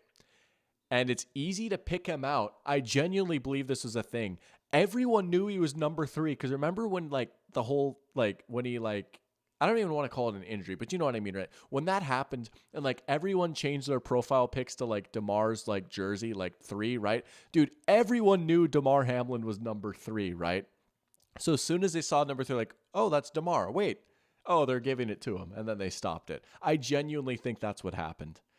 First play of the game on offense for the Chiefs. Hollywood Brown, first down. Ryan Asty asking my prescription of my glasses. Dude, I'm not going to lie. I don't even know. It's not like super strong, but it's like I need them, you know. I take them off. I can't read what you just said. Yes, when he died on the field. Oh, he's got Hollywood Brown again on a slant. Little RPO, man. Okay, here's what I'll say. This is going to sound like annoying, like Chris Collinsworth-esque.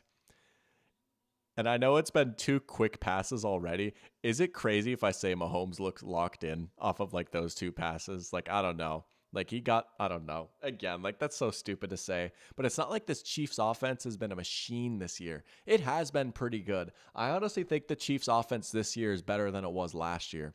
The difference is the defense hasn't been as strong. Mahomes is going to create now. He'll just scramble and get the first. I mean, I know. But I'm just saying, like, am I wrong, though? Am I wrong? They've run 3 plays and they've gotten 2 first downs. Man. But we'll see. It's a long game. I said that on the opening night, too. If you go back and watch, I am guilty of this sometimes. I am guilty of this. But if you go back and watch my stream from the kickoff game, the Chiefs-Ravens, right? The very first pass of the game, Mahomes just hit like Rashee Rice on a slant, and it was like a fairly routine slant. He threw it pretty hard, but I was like, oh! I was like, oh, man. But I know. I won't lie. Like, the same gene, like there's just some gene that's activated in me. Like, honestly, I kind of liked the Brady and Belichick Patriots, and honestly, I kind of like the Chiefs a little bit, just a little bit. But I get, like, yeah, it'd be nice to see the. I have nothing against the Bills. If the Bills win, I'm gonna be like, let's go, you know.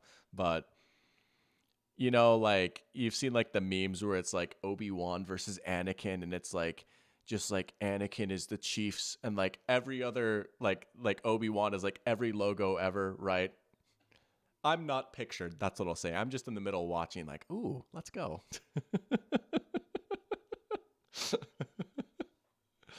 Jack says, let Aikman and Buck commentate a Chiefs game for once so Tony Romo can stop the glazing. Again, I really think like Romo watching the 2021 divisional game between the Bills and Chiefs just broke his brain, and he will never be normal about either of these teams again. There goes Juju, run after catch, first down into the red zone. Juju activated.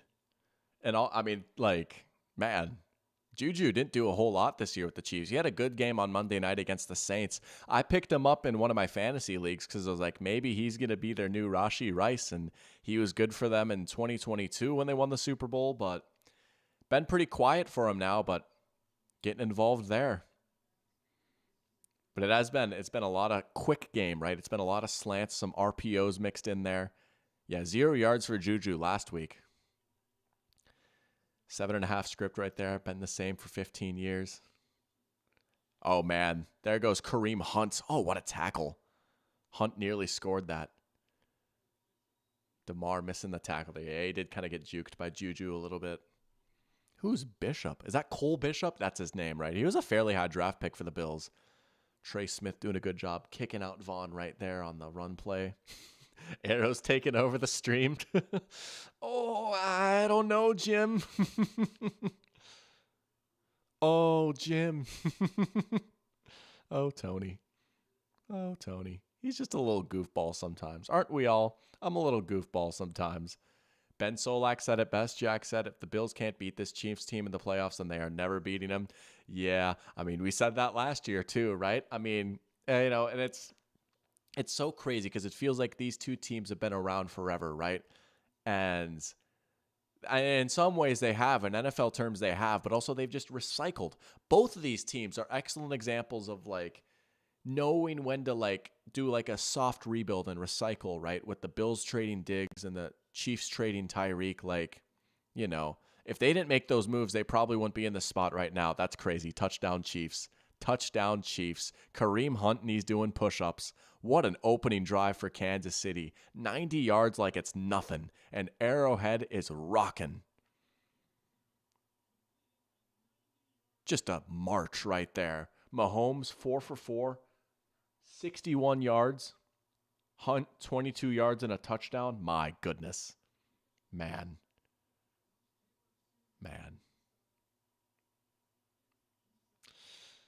It's a long game, man. This is, I mean, it is quite the start for the Chiefs, but it is a long game. Man. There's that Bills defense we were maybe worried about a little bit last week, right? We'll see. But it is a very Chiefsy drive right there, right? It's not like they pushed the ball downfield. It was Hollywood Brown after the catch. It was Juju after the catch. Some running. Mahomes looks fired up right now. Woofing a little bit on the sideline. Man, all right. Arrow asking, so who do we hate more, the 2000s, the 2010 Pats, or the 2020s Chiefs? I mean, that's a tough question, right? I will say the Patriots, like, they were around for so long, right? But there also was a big period, like, it wasn't a lull because they were still a good team, obviously, right? But there was like a 10-year gap between, like, some Super Bowl wins for them, right? They won 3 from 2000 to 2004, and then they didn't win again until 2014, right? There was a long layover, but they just kept sticking around, and the fact that they were even contenders every year was impressive.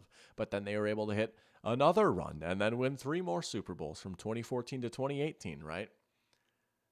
Man. And I will say, like, it's just so funny. Like, there are, like, so many parallels between the teams now, right? Because it's so funny. And I mean, this topic has been beat to death at this point. Like, everyone agrees and knows this. Like, this iteration of the Chiefs right now, this year's Chiefs team feels very much like, I don't know, the 2018 Patriots, right? Where it's like, man, they've just been around for a long time now. It's not the same. They're not like winning an exciting style. Now it's just like a lot of ugly wins and a lot of close games. And there's ref discourse and luck discourse, right? And like the same exact thing was with the Patriots during that time too, right? You know, I mean, that's just, I don't know, like, it's just crazy though, like that the Chiefs have been able to win all these big games, and same with like the Patriots, you know. I mean, back in the 90s, the Cowboys were hated, right? There's people that still hate the Cowboys now, even though they've been like just a borderline dumpster fire of an organization recently, right? There's still like NFL memes posting like every time the Cowboys lose, like, just checking to make sure y'all still them boys, right? Because they were good in the 90s and 70s, and they were like the dominant teams during those eras, right? People still hate the Cowboys now. There's people that still hate the Patriots now because of how dominant that they were, you know? So it's a cycle. I'm sure in the 2030s, like, everyone's going to hate like the Titans or something because they're going to be like dominant. And if you hate for the fun of the sport, I respect that though, right? It's always good to get a little hating in there, you know. And I say that like I don't really hate any team. No, that's not true. Like, believe me, I'll have hate watches. I have hate watches in there too. I push agendas and all that, but they do have a ring more recently than the Niners. That is true. The donut emoji. Oh man. Gabe asking for my favorite Eric Andre sketch. Ooh, that's a good one. Man, I'm trying to think of some of the ones back from like the UGA days. There's some good ones. For some reason, I don't know if I would call this one my favorite, but it came to my head immediately. Bird up. Bird up. I don't know why, but bird up. Sebastian saying defense number 69, violating Patrick Mahomes' personal bubble, automatic first down, touchdown, and the Chiefs win by 50 points. Oh, man. The refs when the Chiefs score. Yay! Oh, man. We got a flag down. Oh, right on cue. Holding Bills results in extermination of franchise.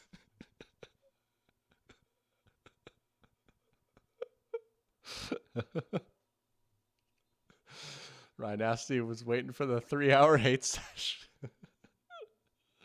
It all comes together. It's all parallel, right? Oh, illegal formation. Sorry. See, they switched it up on us. It's an illegal formation now.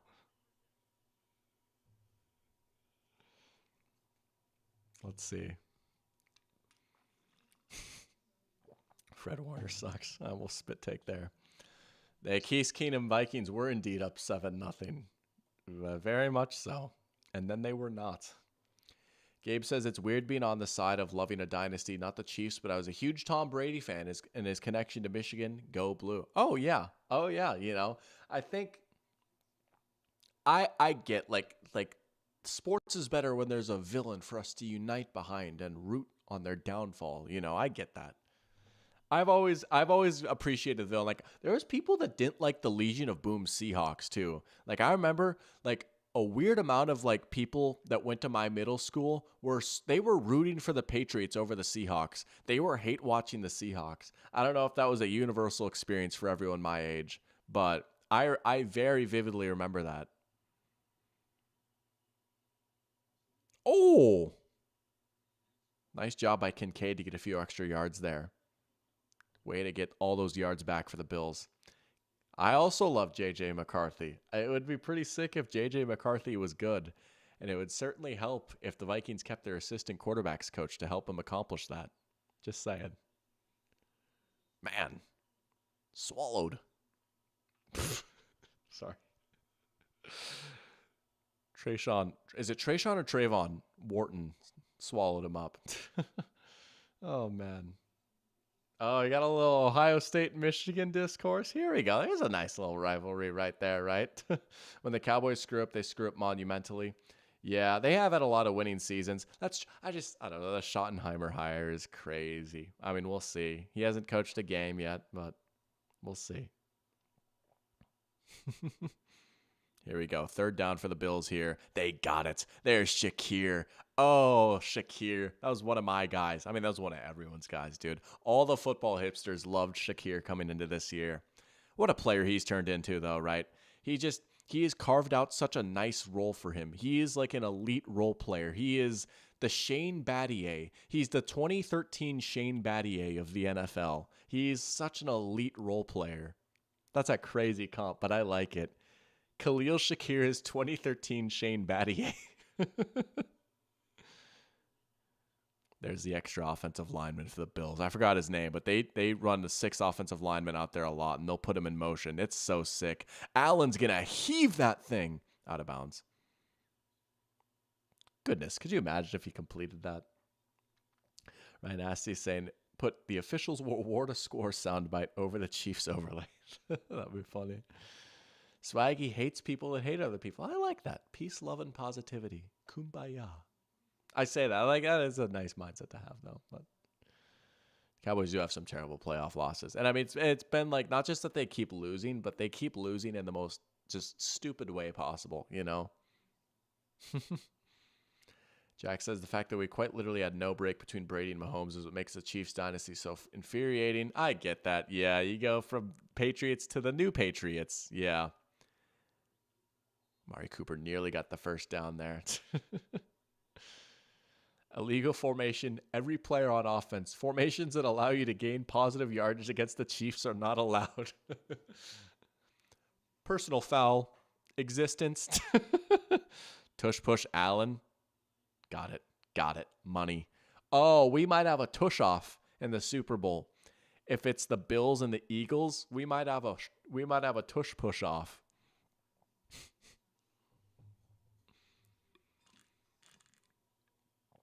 There you go. Joshy just getting the yards he needs.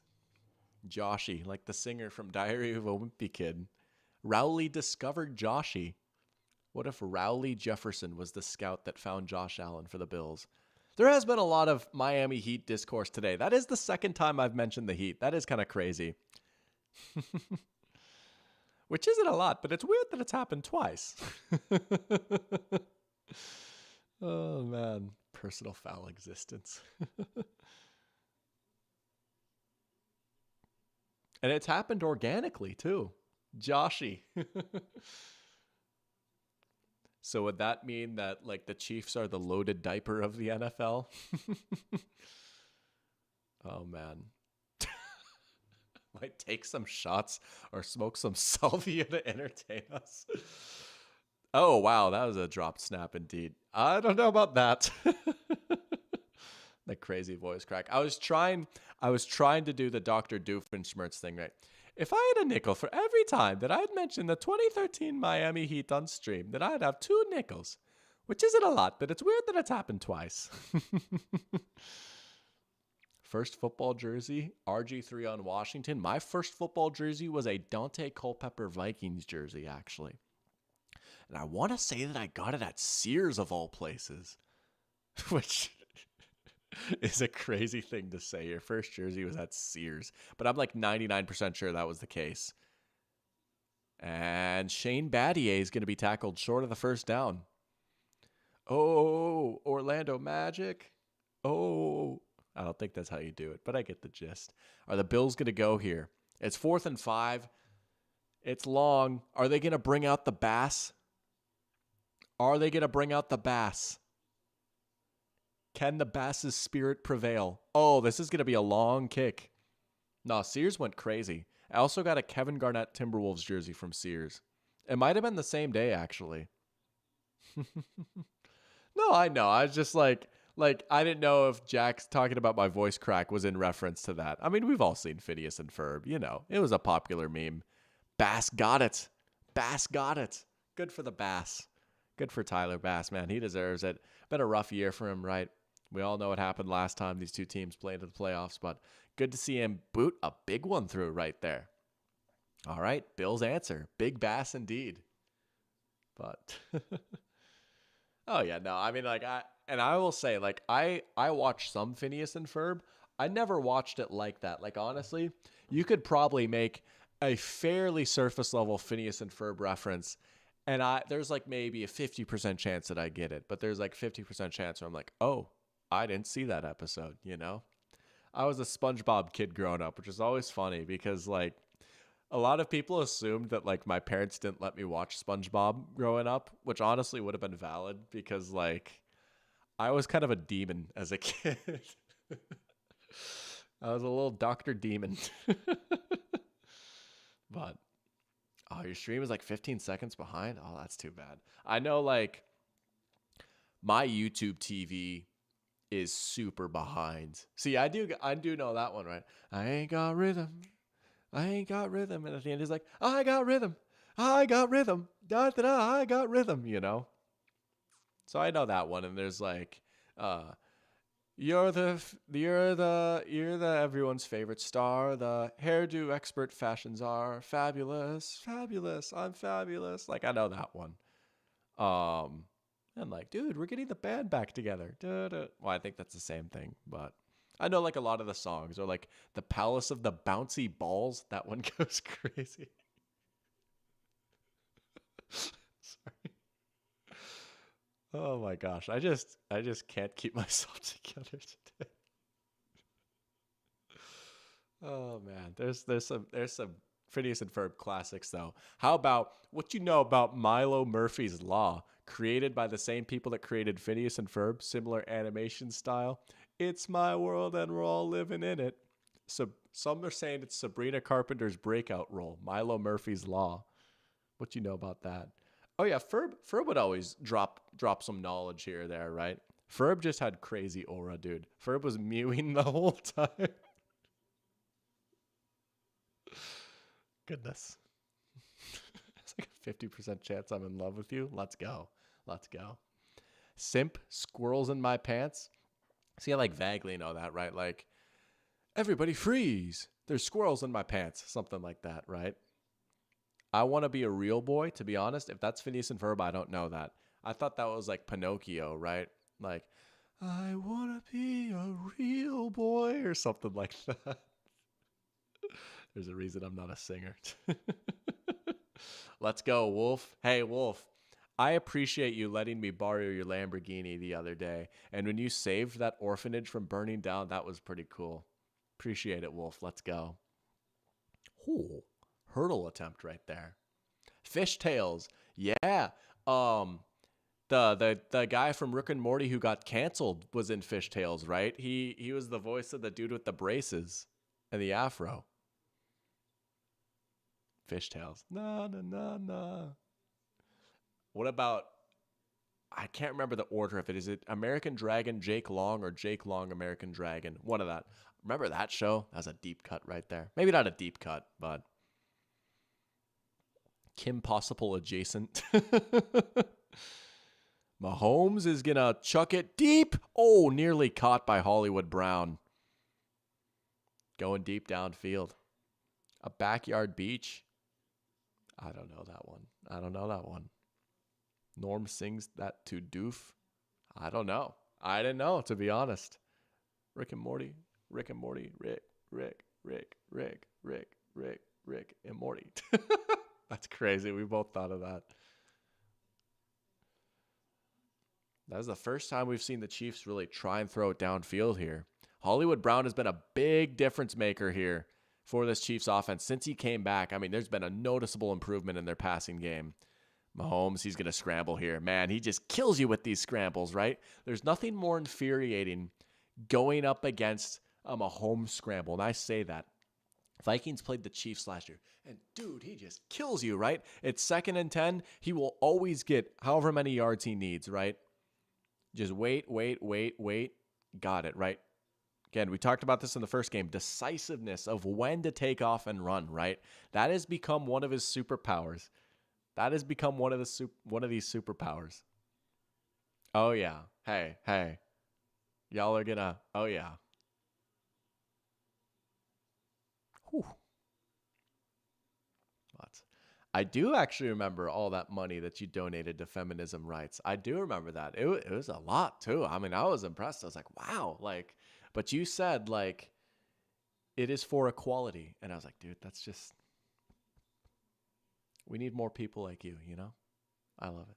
But Jake Long, American Dragon, has one of the best theme songs ever. You know what's funny? I don't remember the theme song. I was pretty young when I watched that show. I remember watching it with my sister. I've never gone back and watched it again or anything, but I remember they changed the design of the characters too, and that was a whole thing, right? Oh yeah. Never heard of American Dragon before. A singer I made a cover of the opening. Really? That's sick. Let's go. Oh yeah. Hey. I believe, Jack. I believe. Just trust the process, right? Hey. Here we go. Ryan Asty's favorite Key and Peele sketch is Consequences, where he's a piano fell on my head. Second favorite is Prepared for Terry's. Oh, Prepared for Terry's is a classic. We're going to dlax his sklunks. I actually haven't seen Consequences, which is funny. A few months ago, I was actually on a bit of a Key and Peele marathon. I have not seen Consequences. There was a Kung Fu Panda show. Was that on Nick? That gives Nickelodeon energy right there. Gotta be, right? A Kung Fu Panda spin-off show. Was it Poe and Master Shifu or something, right? They had their little spin-off adventure.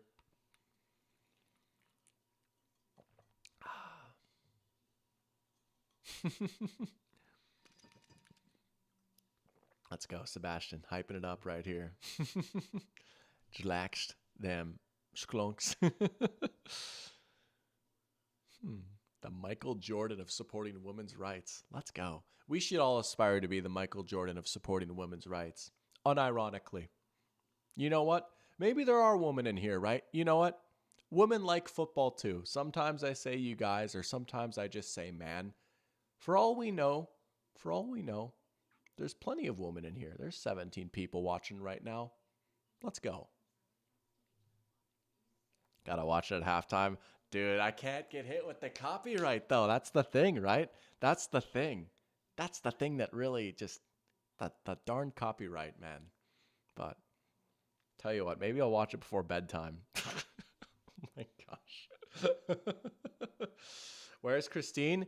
She was in Athens for a little bit. She was over with her friend. I think they were getting dinner or something. She's probably back home at this point, but sometimes she pops in and says hi. Sometimes she's lurking in these streams, honestly. For all I know, she is watching right now. She has been a bit of a lurker sometimes, but she'll pop in and say hi, right? But I was telling her about the magnitude of this game. We saw, they were showing a replay of Bills Chiefs at Longhorn yesterday, and I had to stop myself from spending 10 minutes explaining why the Bills-Chiefs 2021 game was one of the greatest things of the 21st century. I was like, it's just a really big game. Jack met a girl in one of his classes last week who's a depressed Giants fan. Women get just as invested as the boys. Oh, absolutely. Oh, yeah. Christina's getting really into the Falcons, I got to say. Watched a lot of Falcons games this year. She's got some Falcons merch. Oh, yeah. Big time. Big time. Wow, we got a little Whopper song in here. Got a little Whopper song. Oh, geez. I don't even, is that Christian Benford that got hurt? Dude, you know what's crazy? Like, I just completely missed that. That would be a massive blow to Buffalo, too. And it did not look good. I mean, he did not look like he was in a good state at all. Man, that's a bummer. Here comes some pressure. Mahomes might get crunched. The ball's out. The ball's out. And, oh, my gosh. Oh, and there's a flag down, too. Here we go. Here we go. Here we go. So Mahomes got crunched. The ball came out. Couldn't quite tell who got it. It looked like the Chiefs might have been able to get it. It's Bill's ball. But brace yourselves. Hold on. Here we go. There is a flag down. Buckle up. McDermott is clapping. Let's see. It's offsides. It's offsides. And it's not going to count. And the Chiefs get a first down. Oh, boy. Here we go. Man, Ed Oliver jumped off sides. Man. I would like to see a replay of that to determine if he jumped it perfectly or if he was actually off sides. I don't know. We saw one replay. We will see plenty of clips of it posted, though. That is for sure. And then the Chiefs answer with a Kareem Hunt, 13-yard run. Man.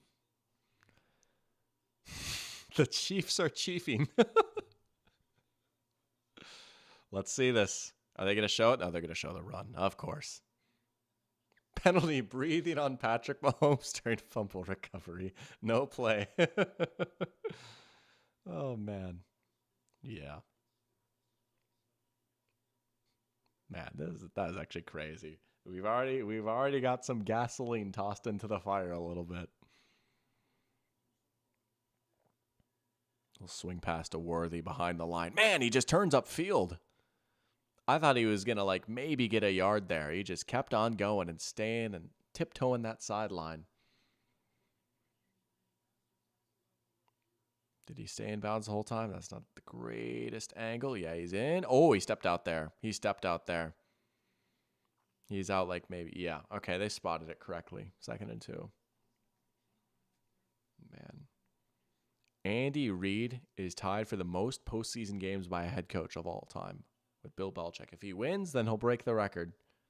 That's crazy. Oh, my gosh. They fumbled again, and they get it back. Or did they? No, the Bills got it. Ball don't lie, they said. Ball don't lie. The Bills get it back. The Bills get the ball back anyways. Another turnover. Well, I say another. They just showed. Yeah, it's just a bad exchange. A bad exchange. Not on the same page. Is he keeping it or is he handing it off there? Bills get it. There we go. All right. Well, either way, regardless of whether he was offsides or not, right? Regardless, the Bills get the ball anyways. And maybe, just maybe, we will be safe from the rigged allegations. But here we go, right? Man, again, it looked like everything was coming up Chiefs after the first set of drives, right? But this is how this game is going to be, man. Neither team is going to be able to pull away. I really don't think so. This game, I don't think this is going to be more than a 5-point game. I really don't think so, right? Here we go. Here we go. Gabe saying, I wonder who was selected over Ed Oliver in the 2018 NFL draft. That's a great question, and now I feel like I should look it up. I know there was a few, for sure. He had like first overall hype like going into the year, and then obviously that didn't happen. But Ed Oliver. Would that have been the next year, maybe? Yeah. Okay. 9th overall. No way. TJ Hawkinson at 8. Yeah. How's he doing these days? Josh Hines Allen. This was an interesting draft class. This was a very, very interesting class. Some good players in here. But, yeah.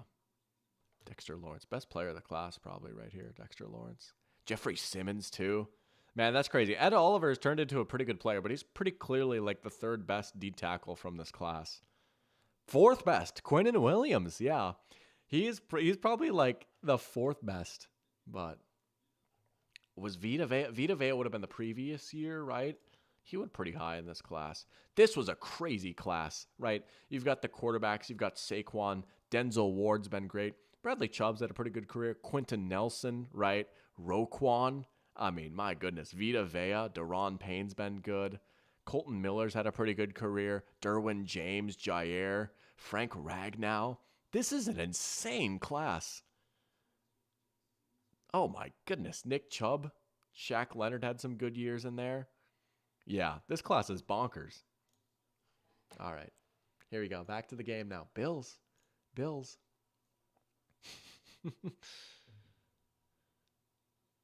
Good run for James Cook, bursting through. First down. Nice little 10-yard run indeed. Oh, yeah, good, honest 10-yard run. LJ Collier. Oh, man. DK Metcalf. Yeah, he was in that class. 2019, right? Yeah, him and A.J. Brown. Both went in the 2nd round. Probably see one more play here in this quarter. We got a little bit of a stoppage here now.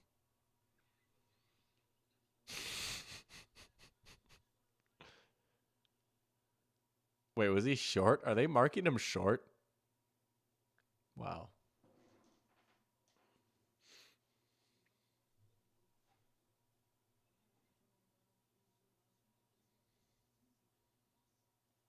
Oh, should be able to just pick this up though, right?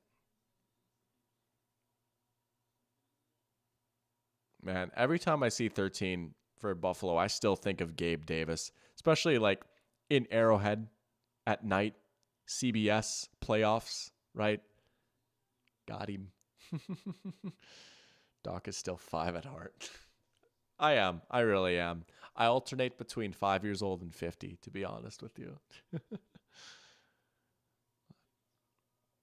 Lion says, I hate on the Chiefs as much as the next guy, but you can't undermine your hatred with silly accusations.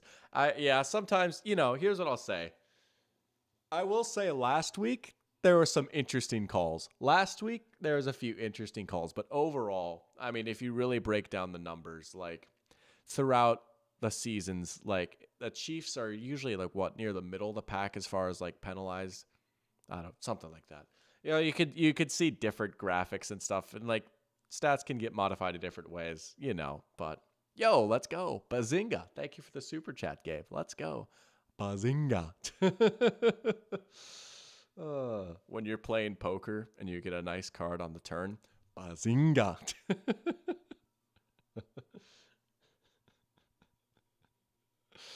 Oh, man. Wolf says in an alternate universe, the Chiefs took David Njoku in 2017 and the Josh Rosen in 2018 and have a dynasty with Josh Rosen. Oh, the Rosen and Njoku connection goes crazy. Some are saying David Njoku could get 19,000 yards in a game. That's a lot of yards, David Njoku. Jack says, I still can't believe I dropped 50 last stream. Dude, neither can I. I mean, I seriously, like, that was... Obviously, I appreciate it, that was crazy. You were a man of your word, though. You stood on business. You said, if the Eagles win, I'm going to do it. And they did. So, dude, that was honestly crazy, though. I got to give a live like for the Bazinga super chat, though. Bazinga. The flags are game changing. Oh, they are. I mean, see that, like, you can go back to like a flag and say, like, this completely changed the game. And that's true. I still stand by my take. And you know what? I will welcome the tomatoes for it, right? It feels that way with the Chiefs more than any other team. The same reason why it felt that way more with the Patriots than any other team. And if you want to shoot the messenger, that's fine. But the reason it feels like all these things like swing in favor of the Chiefs and why like they get these breaks is because they're always winning, you know? Like this is the same exact conversation about the Patriots back in like the 2010s. The Patriots got lucky. They got all the calls and like the refs helped them and stuff. It's just they kept winning, you know? And like I was like, yeah, like 2035 when the Titans are like playing in their fourth straight AFC championship game, like, man, now the Titans are getting all the calls, right? You know, I don't know. Maybe not, but that's my opinion on that matter. Yo, as promised, anything for clicks coming through with the eagle emojis. Again, big win for the Birds. They get to kick back and watch this game now, right? Their ticket to New Orleans has already been punched. How about the Eagles hanging 55 in the conference championship game? Pretty awesome. What a game for the Eagles. They're looking primed, and you'll be happy to know, right? You know, someone asked me, like, about the potential matchups between the Eagles versus either of these two teams. I think I would favor the Eagles, to be quite honest. I think I would favor the Eagles. But they were talking about David Njoku, the Chiefs Christmas movie. Really? Dude, I got to watch that. It'd be kind of weird to watch it now in January, but I do got to watch that. Oh, man. Probably earned enough to help pay for my cap situation. Nice. Yeah, dude. Ladd McConkey might not be coming back. Dude, I would be sick to my stomach, dude, if I end up losing Ladd McConkey because I don't have cap space. Allen, time to create. He's going to roll out now. Does he have a crazy throw in him? No, he's going to throw it away. That's a jump ball for Coleman. I thought he was throwing it out of bounds. Got knocked away there. I think Gandhi said that. Oh, man, that's awesome. Bazinga. Oh, we got a flag down. Let's see.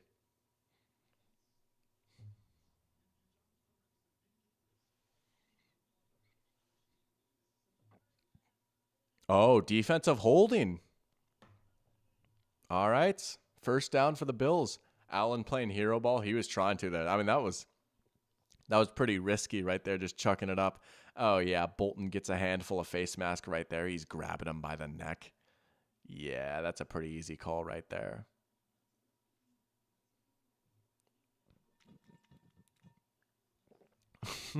We got the Fred Warner thing coming. Oh, man. Bills in plus territory. Oh, here's Ray Davis. He's been a real nice contributor for this Bills offense here in the playoffs. Man. He's been a nice second option in the backfield. And then Ty Johnson emerging as like a really good receiver. Ty Johnson has been a great receiver for Allen in like his scramble drills. Like I swear. And I went back and I watched some Josh Allen just for fun this week, right? Watching him against the Lions, dude, watching Josh just run around. Ty Johnson always seems to know where to go. Josh can just sling it like 20 yards downfield to him. He's a running back, so obviously he's good after the catch, right? Man. Swing out to Shakir. Oh my goodness. Justin Reed ready for that one. That felt like the first game, right? Eagles going up against these Commanders screens. Man, Justin Reed just going downhill right there. Great play, great tackle in space. Shakir's a guy you want to get out in the open field. He's so good after the catch. He's just a good guy to hit on like drags and slants and screens, but Chiefs are ready for that one. Now, all of a sudden, big 3rd and 9. Big 3rd and 9 now. And Arrowhead is getting loud. The crowd is getting into it. There's Steve Spagnuolo. You wonder if it's 4-down territory for the Bills, depending on how this 3rd down goes. Chiefs are going to blitz. Allen got him. First down. Allen standing up to the blitz. They go to Amari Cooper, and dare I say, you could hear some cries of Coop. It is a dangerous game blitzing Josh Allen. It really is. He might be the best quarterback in the league against the blitz, right? Because not only can he stand in the pocket and find his answer quickly, right? They're going to bring pressure. He doesn't even need to run there. Ty Johnson, the running back, does a good job picking it up, right? He's got a clean pocket. Even with the blitz, he gets it out quick. But even if he doesn't, right, few are better at just like drifting out of the pocket, and I'm either taking off or I'm going to throw the most outrageous pass you've ever seen. Oh, the ball's out. Allen gets it back. Man, Chiefs nearly got it there. Whew. Wolf says, when I see Josh Allen, I immediately just can't contain myself. Jack Tony Romo. Let me try and read that in the Romo voice. Oh, when I see Josh Allen, I just immediately can't contain myself. My Romo, the voice itself isn't the best. The mannerism is okay, right? Just, oh, Jim, every time I see Josh Allen, I just can't help but not contain myself. Oh, man. Garrett with a good question. We'll get to that here in a sec after the 2nd and 20, but if there's a team that I could Thanos snap out of existence, who would it be? If there's one NFL team from Kansas City. Oh, didn't even read the whole question. Oh, man. I had the Romo voice for the first 3 words. I'll take it. I just need to workshop it a little bit. Josh Allen. I don't know. It's all right. It could be better. 3rd and 13. Oh, they got it. It's Shakir. First down. Here we go. Could this be the Khalil Shakir game, right? A couple years ago in the epic game, it was the Gabe Davis show. Could this be Khalil Shakir's moment right here? Could this be Shakir's moment? Jack is saying, we'll see. We'll see if this actually happens or not. No, it's a touchdown. No. Allen is dealing right now. What a drive from the Bills. Bills take the lead. Allen locked in on that drive. Cook takes it in. Nah, Allen played great on that drive right there. Some great throws.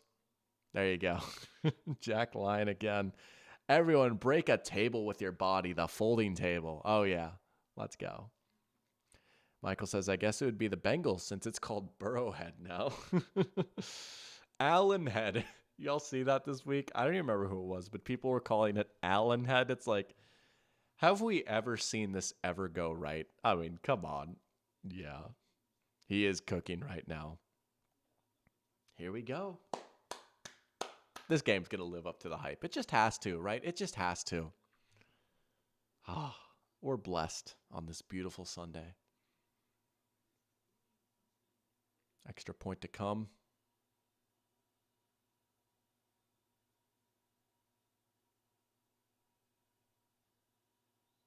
Got it. Here we go. 10-7. The Bills... Bills lead by 3.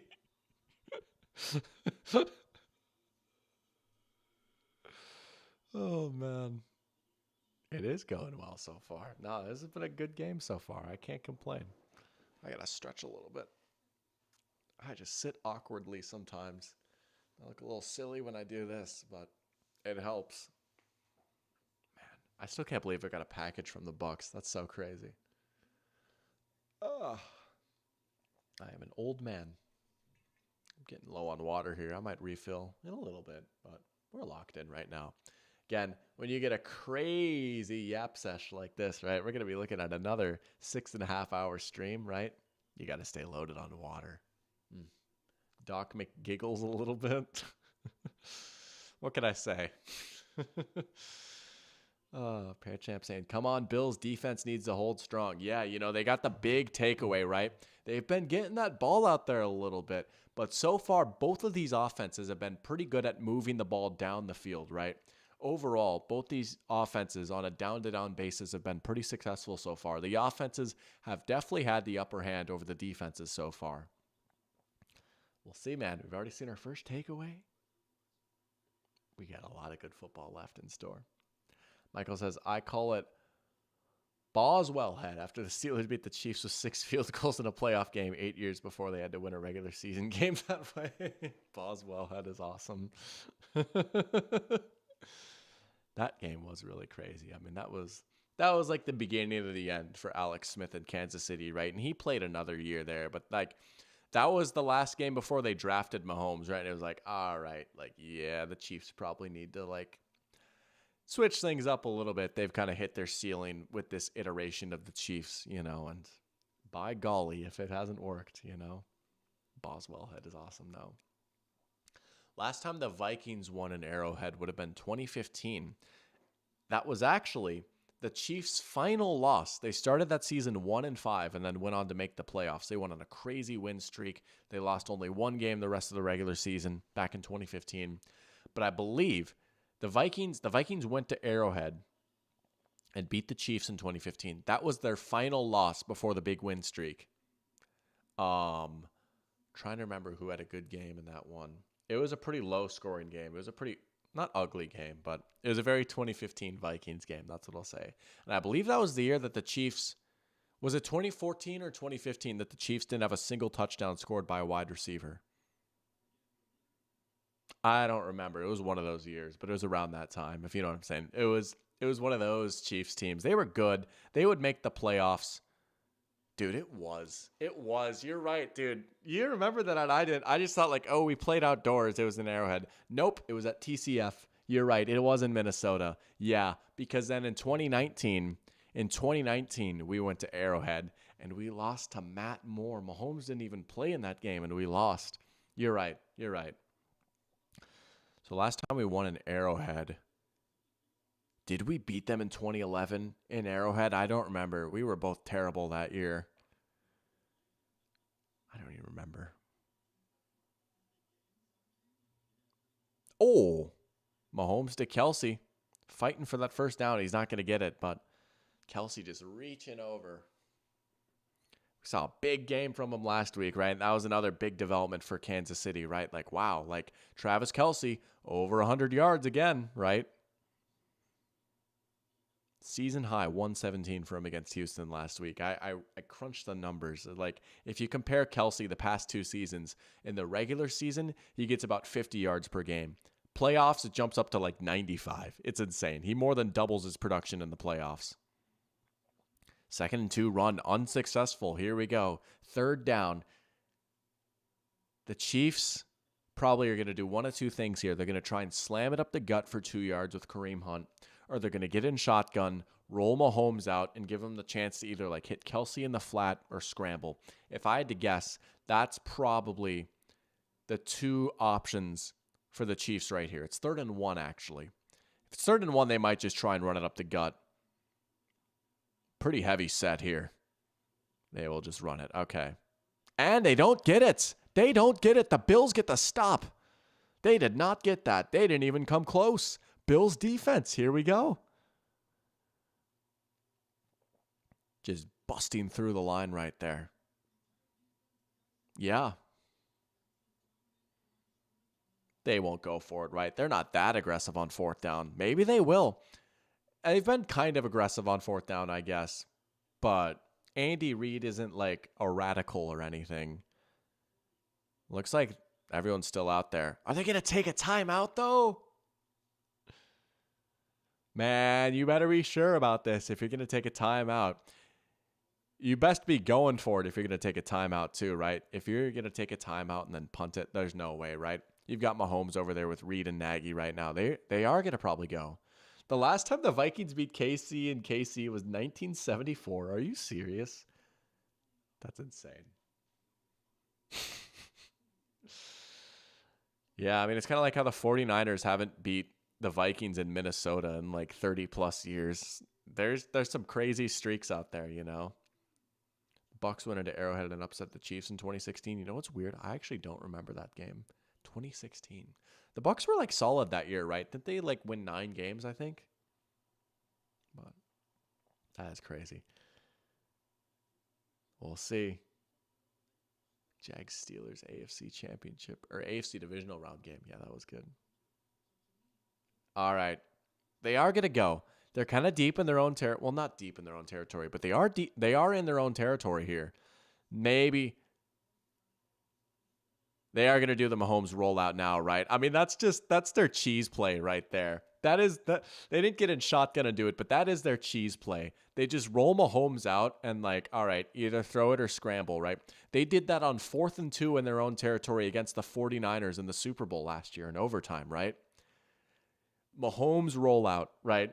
Very Shane Waldron-esque. I mean, not really. It's a different idea, but you know what I'm saying, right? But like, I just wanted to say Shane Waldron. But that is their sweat play when it's like, we need to try. We need to get this. Like, that's what they'll go to over and over again. Nothing on the ground right there. Bills' run defense has looked pretty strong since that first drive. Mahomes really is their best running back. No, I'm going to say another nice thing about Patrick Mahomes. He is like underrated as a scrambler, honestly. Like he is one of the best scrambling quarterbacks in the league. And again, it's not even like he's blazing fast, but I like that tweet by Tej Seth, like, whereas like Mahomes is like X+1 faster than the nearest defender. He's just always just a hair faster. Here comes a blitz. Worthy in space has got it. He's trying to be Tyreek and like scamper back and then like juke and stuff. They get the first down though. They blitzed them. The Chiefs had a quick answer right there. Hey, KOC, take notes. Imagine Justin Jefferson doing this. Wouldn't that be nice? Anyways. It's how you beat a blitz, right? It's how you beat a blitz. I'm just saying. Hey, am I wrong? Oh, man.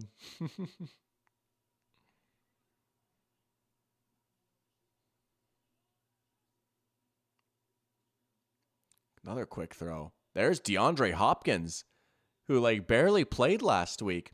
His usage has kind of been ramping down a little bit here, but getting him involved here early on. I say early on. That clock is ticking, right? Here we go. Long possessions, right? These offenses are obviously playing well right now, but the final score might not fully reflect it. But Hopkins, another quick answer right there. That Shane Waldron stuff, dude. It's such a great bit. It's so funny how Shane Waldron has become one of the most notable figures on this channel. Pacheco, nothing. Yeah, the ground game is just not there. The Bills' run defense, man, they have come to play in this playoff run, right? You know, I was a little worried about it against the Broncos too, but they just have dominated up front. Yes, Derrick Henry and the Ravens run game got going a little bit here in the second half last week, but overall, right, they accomplished their mission. They hemmed him in. They didn't let him go off like he did last time they played. Now here we are, right? Hunt had a good drive. Nothing since then. Absolutely nothing since then. The run game has not really been a viable option here for the Chiefs so far. They're going to go back to it anyways. There's angry legs, Pacheco. Ball comes out. He was down. That's like one of their better runs, right? Like in this first half, was that Pacheco, like 5-yard run. 3rd and 4. Now they'll put the ball in Mahomes' hands. They're not going to run it here on 3rd and 4, right? That has been what has made this Chiefs offense go. They get into 3rd and 4, 3rd and 3, and then they've been historically great on 3rd down. You know, almost like 3rd down, being great on 3rd down, relying on 3rd down. Statistically, you can say it's unsustainable, but they've always been great on 3rd down. You know, they've really leaned into it for better or worse. They're going to call another timeout. Oh man, classic Andy Reid right here, burning through their second timeout already. They've got one left here in the half. I guess they didn't like what they saw, weren't sure about what they were going to run there, right? It is a big 3rd down here. Who gets the ball to start the second half? It is the Chiefs. The Chiefs do get the ball to start the second half here. But another timeout burned. Man. I'm feeling Kelce here on this 3rd down, right? He has 1 target so far, I think. They got him on that nice little back shoulder throw out towards the sideline. I think you might look Kelce's way here again. Big matchup, Kelce versus these linebackers, right? Milano, Terrell Bernard, right? Not last time, but when these teams met in the playoffs last year, Kelce kind of went crazy. The Bills were super banged up at linebacker. They had like 35-year-old A.J. Klein who would like come out of retirement to play for the Bills guarding Kelce. Kelce feasted, right? There he is in kind of a tight alignment, kind of like not quite tight end stance, you know. Maybe that wasn't Kelce. Maybe that was Noah Gray. But Worthy, you got to be careful there. He almost cut back too far, but Worthy's got the first down. Sebastian hath risen. Let's go. Saying, wait, what did the refs allow? Why did the refs allow a touchdown to be scored on the Chiefs? Oh, we got another flag. It We do got a flag, Tony, as Swaggy was saying. Hold on a second. Mahomes is ponying this way. We'll see.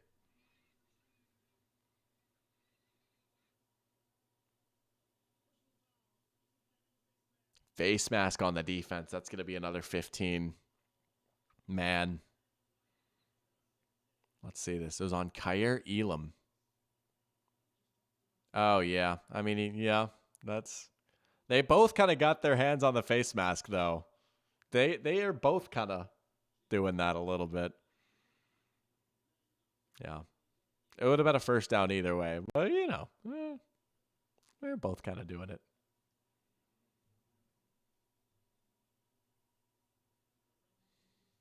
Well, now the Chiefs are well in the red zone. They're circling Hollywood Brown at the bottom of the screen there. They're going to go to... No, it's not Hollywood Brown. It's Worthy diving for the touchdown. Chiefs get 6 back. There's the rookie out of Texas. They just got him on a little out route right there. Get him out in space. He dives in. Speed coming in right there. That has been how they've used his speed, right? There was a lot of talk about the deep ball coming back to Kansas City. They wanted it back, right? With Worthy, with Hollywood Brown coming in. But ultimately, Worthy has kind of been like an advanced gadget guy a little bit, right? It's a lot of end arounds. It's a lot of screens. It's a lot of designer stuff. And just getting him out in space and using his speed that way, as opposed to just like having him run 50 yards downfield, Hasn't been a whole lot of that for him in this offense. But they've found a way to make it work.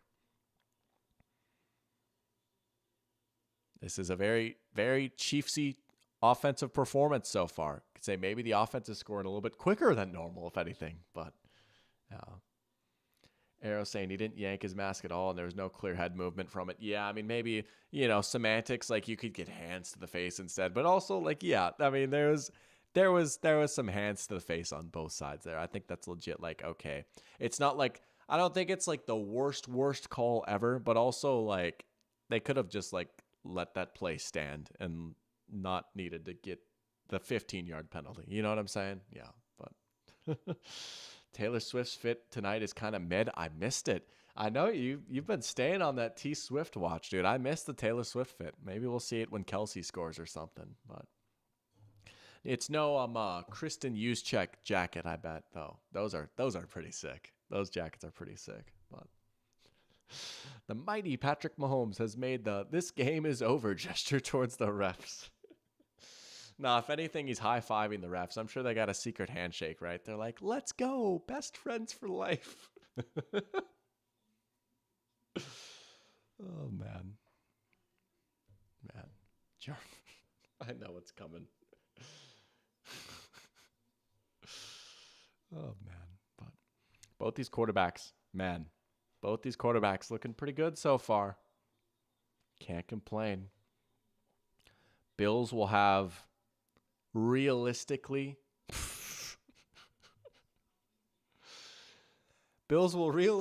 probably have one more possession here in the half, right? Again, I think if you're Buffalo, you want to try and call this drive to get the last possession of the half, to be honest. Why did you say when Kelsey scores and not if? Okay, if Kelsey scores.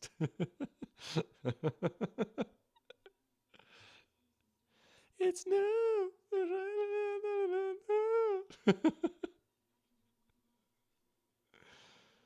Oh my gosh. Today is the day that Doc loses his sanity. No, the day I lost my sanity was Vikings-Lions week 18. That was a special crash out right there. That was special. You could see me ascend beyond reality in that game. I was Doc McScary. Oh, man. Do I know something we don't? Dude, I've got the script, to be honest. Travis Kelce's going to score a touchdown in the third quarter.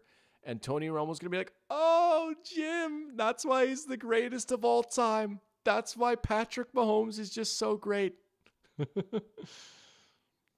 I am leaking the script. They booted it through the end zone. Oh, kick it in the landing zone. Just do it. Just do it. Just kick it in the landing zone. Wow. Wow, the promo goes crazy. They're doing a promo for the premiere of Watson, a CBS original. And what do you know? They're showing Justin Watson and Jalen Watson. Wow. They are using players as advertisements. They are using players as advertisements. That's insane. I have never seen that before. They're promoting the show with players with the same name. Joshy looking deep, kind of. Oh, nearly caught by Knox. Or was that Kincaid? It was Kincaid. Doc is an NFL ref in disguise. Penalty. The original crash out was the Rams versus Vikings for the first McDonald's stream. That was a good one, too. Yeah, that was a good one. Yeah. I was like, well, it's over. It's 2016 all over again. Oh, and it's an illegal formation to boot. They got the Bills with the illegal formation again. Is it the same guy, I wonder? As Michael would say, take a drink. They're going to decline it, but that's a nice little callback to week 1, right? The Ronnie Stanley illegal formations. Simple 5-yard screen pass to Hollywood Brown. Oh, Jim, just what a pass by Mahomes right there. Just the way he gets it out with timing. Be 2nd and 10, though. They'll just let the play stand.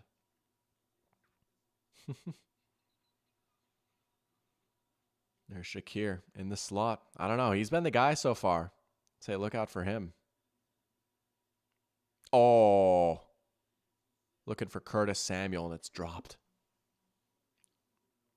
3rd and 10 now. Man, quick 3 and out would not be good news for Buffalo.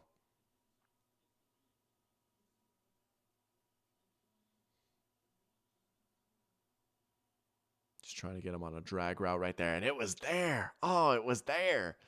Maybe not the best ball by Mahomes, but Samuel could still secure it, but a better ball. And that's like a 20-yard play right there. Oh, some yards left on the table. Here we go. 3rd down. Average yards to go on 3rd down has been 6.8 for the Bills. Wow. Karlaftis coming off the edge. Allen's going to create, and he's just chucking it. There's been a few of those instances where Josh is just kind of chucking it downfield. Good coverage there by McDuffie. McDuffie versus Keon Coleman. That's a fascinating matchup. Keon has a huge size advantage on him, but McDuffie in his hip pocket right there.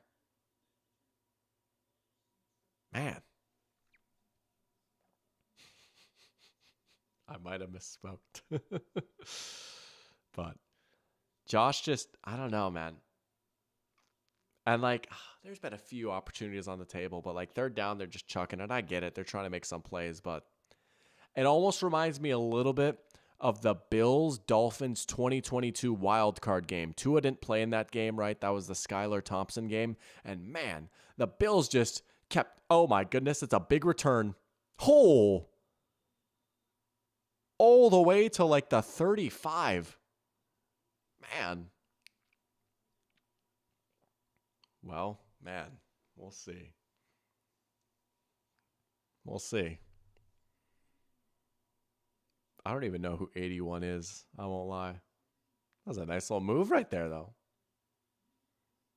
They didn't run it at all. I know that, like, they've kind of gone away from the running game a little bit. Allen has 15 attempts, right? Compare that to last week. Allen had like maybe 9 attempts at this point in the game, right? They have not been running the ball nearly as much. That is a very good point, Arrow. You think maybe they could have tried at least one run on that drive. But it reminds me a lot of that Bills-Dolphins game. Bills just chucked it downfield so much in that game, it felt like. They ended up winning, but it was just a very impatient approach on offense. But Sebastian's asking, do you think that Tony Romo sees Patrick Mahomes in his dreams? And if so, how often? I'm going to say 5 times a week, probably, because he doesn't dream every night, right? But like, on average, probably 5 times a week. You know, like sometimes you have dreams and dreams have different parts, right? You can have a dream and have one scene and then it just completely switches. Like there'll be some nights where Romo dreams, but there's no Mahomes. But then there'll be like super Mahomes nights where Romo has like 3 parts of a dream and Mahomes is in 2 of them, or even all 3 of them. So it averages out to about 5 times a week. Wow, poverty franchise for the Bills. We'll see, right? There's a lot. Oh, nice. I like your vision. Oh, Kelsey dropped it. Kelsey dropped it. Oh, Sebastian, just you wait, saying that they need to bring in Shane Waldron and Brandon Staley. Just you wait. Just you wait. Man, that is going to be epic. Gonna have way too much fun with that. All right, 3rd and 5. It's only the third down faced by the Chiefs here in the first half. That's true. Yeah, sometimes you don't remember them. But every time Mahomes is in there, Tony remembers. Tony always remembers. Oh, is it picked or caught? Is it picked or caught? There's a flag down. They're saying it's caught by the Chiefs. Worthy fighting for it. The rule is simultaneous catch goes to the offense, right? That was the Hail Mary rule right there. It was caught by Worthy somehow. That was just a prayer ball by Mahomes. We'll see about the flag. Man. But Mahomes just got out of there. He chucked it up. It's holding on the defense. They're going to decline that. Play is going to stand. It was on Damar Hamlin going up against Kelsey. Yeah, he wraps him up there. But Mahomes just under siege, under lockdown. Man, that could have easily been picked. Worthy somehow able to just pin that against his shoulder pad almost. I mean, there's no way that should have been completed. I don't know how Worthy was able to come up with that ball. End around to Worthy. Oh, he gets crunched. Greg Rousseau. They're trying to get Worthy another touchdown. They're clip farming with him. Garrett asking a good question. When are we getting the good Dr. T Swift cover album? Ooh. If Kelsey scores, I'll do a Taylor Swift cover. How about that? If Kelsey scores, I'll think of a Taylor Swift song to cover here real quick, because we might be seeing one soon. Penalty, trying to make Nance and Romo talk about a subject other than Mahomes. Oh, we got a challenge? Did McDermott throw a challenge?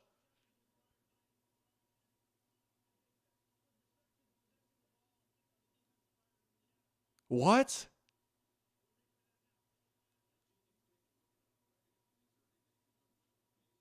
Wait. Whoa, and they just challenged the play after they ran another play? Hold on. So the Bills are challenging that play, right? But they didn't stop. I guess they just missed it, and they're going to go back and be like, nah, someone saw that he threw the challenge flag before the ball was snapped. So that down just doesn't count. That Worthy end around just doesn't count, I guess, right? Because they said they're going to go back and then replay the down. But they're challenging the play that happened before that. He must have, right? He had to have. But do one anyways. Do 6 of her songs if Kelsey scores. I like that. No, because I got to think of one, right? And I already burned my Cruel Summer, which I don't even know the lyrics, right? But I was like, it's new, the shape of your body, or something. No, it's blue, the shape of your body, it's new.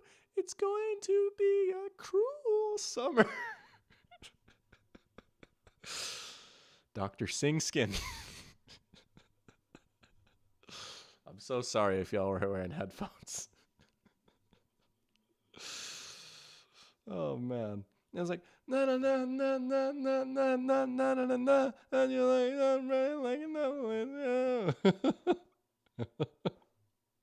Dr. Pigskin mixtape would go crazy. I'm the goat like I'm Brandon Staley. I'm nice like Swaley.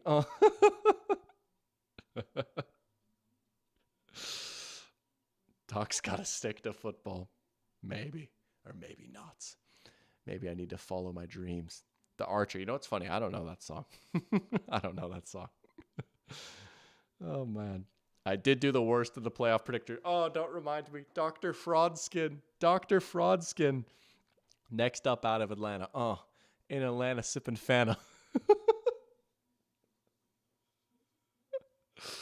Oh my gosh. I'd stick to being a doctor. Yeah, unfortunately, unlike the rest of my family, I'm not a doctor. I'm an internet yapper. And they're very proud of me. They are. But oh, man. Let's see. What are some other Taylor? I mean, there's It's a Love Story. Baby, just say yes. Uh-oh. Uh-oh. See if this challenge has changed. Yeah. I mean, I would have been genuinely shocked if they would have reversed that, right? It's so hard to, like, overturn that, you know? And it's tough because it looks like maybe one of the Bills players gets there first, but Worthy is able to just keep fighting as they go to the ground. And eventually, just somehow momentum carries the ball, like, onto his shoulder pad. Simultaneous catch goes to the offense, you know. Man. Lion with a good question. What is my job? What do I do? My day job is I write for a newspaper. I'm the journalist for the newspaper here in Cleveland, Georgia, which is located in White County, Georgia. Georgia has a lot of counties. We're a weekly newspaper. We publish once a week. And I cover the county government. I cover the government of the city of Helen. And I do, like, features and human interest story. I am a newspaper writer. And I actually got my start in newspaper writing sports for the Oconee Enterprise, which if you see, I'm trying to, like, behind me, that little, like, framed, that was my first ever, like, article that I wrote for the Oconee Enterprise. So that is my day job, is I write for a newspaper. And I gotta say, it's pretty fun. It's a good time. But Pacheco grinding, trying to get a little bit closer. But we're grinding on this too. Believe me, we're making things happen with this. But good question. That is my day job. Yeah, that'd be crazy if this was the only thing I did. I do not make anywhere close to enough money to have this be, like, my career yet. One day, that would be pretty nice. And that is, like, a genuine goal of mine, is, like, make a living off of this. But for right now, you know, I went to the journalism school at UGA and everything. That's how I ended up here in Cleveland, Georgia, right? As I got offered a job here. And so, yeah, there you go. Yeah, bro, you can tell. Oh, man, but appreciate it. The pig tape, that's awesome. The pig tape would go crazy. Yeah. Saying maybe the ball hit the ground. That's not a catch. It looked like maybe the point of the ball might have hit the ground there. Yeah. I don't know. Anything for clicks? Kicked.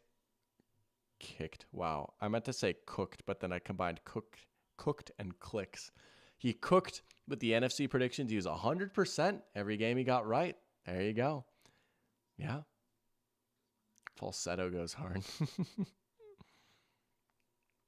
Must be nice getting to talk to people without having to shove a giant camera in their faces. Yeah, that is true. Yeah, I suppose, right? The different like aspects of different parts of media, right? That totally, I didn't even think about that. It is probably a little bit easier for me to just, like, hey, can I talk to you real quick? You know, and I won't lie. Like, oftentimes I've got, like, a notepad, or I'll, like, pull up my phone and pull up voice memos, and people usually know what's up. But yeah, it's a lot easier than, like, when you got the big camera, like, all right, also, like, I need you to, like, line up here, and let me just white balance this real quick, and also, like, make sure that you're facing this way because we want enough, like, look room and stuff like that, right? So, dang, yeah, I didn't even think about that, dude. I just, like, you know, it's funny. I've started watching the news. Christine and I have this new Saturday night tradition where we will watch the news and then we'll watch SNL.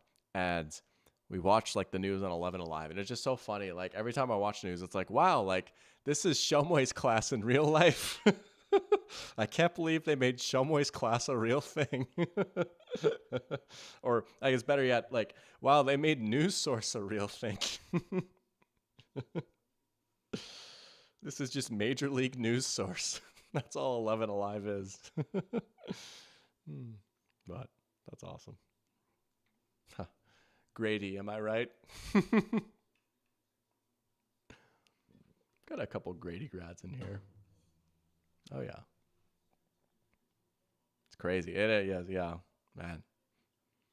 I was thinking about that the other day. I was like, man, like, I really used to be in school, you know?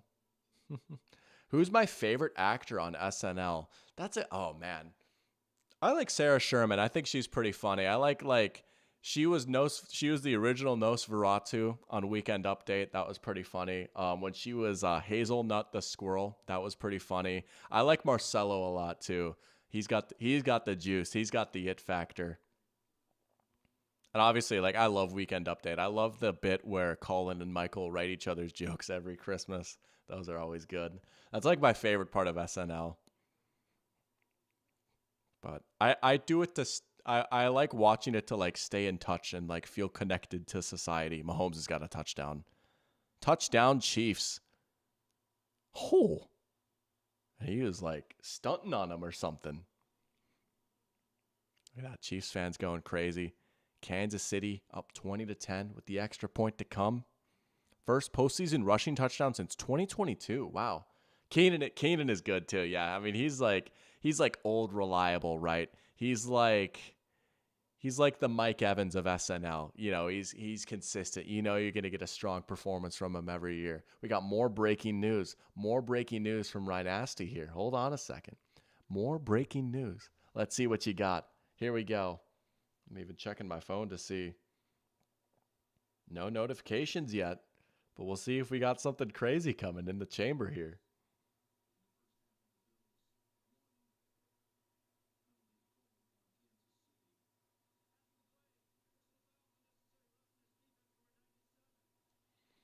Bears are hiring Dennis Allen as their DC. That was the rumor for a while, right? Not a bad move. I kind of like that, right? He has a proven track record of being a good defensive coordinator. He was great with the Saints for a long time, right? Think about how he was able to resurrect some of those bad Saints defenses, you know, kind of like around the end of Drew Brees' career, right? So, not a bad move. I kind of like that. Oh, we got a little activity going on right there. Kelsey maybe selling it a little bit. Man, Chiefs, quite the run right here. 2 touchdowns in the last 2 minutes. Extra point is up. Oh, he barely snuck it through. Barely snuck it through. But are they going to assess that foul on the kickoff, I'm assuming? But Bears hiring Dennis Allen. Swaggy says he likes Chalamet being the musical guest too, doing the Bob Dylan songs. That was pretty cool, I will say. Oh yeah. Shout out Bob Dylan. Shout out the Twin Cities, right? Oh yeah. I need to watch A Complete Unknown. I actually haven't seen that movie yet, but you know, I was pleasant. I was like, okay, like yeah. Timmy killing it a little bit. Bears getting their guys. Yeah, no, I got to give him credit, right? I was a little skeptical. I was like, we'll see how Ben Johnson, the head coach, is, right? And again, we won't know who any of these guys are. Like all this right now is just like a vibe check, right? Like vibe check. I was like, we'll see, right? But he's building a pretty good staff right now, you got to say. He is building a pretty good staff. Good question from Sebastian. What am I doing at halftime? I have no idea. I've already done some grids. I could do some more. I don't know. I could do something else though, right? Halftime. We'll have like 10 to 15 minutes to do something. That's a great question. I should probably start thinking about that soon. Halftime is coming.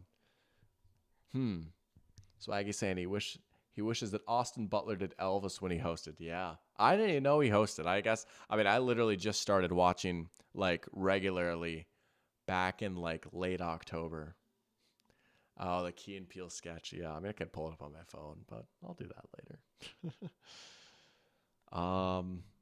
I don't know. Maybe there's like a Sporkle quiz I can do or something. I'll find a Sporkle quiz. How about that? I love me a good Sporkle quiz. We'll get one of those pulled up for halftime. Oh, Sebastian's got one? Say less. All right, we're going to do Sebastian's Sporkle quiz. Absolutely. We'll do that. Easy as you like. There you go. I like your thinking.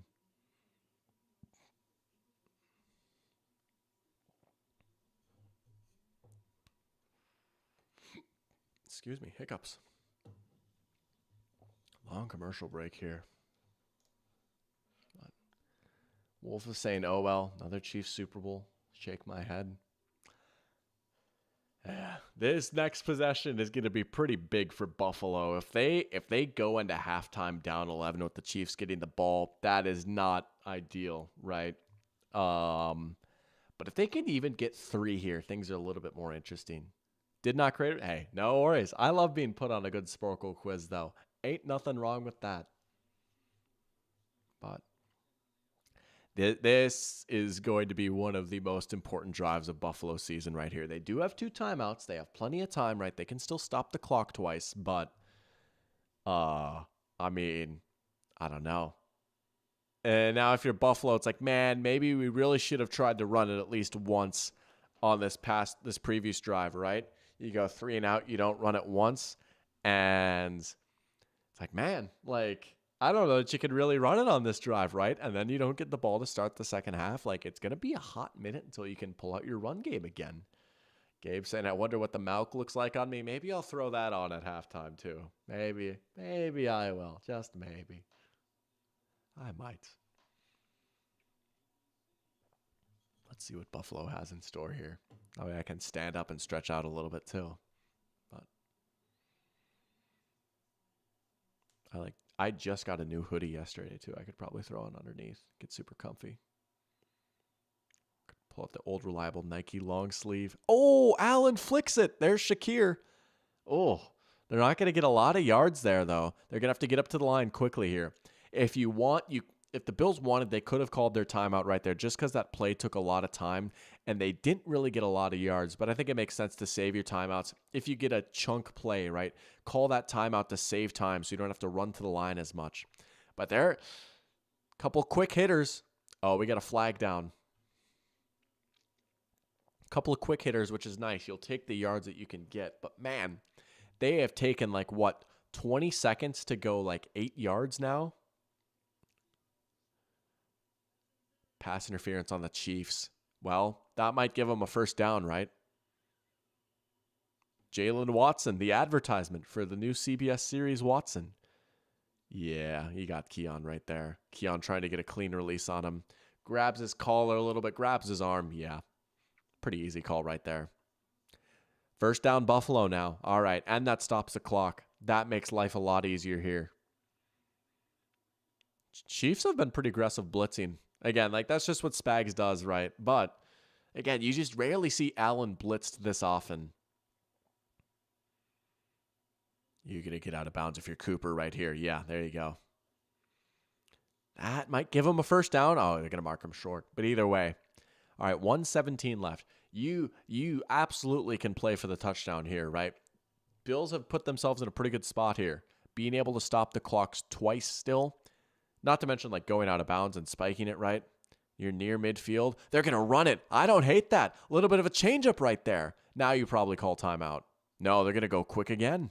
But they got the first down. You could have called timeout there. Again, you can't take them with you. They do have a ways to go, though. Still got a minute. They're going to run it again. Wow. All right, 2 straight runs. You might want to use a timeout at some point.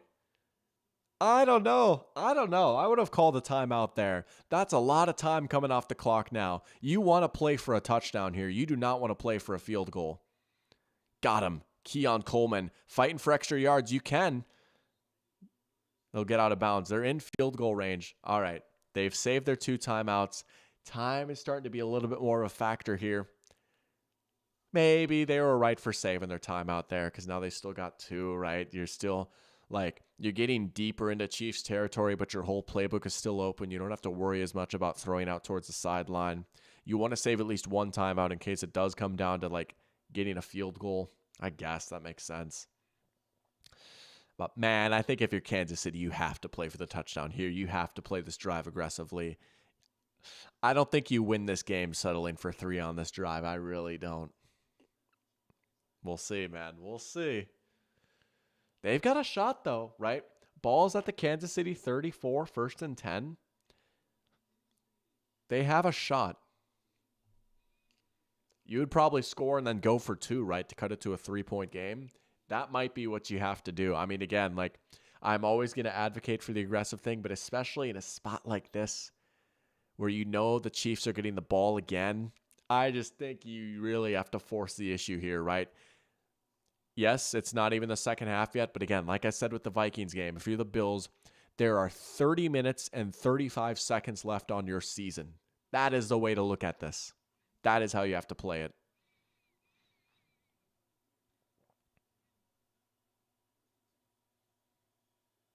Allen's going to create. You just got to throw it away. Yep. There you go. All right, that took off about 6 seconds.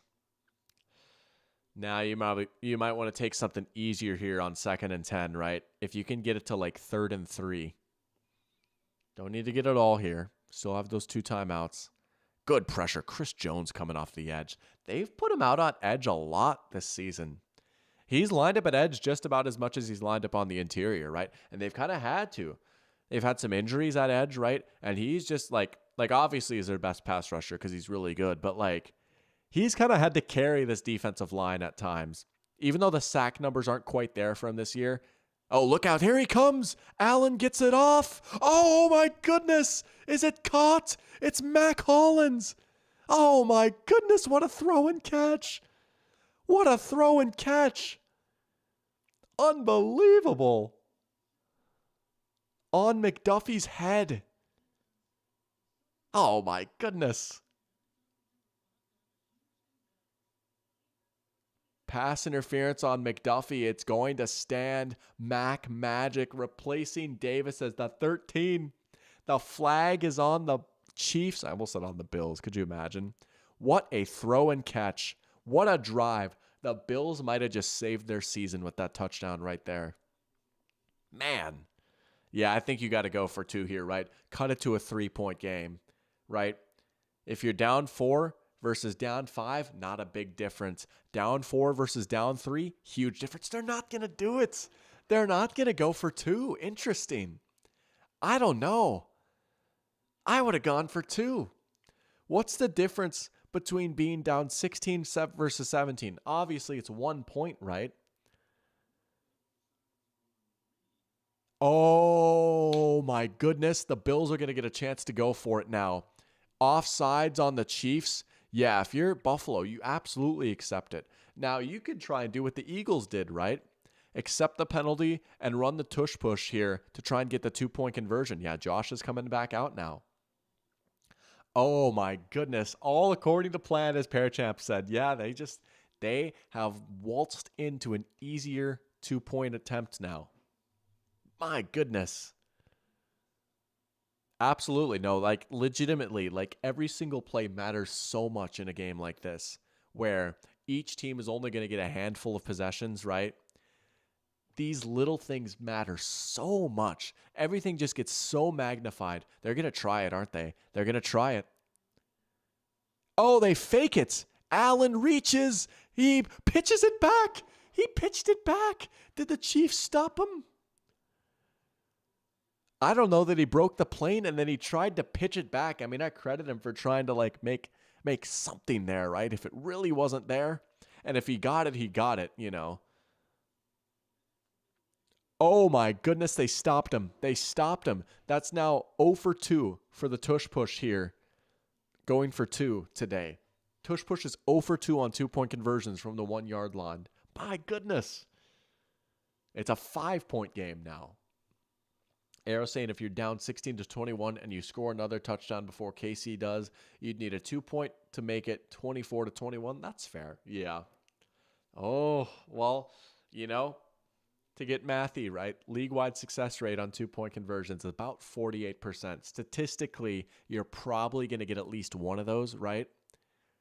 And if you get the first one, just like the down 8 test, if you get the first one, you're at a huge advantage. So, yeah. If Buffalo scores another touchdown, they're probably going to come back out and try and go for 2 again. But a Lattimore gambit. I love how that's a thing now. Folks, we have created a new bit. Did we just do comedy? Let's go. That was crazy, though. My goodness. What a first half, though. How about it? I said it was going to be like 25-22. Now, I think we're going to see more points than that. Offenses have come to play in this one. This has been a good game so far. Man, you could, I do genuinely wonder why more teams don't do the Mahomes rollout, right? Like just roll them out. I mean, it's like, it's not a run pass option, but it's like, just give your quarterback the chance to either scramble or throw it, right? With Josh Allen, I mean, that'd be so overpowered, right? I'm surprised that more teams don't just abuse that play. I know it's not like perfect. It's not like there's a money play like in Madden, but I'm surprised that like, teams don't run it at high of a rate as like the Chiefs do, you know, but I get like the tush push is a good play too, and they tried to like get Allen to go out on like a further gap out, I guess, like not necessarily like right up the middle, but try to get him in like the C gap almost, right? But Chiefs have only 23 seconds left. No way they score a touchdown against the Bills with that little time left, right? Oh, there's no way they get any points, right? They do have no timeouts, I will say. Kansas City is out of timeouts. They're probably just going to kneel it out. I would say, if I had to guess, they're going to kneel it. They'll get the kickoff and they'll kneel it out. I mean, unless they like pop a crazy return or something, maybe they try one play, but I don't think you want to be too risky, right? You turn that ball over. Buffalo still has all two of their timeouts. Like, let's just say they throw a pick. Odds of that happening are low. It could happen, though, if they try something crazy. You throw a pick, Buffalo gets the ball like midfield with two timeouts. They could get 3 more points. Man. But I think they'll just play it safe here. Take the air out of the ball.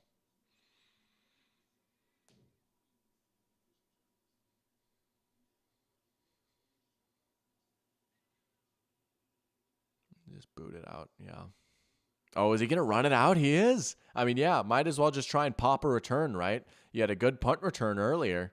It was worth a shot. 18 seconds left now. There's no way. There's no way they actually run a play here, right?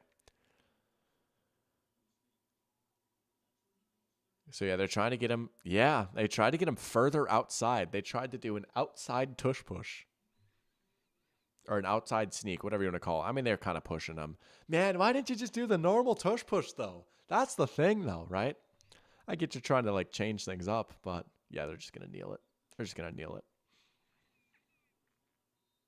Well, there you go. There you go. Mahomes is scared. Can you imagine if Bills are like, timeout, timeout? All right, good first half of football. Here's what's going to happen. I'm going to go change real quick. I'm going to throw on this jersey. I'm going to come back. We're going to play this Sporkle quiz for halftime. We're going to have some fun. And then we will be seated for an epic conclusion to another postseason classic. The playoffs are playoffing right now. The script writers are cooking. I'll be back in like a minute.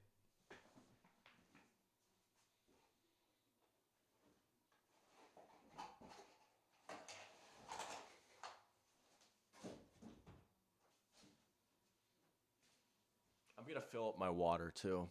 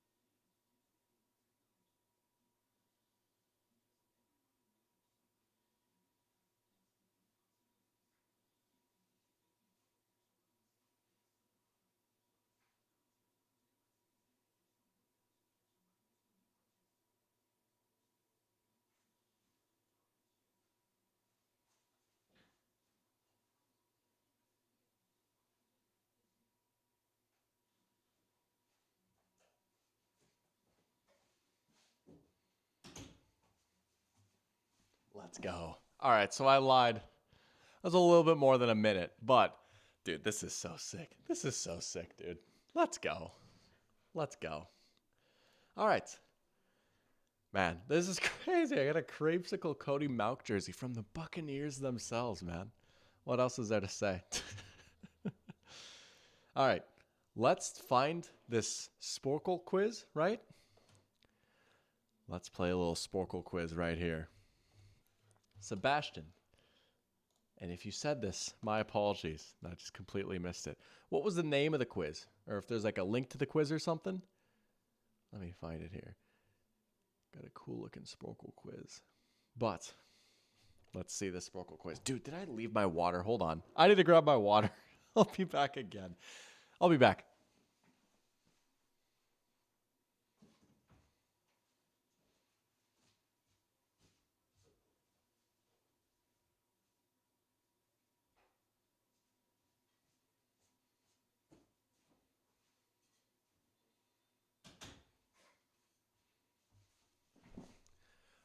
You have a creamsicle Vita Vea and Levante David jersey? That's sick. Dude, these are so cool. I am the crew. I really am the crew. We are all the crew. All right. Let's see. Sporkle quiz. I have 2 notifications here. Oh, there's badges. Okay. Well, let's see. NFL. Let's just type in NFL. All right. Let's do by recent. See if there's any that I haven't played yet. I honestly haven't played like a Sporkle quiz outside of streaming in a hot minute. Let's see. What are some good looking ones here? We'll see. See if we can get the link here. But while we wait, we'll find something. NFL 1,000-yard receivers in 2020. 1,000-yard rushers. Single season stat leaders. Let's see. Sebastian with the frowny face. Dude, did I just like completely miss it? Wait. Where's the quiz at? Hold up. Were you not able to find the quiz or anything? Or did I just like completely miss it?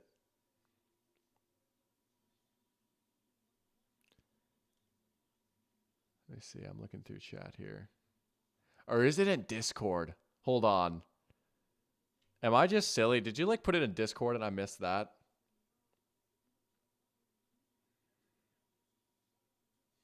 But oh yeah, we'll find it. We will do that. We will do that. Just posted the link. All right, let's see it. Let's go. Like a few comments ago. Dude, I'm not going to lie. I don't see it. I don't know if it got like filtered out or something. Oh, okay. That makes sense. No external links in comments. What was it after? Like, do you remember like what message it was after? We will find it. What? I've put the Discord link in here before, though. That's weird. Huh.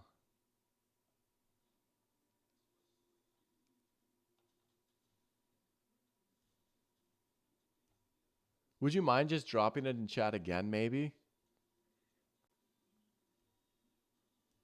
Also, thank you.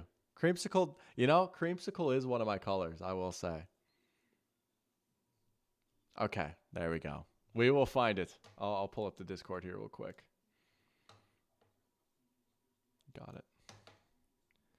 Got some memes. Nice.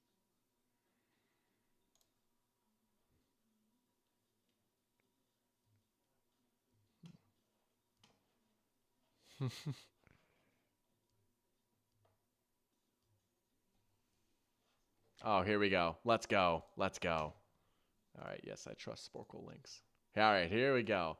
NFL all-time team leaders. Oh, this is a good one. All right. Arizona Cardinals passing yards. Is that going to be Jim Hart? It is. Rushing yards. Oh, geez. Dude, why is this actually bad? Why don't I know this off the top of my head? Browser Discord, I do. I do a lot of weird things. Receiving yards is going to be Larry Fitzgerald. We're just going to get what we can. We'll come back to the ones that we don't know off the top. Tackles. Sacks. Why is sacks an asterisk? Calais Campbell. There's no way. Nah. Dude, this is actually crazy. Larry Wilson for interceptions? It is. Falcons. Matt Ryan. Michael Turner. Also, sorry if my typing is too loud. Dude, I'm actually so cooked. Warwick Dunn. Nope. Jamal Anderson. Nope. I already said Michael Turner, right? Receiving yards is going to be Julio Jones. Asterisk has got to mean they're active player, right? Sacks for the Falcons, John Abraham. Nope. Goodness. Dude, I'm terrible at this. Oh man. I might need Buck's assistance from Jarvis. Charlie Trippy. Maybe I spelled that wrong. Trippy? All right, Ravens, passing yards. Joe Flacco? Yep. Rushing yards, we're going to get Jamal Lewis. No. Jamal Lewis. Yep. Receiving yards. Patty Driscoll. Driscoll. Tackles, Ray Lewis. Easy. Sacks, Terrell Suggs, probably. Yep. What's up, Suggs? Ed Reed for interceptions. Okay, that one was pretty easy. Bills, passing yards, Jim Kelly. Rushing yards, O.J. Simpson. No. Thurman Thomas. Yep. Receiving yards. Oh, man. Receiving yards. Bills all-time leader in receiving yards. James Lofton. Oh, we got Edgerrin James. No. Oh, Andre Reed. Duh. There we go. Thank goodness. That would have been bad. Tackles, sacks. Sacks is going to be Bruce Smith. That's pretty easy. We also get Isaac Bruce. Interceptions. I have no idea. Driscoll. Patty Driscoll. Cardinals rushing yards. Oh, okay. I see what you're saying. What? Okay, let's go. Patty Driscoll, dude. I have no idea who that is. That's crazy. Passing yards, Cam Newton for Panthers. Rushing yards, Jonathan Stewart. Probably not, actually. No, it is. Okay, Steve Smith. Luke Kuechly. No. Sacks, Julius Peppers. Interceptions. Oh, my goodness. Bears, passing yards. Harbaugh? No, there's no way. Jim McMahon? No, there's no way. Jay Cutler? Might be, honestly. It is Jay Cutler. That's crazy. Walter Payton. Receiving yards? I have no idea, dude. I'm kind of struggling with this right now. I won't lie. Richard Dent for sacks. Brian Urlacher. Tackles. Interceptions. Charles Tillman, maybe? Oh, we get Jamal Charles. No. Bengals will get Andy Dalton. No. Oh, Ken Anderson. Rushing yards will get Rudy Johnson, maybe. I have no idea. Receiving yards, AJ Green. No. Chad Ochocinco. Okay, I was going to guess Carl Pickens next. Oh, Johnny Morris. Okay.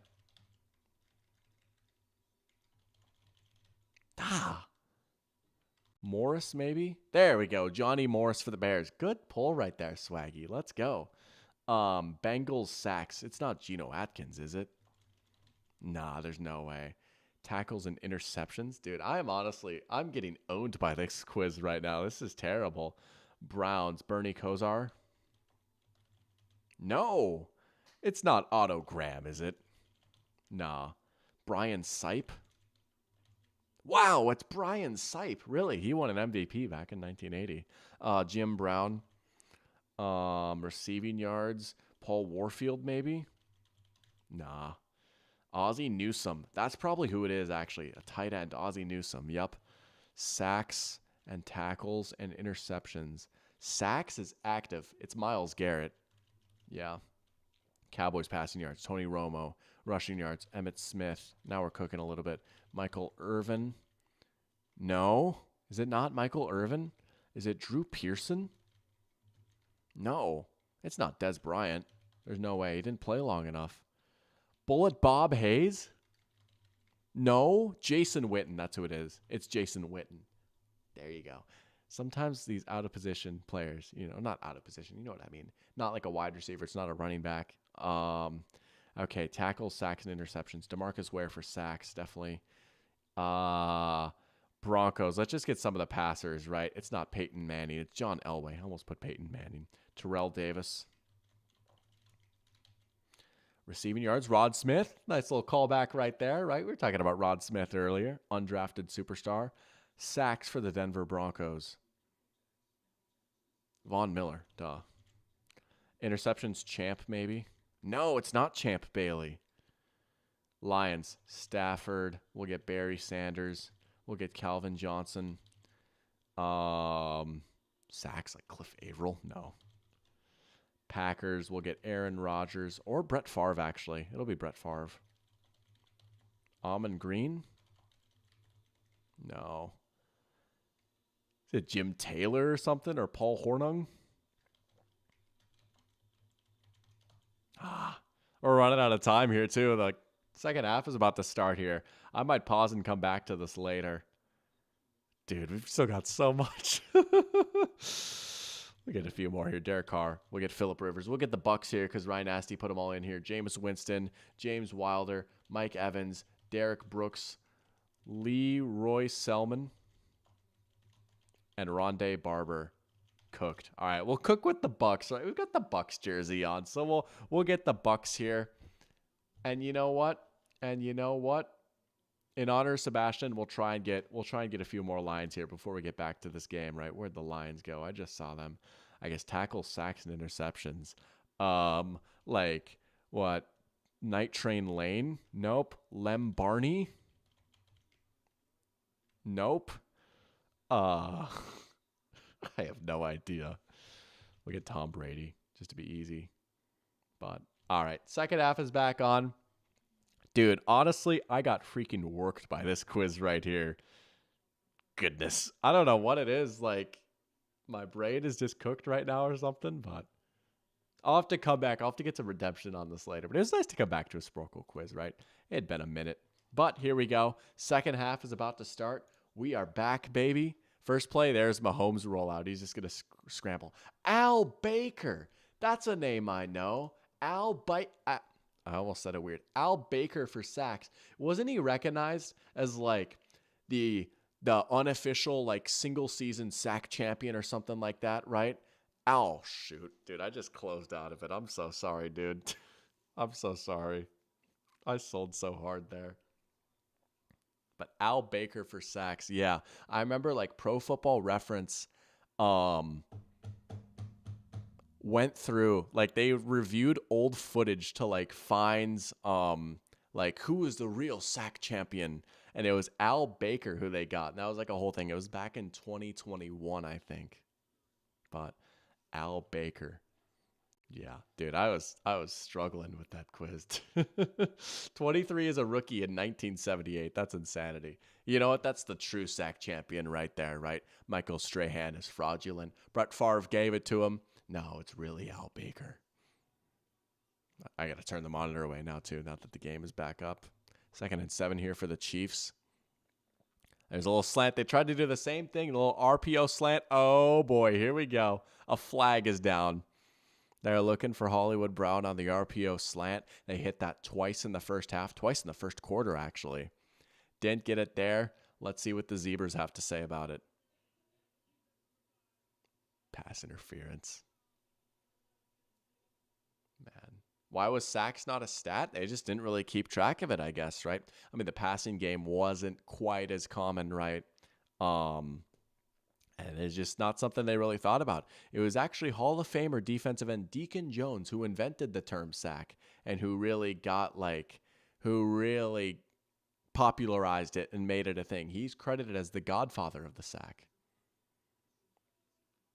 But are they going to do a little reverse? Oh my gosh, the double reverse pass. All that just to still throw it behind the line of scrimmage and get like 2 yards because Pacheco stumbled.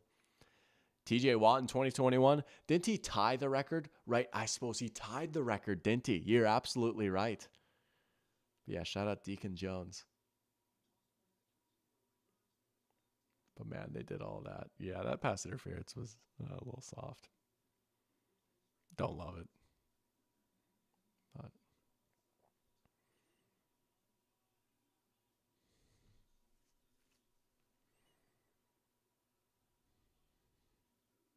back to Kareem Hunt. And it just gets like 5 yards. Death by a million paper cuts.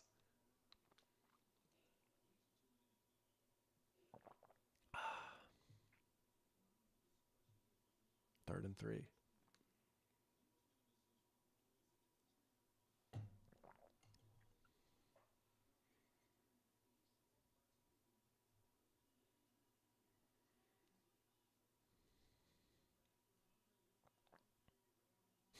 I remember reading about the Norm Wildman Wiley story. Yeah, that like that can't possibly be true, right? There's Hollywood Brown for a first down. Big chunk play on 3rd and 3. Easy first down for the Chiefs right there. Hollywood Brown's been pretty busy so far. I guess Worthy's leading the team in receiving yards because he's had a few big catches. But yeah, no, they are getting a lot of these free runaways against the Bills secondary right here. Shaq Barrett did get 19 and a half sacks in 2019. But yeah, as Michael's saying, 1953, Wildman Wiley had allegedly 17 sacks in a game against the Giants. I remember seeing that on NFL Top 10. Remember that show they used to show on NFL Network? Dude, I love that show so much. NFL Top 10. I can't remember what it was, but to Bill Brasky. Cheers.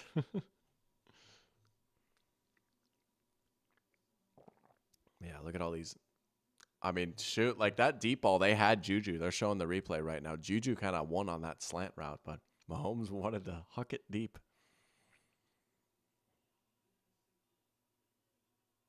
Even if like the Chiefs score a touchdown here, I still don't feel like this one is out of the Bills' reach though. But yeah, their secondary is getting shredded. My goodness. Oh, nearly intercepted there. Oh my goodness. Oh yeah. No, watching that show was like a big reason why I know like some of these older players. And clearly, I'm not as much of a big shot as I thought I was in that department, you know. Mahomes tried a crazy throw there. He kind of sailed it. But yeah, watching that show, reading the football book, the Sports Illustrated football book. Oh yeah. Watching old NFL films. Good stuff. Bills won't bring pressure here. Mahomes has all day fallen back. Scrambling, buying time, he goes down. It's a sack. It's a sack on 3rd down. It's Matt Milano. Hold on. All right. Bills defense gets a stop. And I tell you what, Mahomes drifted so far back. He worked his way back up, right? But this is going to be a very long kick from here. They're going to try the field goal, I'm sure, right? Butker struggled with injuries a little bit this year, right? No, they're going to punt it. They're going to punt it. They're not even going to go for the field goal here. It would have been, I mean, yeah, it would have been like a 60-yarder from here. Butker's been hurt. I guess that makes sense. Sebastian saying no penalty. Oh, man. NFL books from Scholastic Book Fair. Those did go hard. Oh, yeah. I had Super Bowl Fireworks by James Buckley Jr. I got that one at the Scholastic Book Fair. Read that one a lot. In fact, if you go on my WordPress, I actually have a story that involves a little anecdote about Super Bowl fireworks from the book fair and how it was my first football crash out. It was a fun story to make, but yeah, that was crazy. But yeah, good call with the books from the book fair. Oh yeah. What are these refs getting paid for? Fire them immediately. Asking for who's the Jags passing leader. It's Bortles, isn't it? It has to be. It has to be Blake Bortles, right? I mean, he played in the era where offense was quote-unquote easiest, right? It was the best league environment for passing, and he played a decent amount of time. It has to be Blake Bortles. If it's not Blake Bortles, Mark Brunell. Oh, it's definitely Mark Brunell. It has to be Brunell. Brunell played there longer, and he was a little bit better than Bortles. But Bortles had a few seasons where he had, like, a lot of passing yards. I would say it's Mark Brunell. If it's not Mark Brunell, then I have no idea.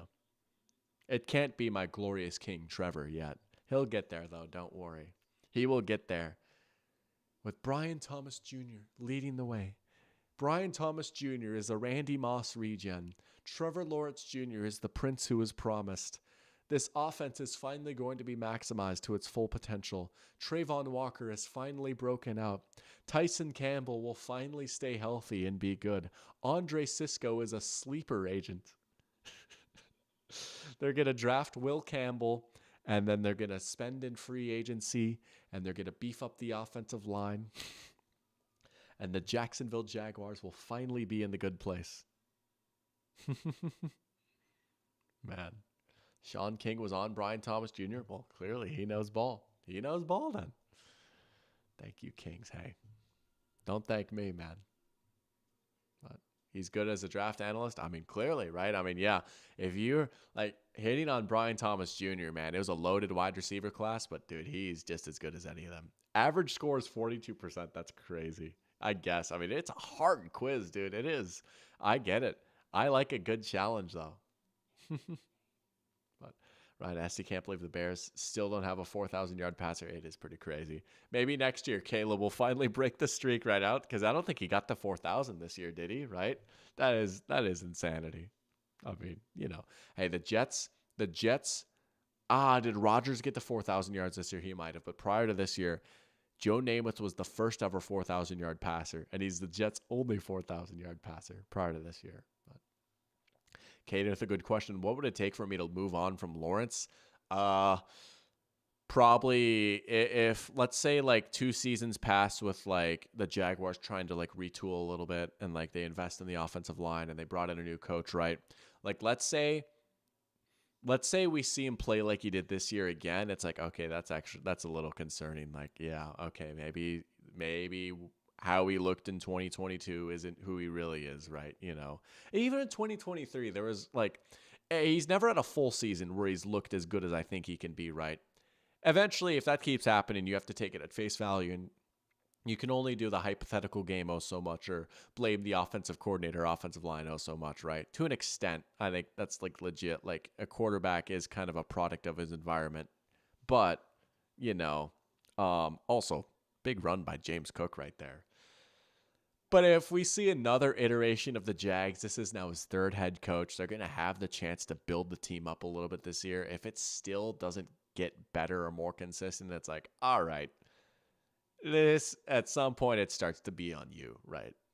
But believe it or not, I'm not there yet. I know I'm like stubborn as a mule, but I'm not there yet.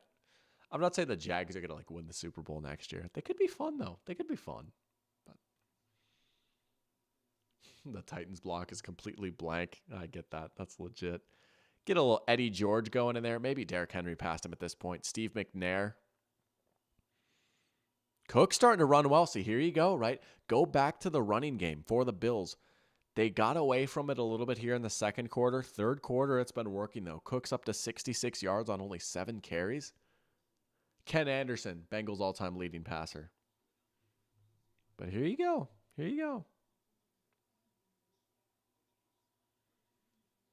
Carson Palmer. Oh, that makes more sense, too. Yeah, Carson Palmer. Yeah.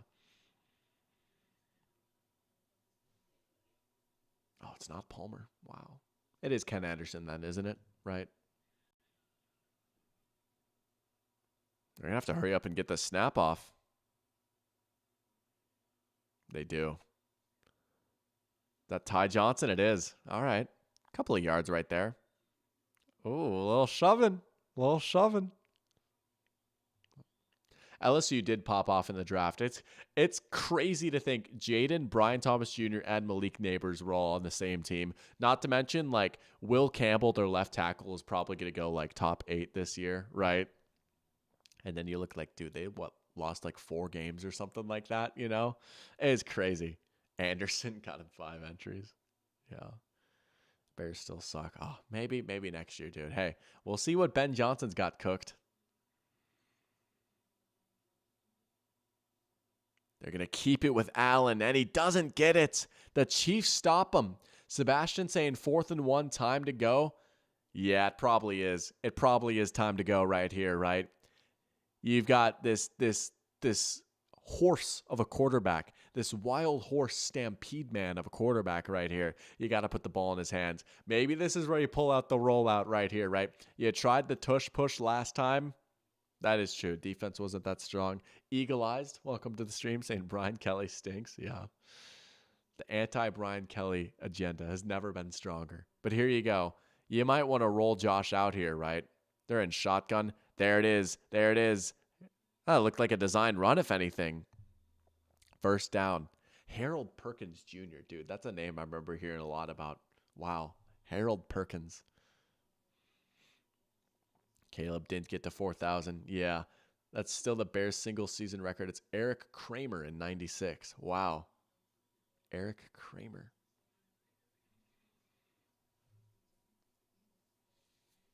Man. Over halfway through this third quarter here. I will say now the game has started to slow down a little bit, right? Saying, we're going to shoot past it. I don't know. We'll see maybe a few more scores here, but we're not going to see like a 40-40 barn burner or anything. Big run, though. Run game has really come to life. That's Johnson again. They have three backs, man. They have a three-headed monster here. After this drive, I'll be curious to see what the Bills' rushing yards are at. Well, I mean, shoot. First half, they had 43 yards on the ground, 58 this drive. They're showing on CBS right now, right? And that's what I thought. Maybe if the Bills are going to win this game, that's how it's going to be, is on the ground, right? They're going to out-Chiefs the Chiefs, out-grind them. Yeah, go back to it again. Why not? It's Josh again. Josh on the keeper up the middle, breaking tackles, still fighting for extra yards. Line comes in to shove him. Inside the 10 now, 1st and goal. Josh Allen has been a very active participant of this run game here, right? And I mean, again, like, it's the third quarter. A trip to the Super Bowl's on the line. It's time to empty the clip. You just got to let Josh run that ball, dude. You got to just, all right, you know what? We've been all about protecting you and everything. You might need to carry it like 8 times here in the second half. There's a nice little screen. Dawson Knox. Oh. Shoved out of bounds. 2nd and goal. The Bills are knocking on the door. Here they come. They look good. A little RPO screen action. Nice. Cardinals franchise rush leader. I genuinely have no idea. Or wasn't? Oh, dude. I don't know. Do you think they'll try the tush push here? No, they're in shotgun. Now they're going to shift up maybe.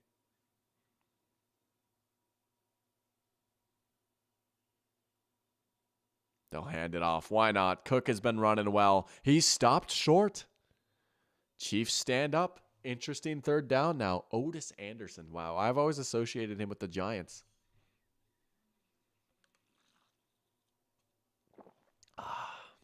His game is slowed down, but it's also, you feel like we're gearing towards a crazy finish. They're going to try the tush push. Again, they try the same exact type of sneak. Allen bouncing it outside. That's so interesting. That's the 2nd time they've tried that now. They didn't get it. Another 4th and 1. McDermott's running down now. It's go time, dude. It's go time. What do you got here? Man, they went back to it. They tried it again. They're now 0 for 2 trying that here. They've only passed it once on this drive.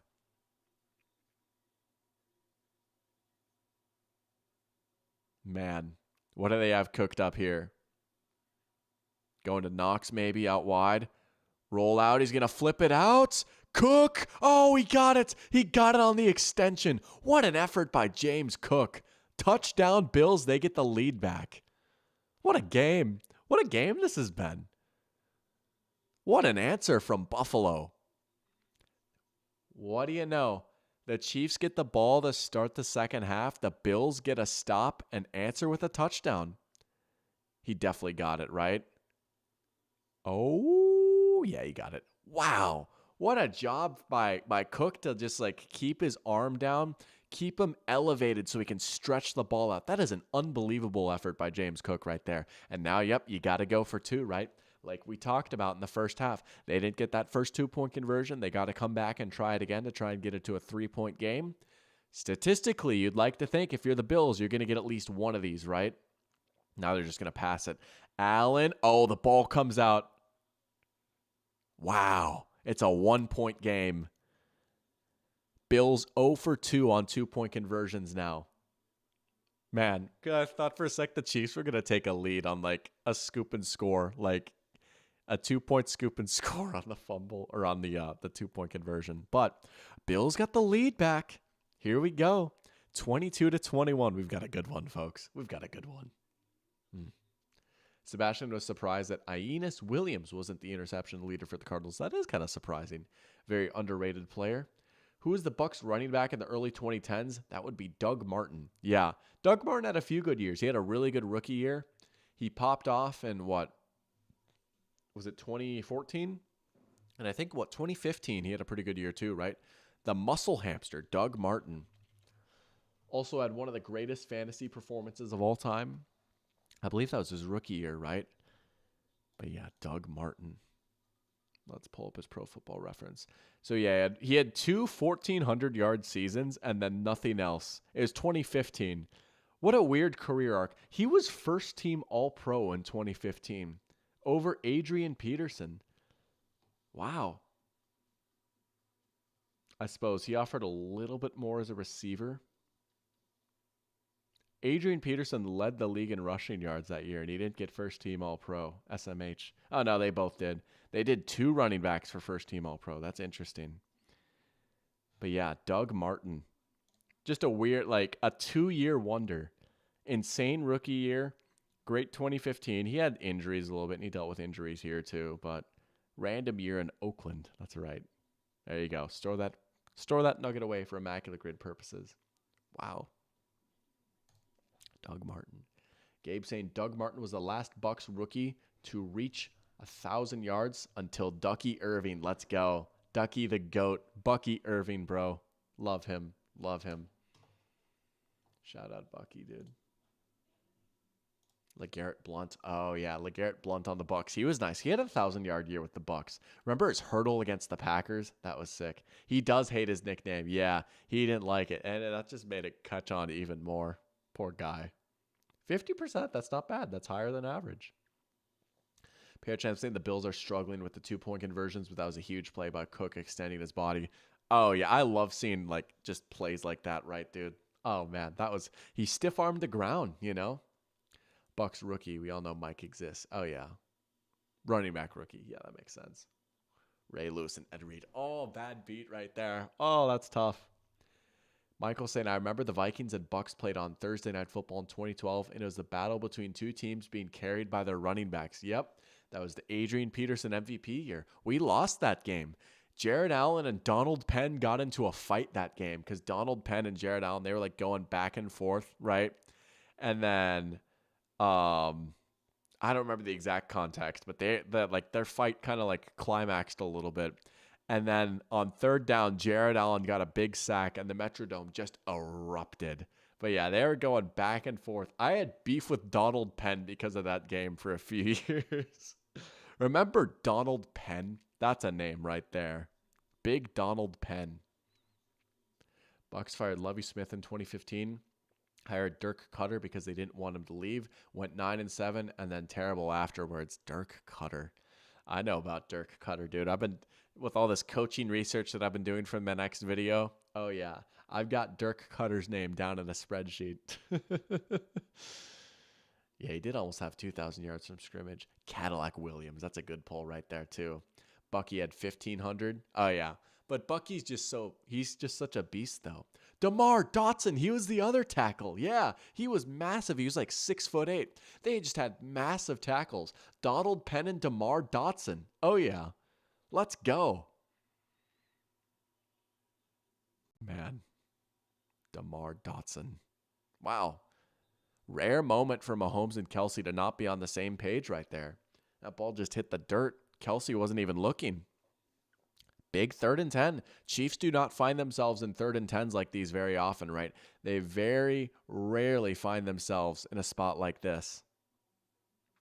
Mentioned Dirk Cutter in the Discord last night, dude. That's so sad. I missed it.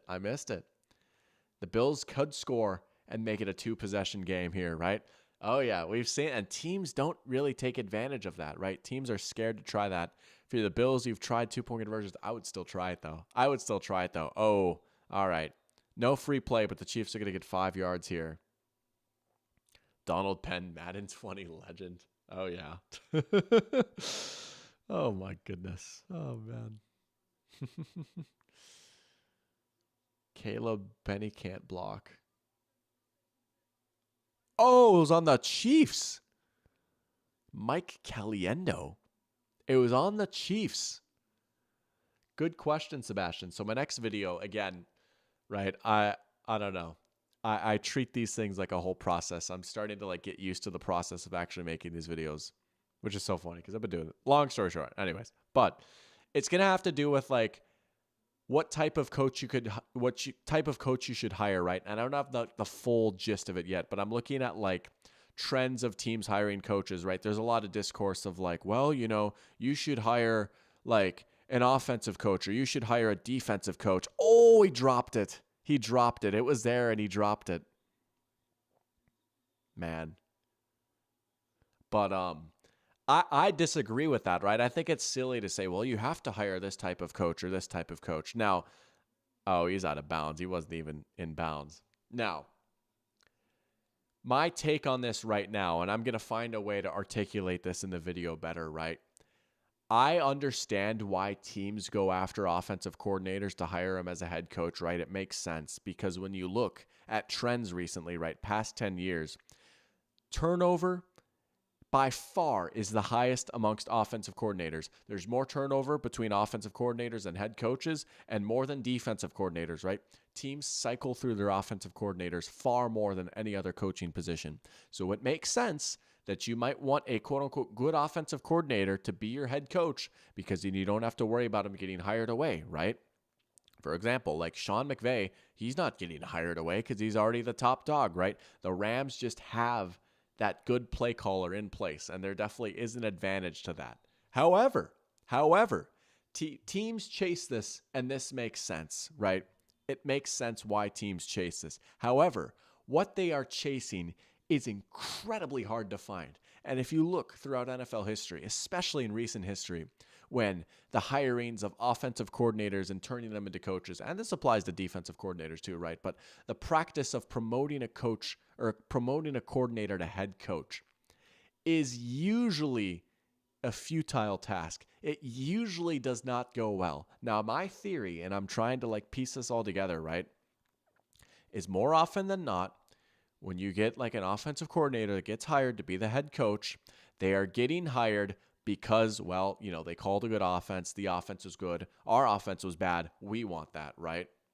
However, they are expected to be the same level of offensive coordinator that they were when they were just an offensive coordinator, while also taking on an entirely new job as head coach. My theory is honestly, there's a lot of coaches calling plays that should not call plays. There are very few coaches that should call plays. In a perfect world, the head coach should be the head coach and the coordinator should be the ones calling plays, right? It makes everyone's life easier. I'm going to be honest, as a Vikings fan, right? I like KOC a lot as a coach. I think he's a good coach. I don't think he should call plays. I think he should like be in offensive meetings and help design plays and stuff. No, ROC should call plays. KOC should not call plays. That's too much on his plate. Unless you're like Sean McVay, it does not work. It just, I don't know, man. It just very rarely works, right? Andy Reid really does not call plays for the Chiefs that much these days. He really doesn't, right? Sean McDermott, the other coach in this game, he's not calling the defense, right? He did it a little bit last year, but then they're like, all right, we tried this for a year. We're bringing in another defensive coordinator, right? McDermott was a coordinator turned head coach. He's been with the Bills for 8 seasons? He's called plays for one of them. He just doesn't do it, right? Sirianni doesn't call plays. His team's in the Super Bowl again, right? Dan Campbell doesn't call plays, right? I don't like this idea of like, well, when a head coach doesn't call plays, like so many people have said this about Nick Sirianni or Dan Campbell's like, well, what do they even do? They're just coordinator merchants. Dog, they run the team. They hire their coordinators. They're in meetings, right? They're meeting with players. They oversee the game plan. They're leading the scouting, right? Like, don't get me wrong. There is, if your head coach can do both, yeah, it's sick. Like, if you really can strike gold and they can do both, it's sick. Statistically and historically speaking, when you hire a coach or when you hire a coordinator to be your coach, the most likely result is that they're just like mid at both. They're a mid head coach and they're also a mid coordinator. And the reason you even hired them, it doesn't work out like that. That's what I'll say. But that is my take right now. I'm trying to articulate that a little bit better, but that's kind of what my next video is about, is that I think that like this current trend of coach hiring in the NFL is just a little misguided. I'm not saying it's bad, but I don't know. Bills got the ball back. They're up 1 again. Touchdown here. Maybe they could go for 2, make it a 2-possession game if they have the stones to do that. Running game is working well. James Cook sauntering up the midfield. Let's go. Swaggy agrees with the take. Eagle Eye saying, good thing Jerry promoted an offensive coordinator that never called plays. And see, that's what's interesting though, right? It's like, is he going to call plays? He's never really called plays before. I mean, he's had like a few seasons, but like maybe he's not going to call plays, and maybe I don't know how much I trust Jerry's decision making right now, but maybe the vision is like, no, we just like the guy. The players like him. We want to keep him in the building. He's going to hire his own coordinators and he'll do a good job. Maybe, but.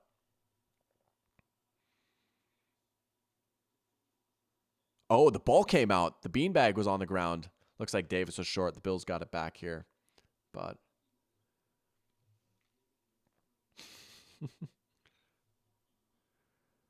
Wolf saying refs must have gotten on the wrong flight. No way, the Bills are getting calls. Here we go. Are they going to try the tush push here? Are they just going to do it up the middle this time? Oh, they didn't get it. The Chiefs stand tall. Here we go. Wolf says he's concerned for the Browns with Tommy Rees as OC. I don't know if he's good or bad. I mean, we'll see, right? And, you know, Stefanski is an offensive-minded head coach. He's called plays before, right? You have to imagine Stefanski's influence is still going to loom large in the offense. He's going to probably be working closely with Rees to, like, draw up stuff, and, like, they'll probably be talking back and forth, but Rees will probably be the one calling the plays, right? Ken Dorsey, they brought in as offensive coordinator. He called plays a little bit for the Browns last year, right? And that is the advantage of like having, if you have like a coach that leans one side of the ball or the other, right? Like their influence is still there, obviously, even if they're not calling plays, you know. Like Sean McDermott gave up play calling, but his vision is still here with the Bills defense. They're still implementing concepts that he wants, you know. But Michael saying Tommy Rees was mid at Notre Dame and mid at Alabama. I think Cleveland hired him because he's a young, sexy name. Yeah, that's fair. Got another 4th and 1 here. 4th quarter, baby. Here we go. Hang on to your hats, folks. 4th quarter of a 1-point game. It's 4th and 1. Winner goes to the Super Bowl. Yeah, let's go. You know, I'm trying to think of like other examples, but that's just the point. I don't know. Like, honestly, that's one of my big pet peeves. Like, what does Nick Sirianni do? Dog, he hired Vic Fangio. He hired Shane Steichen, right? He's the dude that brought these guys with him, right? People want to work for the guy. Vic Fangio literally left Miami. He left Miami because he wanted to work with the Eagles instead, right? That's what Nick Sirianni does, you know? Brandon Staley, God bless him, right? You know what? That dude probably shouldn't have been calling defenses, and honestly, that dude probably shouldn't have been a head coach. I am adamant that I think if you gave him another shot as just a defensive coordinator, and if that's all he did, he was locked in on the defense, and he could just be his awkward, nerdy self and just like hyper fixate over like zone coverage concepts and stuff like that, I honestly think he'd do a pretty good job.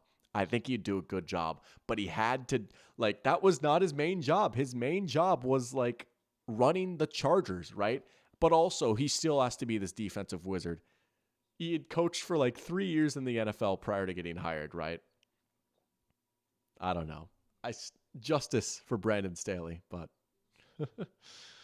Ryan Asty said, if you've seen my take earlier with Todd Bowles being a DC and the OCs being hired 2 years in a row, yeah, I mean, that's the thing, right? Like, why have the Bucs held on to Todd Bowles? Some people are saying, oh, they should have promoted Liam Cohen. If the locker room likes Todd Bowles, though, right? I mean, this is a serious question you got to ask yourself, right? Gabe is saying leader of men, right? Honest to goodness. And it's not even like you need someone that's like, rah, you know, right? Like, everyone's got their own leadership style. But honest to goodness, probably the biggest question you should ask yourself when you're hiring a head coach, Do you want to work for this guy, right? Because the players work for this guy and the coaches work for this guy too, right? All the players and coaches work for this dude. Do you want to work for him, right? And so I don't know, like when I say like, dude, I love Aaron Glenn, like I love the hire of Aaron Glenn, right? This is all speculations and vibes. I don't know Aaron Glenn as a person. I like Aaron Glenn. Yeah, I like what he did with the Lions defense, right?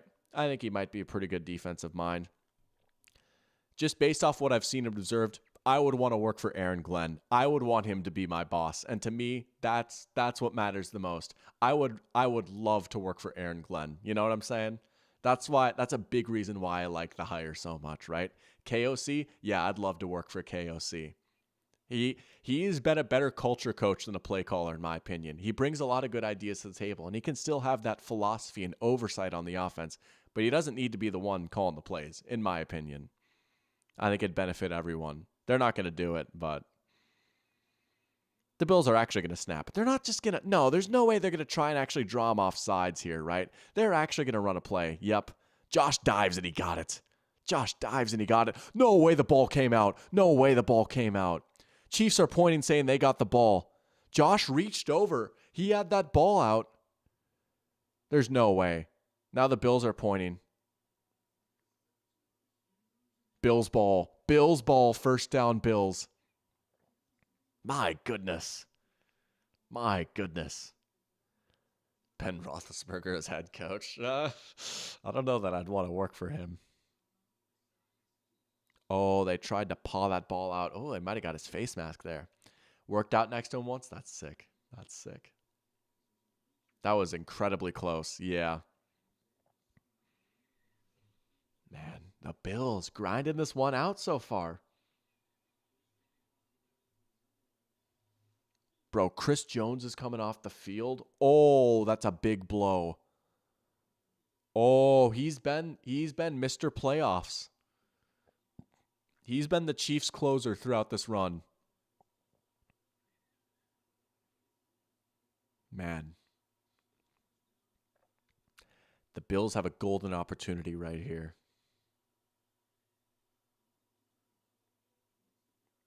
Oh, wrapped him up. Got a few yards there. Man. He's a leader of men. Sure. Pearchamp says, makes me think of the Ravens-Bengals wildcard game a couple years ago where the ball was fumbled and taken back for a touchdown. That game was crazy. Dude, Snoop Huntley almost beat the Bengals in that game. That was an insane game. It was, Trey Hendrickson that took it the other way, right? Yeah. Underrated playoff moment right there, honestly.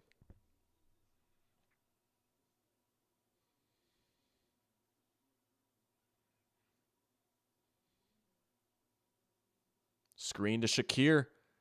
Got a block. Third down, Bills. Man alive.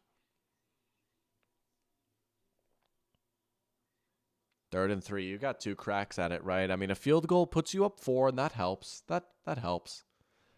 He will score. Oh, man. 3rd and 3. RPO. I don't know, Jim. It was Sam Hubbard. Oh, it's so over for me. Oh, I got my white Bengals defensive ends mixed up. Here we go. 4th and 1. There's no hesitation. They're lining up to go, right? We know what's coming here. Yup. And he gets pushed back, but forward progress got it, I think. Hey, no worries. Go make that dinner. Forward progress, I think Josh got it. Now, the Chiefs are adamant, obviously, that they stopped him, right? Chris Jones is back out on the field. Hold on a sec. They spotted that kind of short. Hold on a second. Allen. Oh, I don't know that he did get it. Oh, I think he might have right there. Right there. It showed him going forward like that. I think he might have just gotten it. I think you can just barely see the ball get it. Under review, Chris Jones is fired up here. It's incredibly close. What was the ruling on the field? Did they say no on the field? I think right there, there's just one moment where he just leans forward a tiny bit where he might have gotten it. Oh, this is going to be as close as it gets. Here we go. It's all down to a subjective referee call. Did the inflated ball go an inch further or not? My goodness.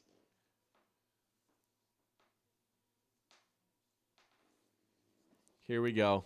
This might just decide the Super Bowl.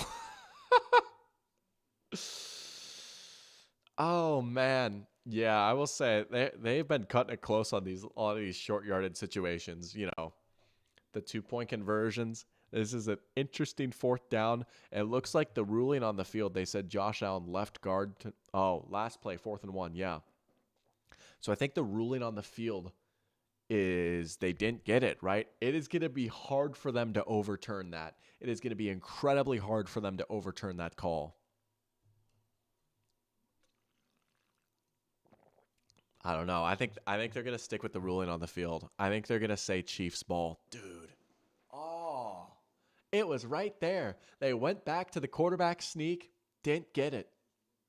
Man, Pro Bowler Huntley. Oh yeah.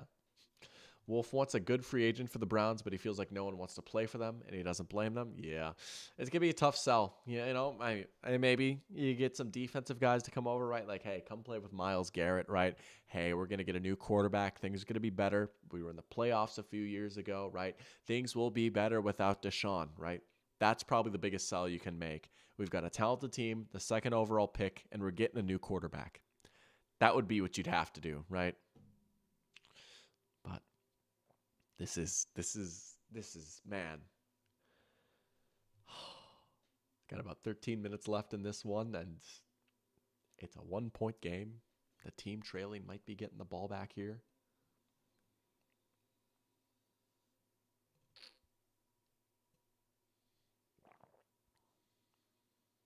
We're back. Browns need a Baker Mayfield type of guy. Oh, tough. All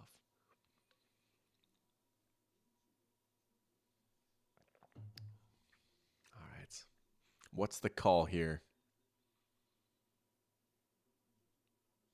Jack is saying sell the team. Makes it seem like it's going to be turnover on downs here. Again.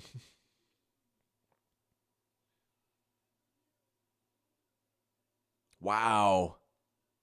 The Chiefs get the stop. My goodness.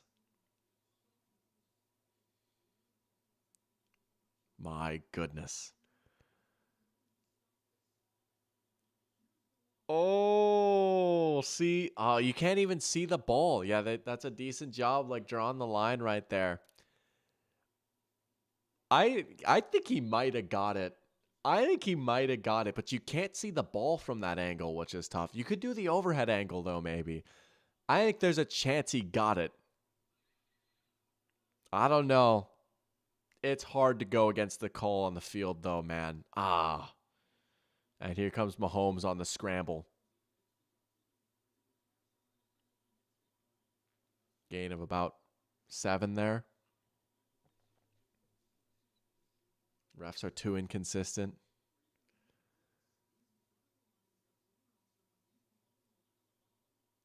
Dude, the refs have like differing opinions on where the ball is, it looks like.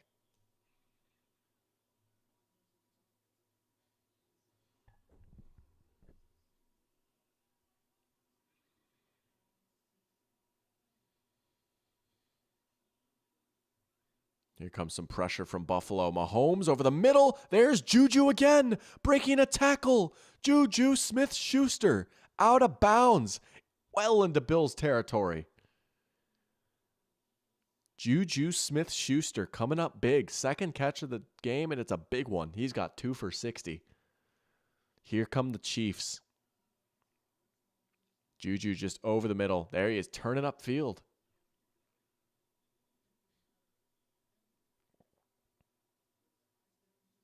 Just rips it.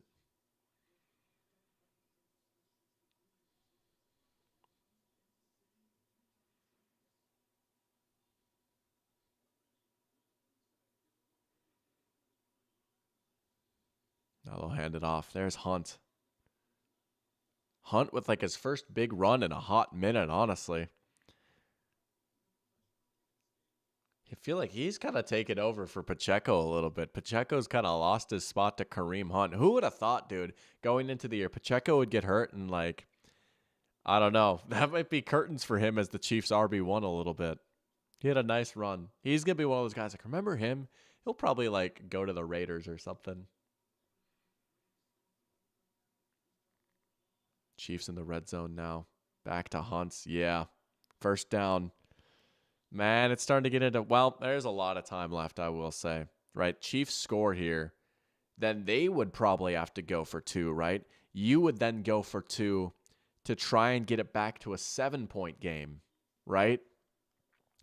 So if you're the Bills, right, you could still find yourselves with the ball with the chance to take the lead here on this next drive. Kareem Hunt or Amari Cooper, 2 Browns legends, might get a ring. Oh, yeah. There's probably some former Browns on the Eagles too, right? Mahomes on the keep, gets a block, reaches in, and he's in. Touchdown, Mahomes on the run. He tried to spike it, and it slipped out of his hand. Dude, he tried to spike it so hard there, and the ball just ended up flinging. There's Taylor. Okay. Fit check for Taylor. I like the hat. The hat's all right. Little beanie, right? Gold zipper. They're going to go for 2. Yeah, you have to, right? 5-point game now. Try and get it to 7. There's Kelsey with a nice block, and Mahomes just barreling in. Second rushing touchdown of the game for Mahomes, right? Said he hadn't had a rushing touchdown in the playoffs since 2022. Now 2 here now. 3 total touchdowns for Mahomes here in this one. Jared Goff spike. Austin Hooper. Is he really on the Eagles? I didn't know that. Well, there you go. A Brown is getting a ring somehow. A.J. Brown. He's a very true. He is a Brown.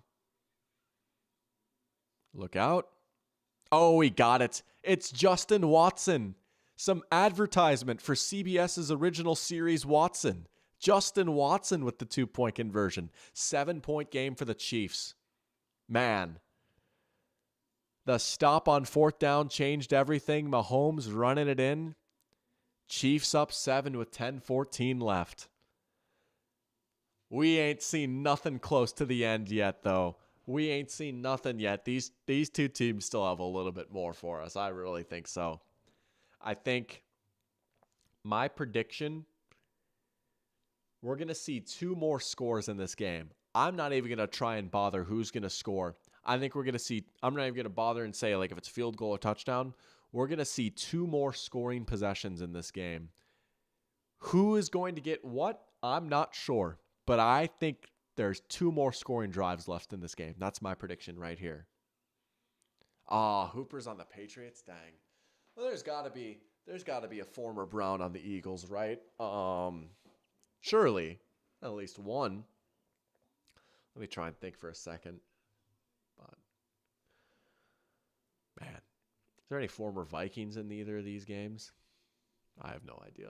I mean, I'm sure there is, but no former Seahawks on either team? Oh, that's sad. Oh. Is Lewis? No, Lewis Scene's on the Eagles. Lewis Scene's on the Eagles. Lewis Scene could get a ring. That's crazy. Where's Mike Hughes these days? Isn't he on the Falcons? How many more Taylor Swift shots? I think 1 more if Kelsey scores. 2 more if the Chiefs win, right? So if Kelsey scores, they'll show her. If the Chiefs win, they'll show her. That's my prediction. I'm surprised they showed her on that Mahomes touchdown because Kelsey didn't even, I mean, he had a nice block, but I don't think the CBS crew was like, oh, Kelsey had a nice block. Go to Taylor Swift. Maybe they were, but oh, here we go. Here's the Watson commercial now, right? It's all connected. This is the script because Justin Watson caught the 2-point conversion. I was like, show the Watson commercial. Show the Watson commercial. Oh, man.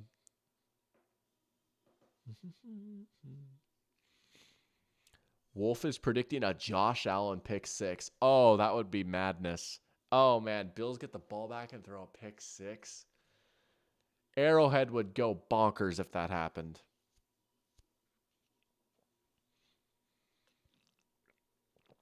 Justin Watson was on the Bucks, wasn't he? Really? Was he? I don't know. Dude, y'all know like these players' journeys so well. Justin Watson. Yes, he was. Dude, he was on the Super Bowl winning team? Are you serious? He was on the 2020 Bucks team? I had no idea. I know like Scotty Miller was on that team. That's crazy. Josh Allen, silent drive for the win. Dude, this is his silent game. He's doing his quiet game. Yeah, we'll see, Jack. We'll see. We'll see about that. Fan is short for fanatic. This is his quiet game. Dude, yeah, I bet you he plays super aggressive during his quiet games. Getting aggressive with the skips.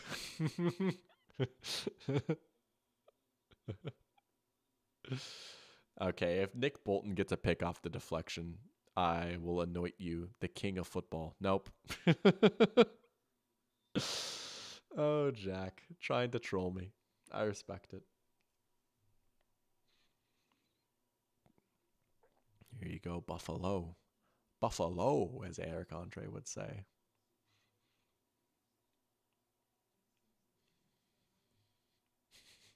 Do you think his coaches call him an idiot when he goes silent? Probably. Oh, man. And I'm sure he deserves it. Man. I mean, if you're the Bills, yeah, you can keep running the ball. There's a little dump off to Cook. Nice play action. Oh.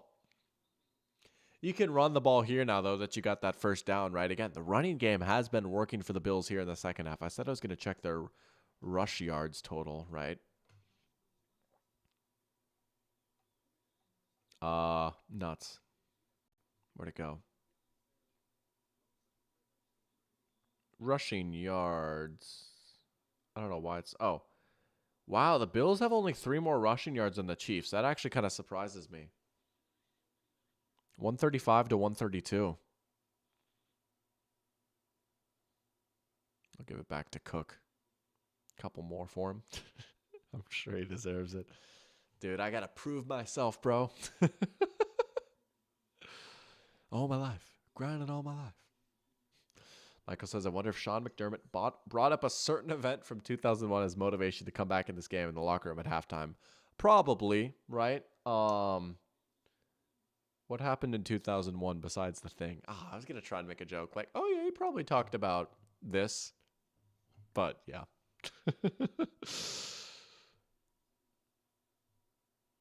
See, the joke is funnier when you explain the thought process behind it.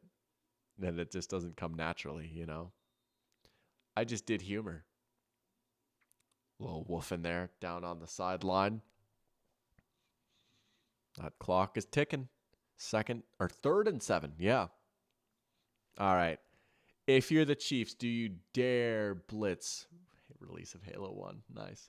Do you dare blitz right here? 3rd and 8, actually.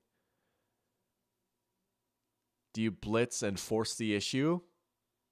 Do you worry that Josh kills you with the big play?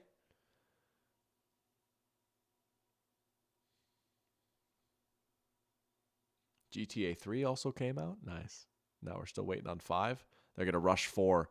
Allen still going to get up with the big play. It's 13 over the middle again. It's Mac Hollins. Get out of town. It's the Mac Hollins game. It's not the Shakir game. It's the Mac Hollins game. I said that about Mac Hollins. I was saying, you know what? You probably shouldn't be getting him more than like 5 targets a game. But man, he's come up big in this one. Here you go, though. Here you go. If you're the Bills, you got to finish this drive, right? You've struggled at times a little bit in these short yardage situations. They've been able to finish off most of their drives, but you think about coming up short on 4th down, these 2-point conversions, when it's gotten a little more compact and tight. I'm saying all this. They're 2 for 2 in the red zone, and the Chiefs are 4 for 4 in the red zone. But, you know, here we go. Nice try, Jack. That would be a backbreaker if that was real. Malcolm Butler. Allen has time. He's going to direct traffic now. Can he make something happen here? He's going to throw it away. Yep. I thought for a sec when he pump faked that, I was like, wait, is he about to cook out of his mind right here? Here we go. 3rd and goal. 2 shots to get it in the end zone here if you're Buffalo. And man, for better or worse, a lot of time has come off the clock here, man. Like, if you don't get this and KC gets a field goal, it's probably curtains. Parker's hoping for the Josh Allen rushing touchdown. Man, they've had their chances. I wonder if they run quarterback power here, right? Some sort of keeper with Allen. Not a QB sneak, obviously, right? They'll get in shotgun and then have them run through like the B gap or something. Or do you think they'll pass it? I might be ready for an Allen designed run. Chris Jones is calling timeout. Wow. What did he see? Chris Jones was spamming tight end. He was spamming tight out. Wow. He was spamming timeout and like walking past the line of scrimmage, like begging the ref to call it there. What did he see? Man, if you're the Chiefs, you're burning a timeout like that with 6:23 left here.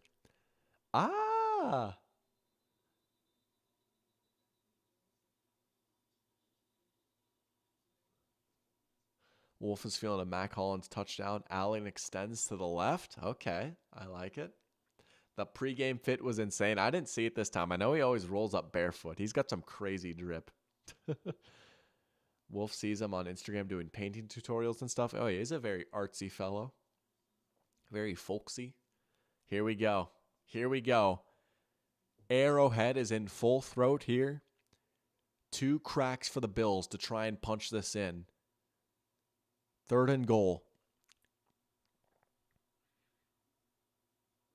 They're just going to throw a fade. Oh, McDuffie did break it up. You're right. It was not an interception, but McDuffie did have good coverage. There's the matchup again. They tried to get Keon Coleman on McDuffie. Coleman's got size. He's got leaping ability.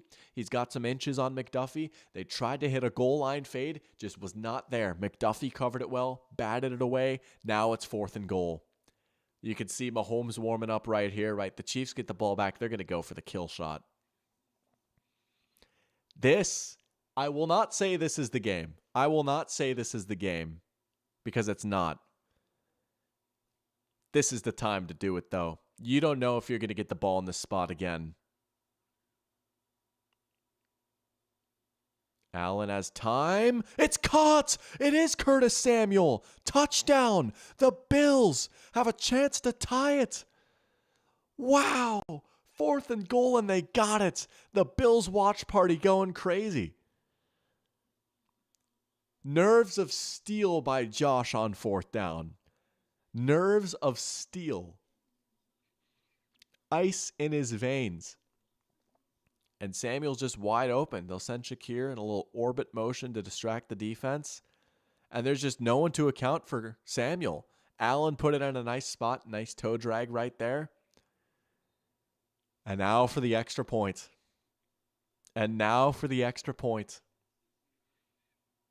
Never a gimme. Got it.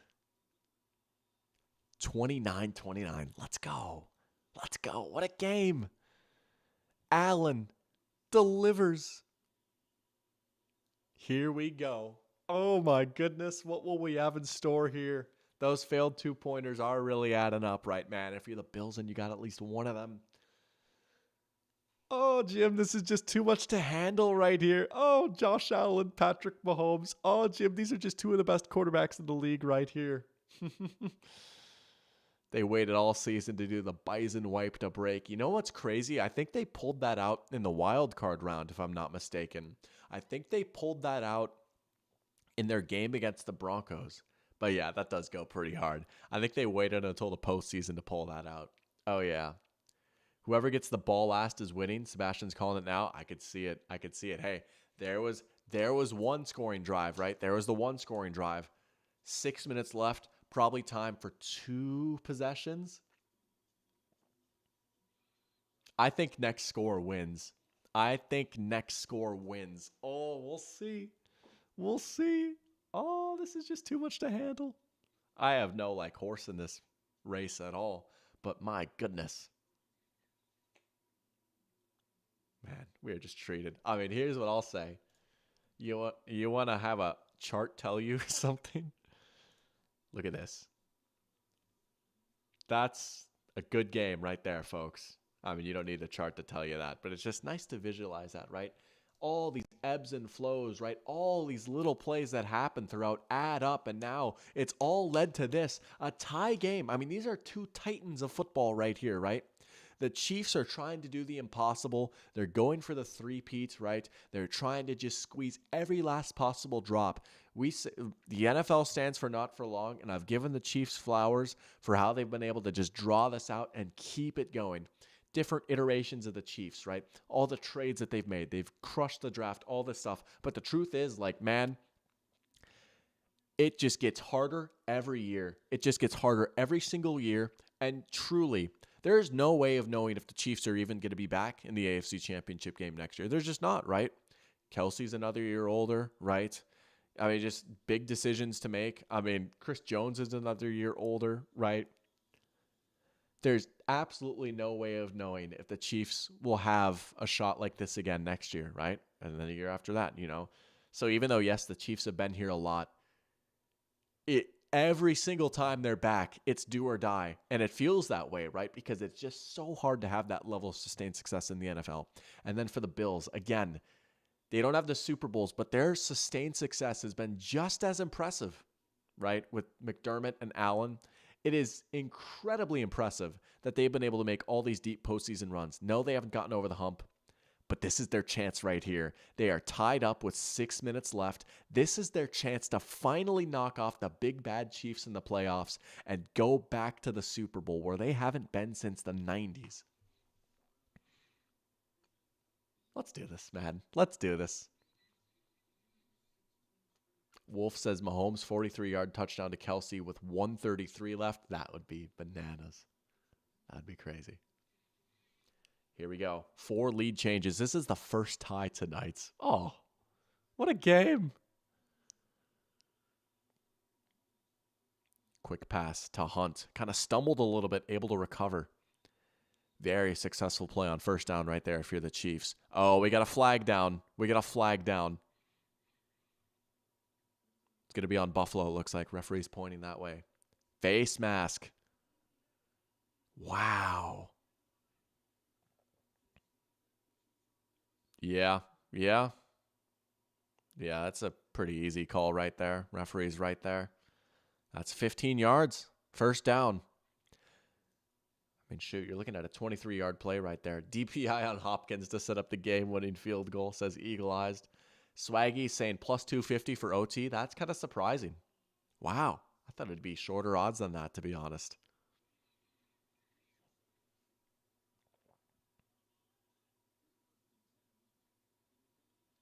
There's Kelsey. There's that turnaround we were talking about in the first game, right? Catches it and just turns upfield, and he doesn't quite move like he used to. It's been a very quiet game for him, but that's a big catch right there. I'm going to say this Chiefs get a touchdown here, and that's going to be enough. They're going to get a touchdown, and then they're going to get a stop. And that'll be enough to close it out.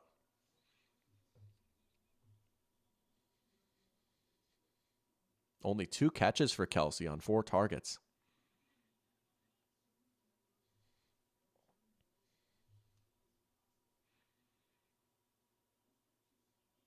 Bills showing blitz. Chiefs will run it into the teeth of the blitz. And they're going to grind that clock down, right? That rush attempt, right?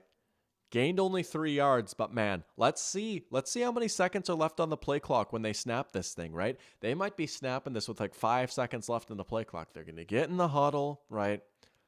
They huddled pretty quickly there, but I mean, if you're Kansas City, yeah, you want to milk that clock a little bit. You want to milk that clock some. You're getting pretty close here already, right? You want to be, I mean, you want to score, but, you want to play this smart. There's Worthy. Worthy's wide open, and he's going to be out of bounds at the 10. I thought he was going to score that, to be honest with you. And, oh, man, isn't that Worthy going up against the Bills, right? It was the Bills who traded their pick to the Chiefs, and the Chiefs used that pick to take Xavier Worthy. Mahomes just a little sling it, right? I mean, how many times have they hit Worthy on that drag route throughout this game, right? 6 for 85 and a touchdown now for Worthy. Mahomes over 200 passing yards. Bills might have time now, right? I mean, the Chiefs are at the 10. Now you just want to score. You're not going to take the air out of the ball here. Mahomes under pressure, and he's going to go down. Down he goes. That's a big sack. That's a big sack because it's goal to go too, right? It's like 2nd and 17 now.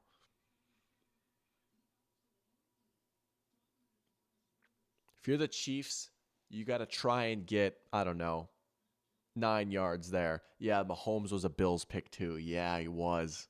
Yeah.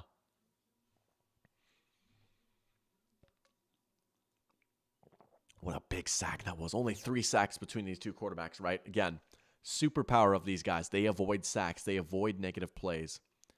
Mahomes has been sacked twice. Allen's been sacked once. 2 of the best of the league at doing that. Oh, he short-armed it.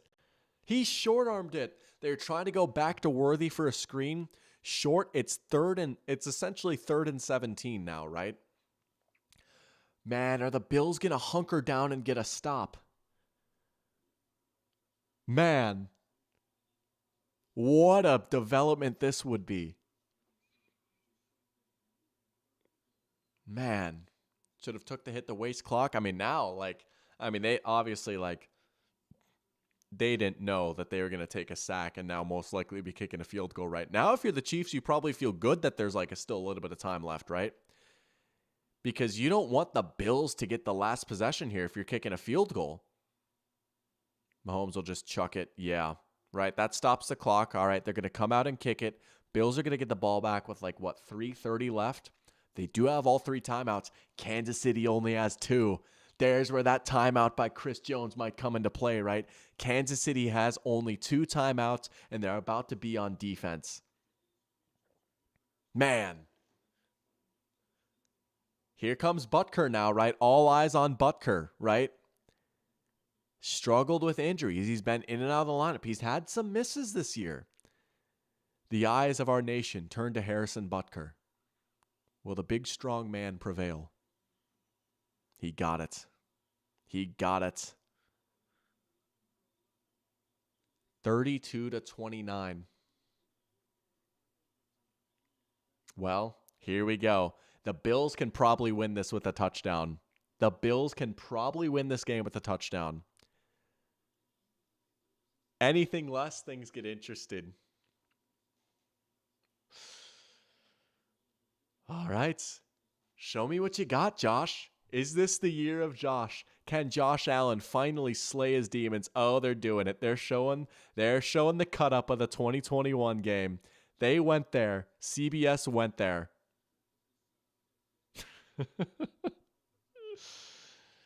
Oh yeah, noted woman respecter Harrison Butker.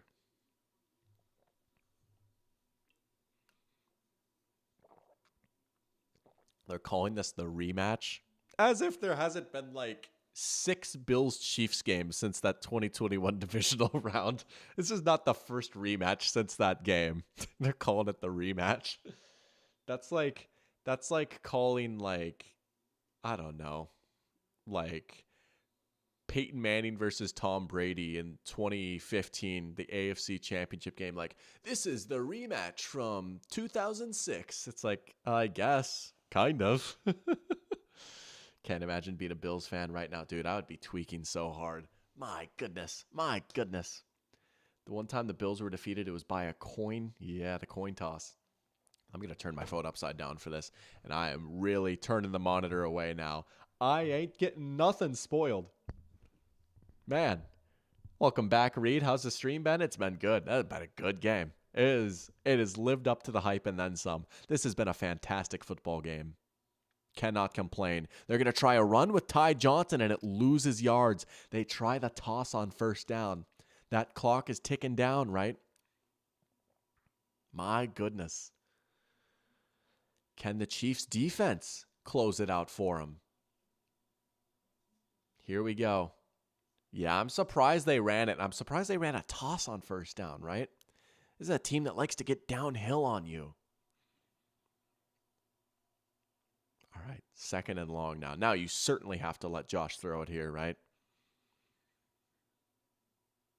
Josh is emptying the tank here, right? He will scramble if he has to. He's not sliding, right? There's the scramble. Josh has got the first down with his legs.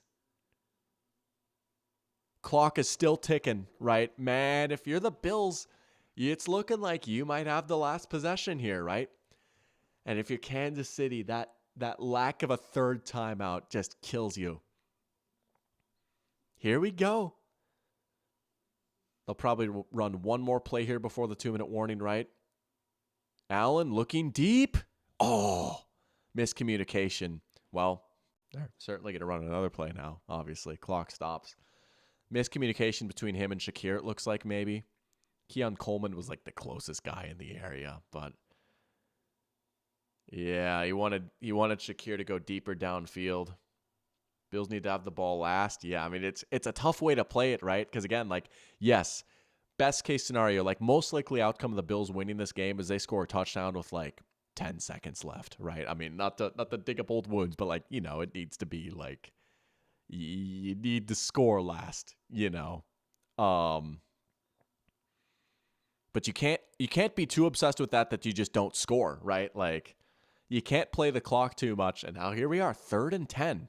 Granted, that's not because like the Bills are playing the clock or anything, but like, you know, oh, this is far from game. The Bills have 2 shots here to get 10 yards, right? Turnover on downs is certainly on the table, but welcome, Sean. Good to have you in here. Not even my team, and I'm a nervous wreck, dude. I feel you, right? I have no horse in this fight, but this is insanity right here. Dude, there's just something about good football that gets your blood pumping, right? Man.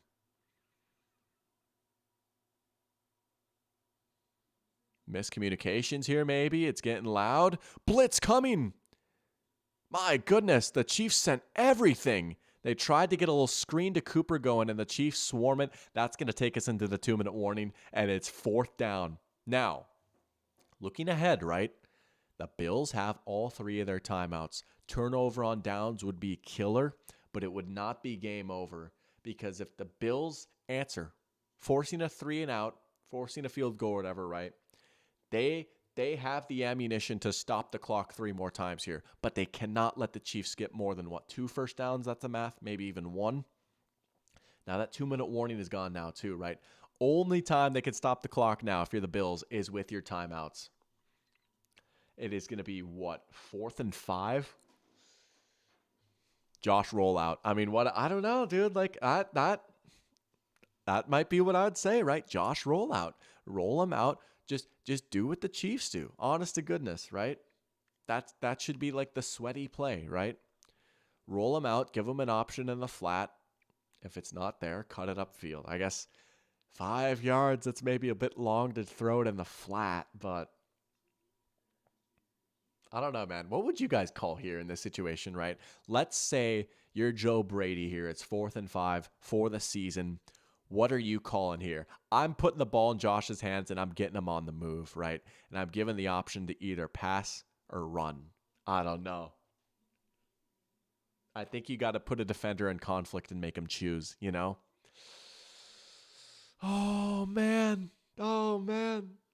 Sean saying the Bills need it more? I mean, like legacy-wise, right? Oh, yeah. I mean, like, man.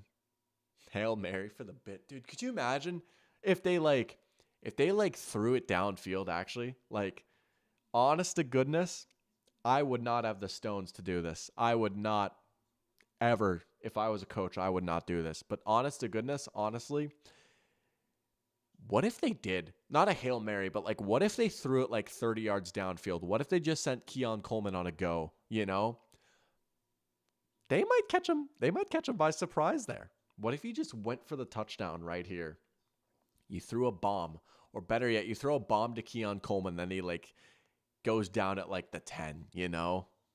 Throw it to Ed Oliver. Throw it to Sewell. Dan Skipper, where are you at? Bills called Jet Chip Wasp. Dude, I'm not going to lie. I couldn't tell you. I have a decent idea of what that play is, right? Jet motion. I've seen the concept wasp before, right? Isn't that what the Chiefs ran to hit Tyreek Hill on that deep ball against the 49ers? Here we go. Here we go.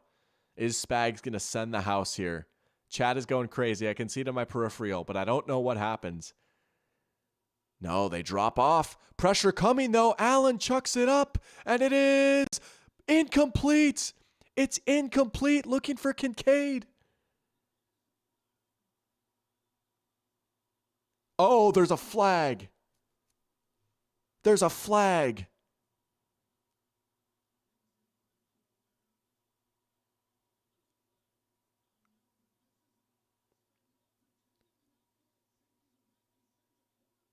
Hold on a second.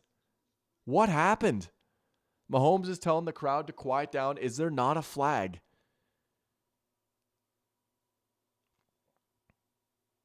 Man.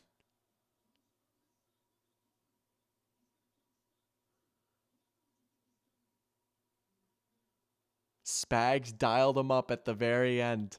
Spags got him. Bills have all 3 timeouts.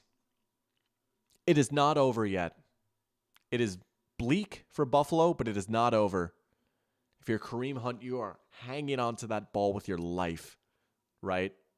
You cannot lose the football here.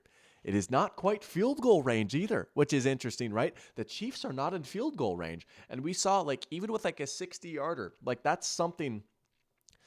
The Chiefs might have tried Butker with a 60-yarder like even last year, right?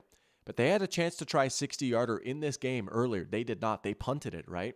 They might need, they will need some yards if they're going to like kick it here. I mean, regardless, right? The mission is simple. If you're the Chiefs, you need a first down. I'm going to be honest. I'm going to be completely honest. I would throw it here. It's 2nd and 9. You need a good chunk of yards here. You don't need to get all 9, but you probably want to get at least 6. I would throw it here. I know you can worry about the clock and everything, but I just think the best way to manage a spot like this, getting a first down is far more important than bleeding off the clock. Yep, good call. Good call to throw it right there. Pacheco got it. Yeah, that was the right call to throw it right there. Did he get out of bounds, though? Pacheco saying maybe he was able to stay in bounds. That's a big question, though, too. Did he get out of bounds or not? Yo, there's a Vikings jacket up there.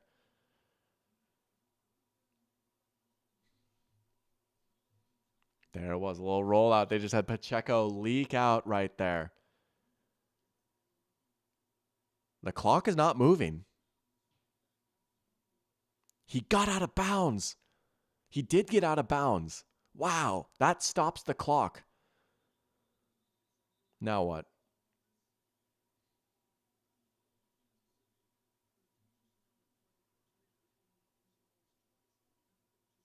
Man alive.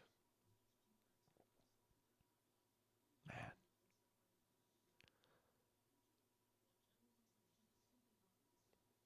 Yeah, he was open from the jump. Got him with the fake, right? I mean, like, they're selling out to stop the run. You run it. Okay, that's cool. You force them to burn a timeout, but then also it's a lot harder for you to pick up the first down, right? And that's what you need, the fresh set of downs, simply to just snap the ball more. Take more time off the clock. All right. Buffalo has 2 timeouts. I'm not going to try and do the math, but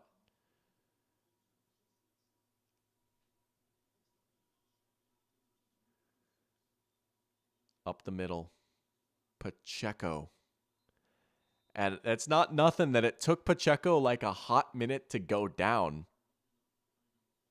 Timeout, Buffalo. They've got 1 left. You're looking at another 2nd and 9. I mean, now a first down wins the game, right? See, okay, if you're the Chiefs, you know what? There's 139 left. You can run it. Let's say you get like 3 yards. Sure, that's nice, right? Bills call timeout, though. We'll say there's 131 left. It's 3rd and 6. And you can't just like sit on the ball and like run out the rest of the clock, right? I might throw it again here. I might throw it again. But then if you throw it in completion, it's 3rd and 9. And the Bills hold on to their timeouts. Oh. See, I don't love that, though. 40 to 50 seconds left, down 6. I don't love that. I don't want to give the Bills any chance at all.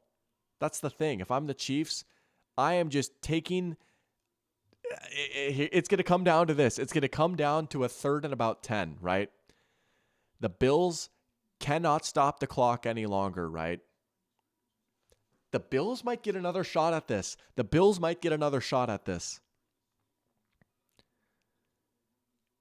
If you're the Chiefs, do you think it's 4-down territory? Probably not. I mean, you're at the Buffalo 35. I mean, you could kick it.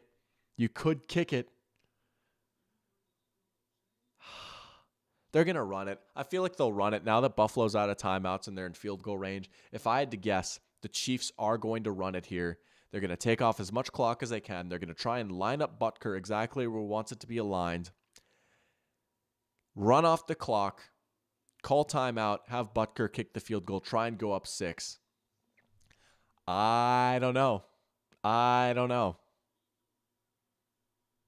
would want this first down if I'm Kansas City. They are going to pass it. Pirine leaks out of the backfield, and he got it.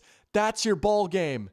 That is your ball game. Samaje Pirine ices it, and Mahomes delivers when they need it most, and all Josh can do is watch. The Kansas City Chiefs are going back to the Super Bowl. 2 times on this drive, they needed to get the first down. They put the ball in Mahomes' hands, and they got it. Oh, look at that.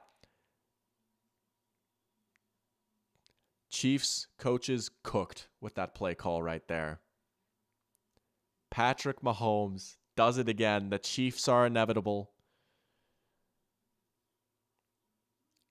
For a team that is coming off back-to-back Super Bowl titles, not to mention 8 straight or 7 straight, whatever, an insane run of AFC Championship games, one of the best dynasties that we've seen in our time.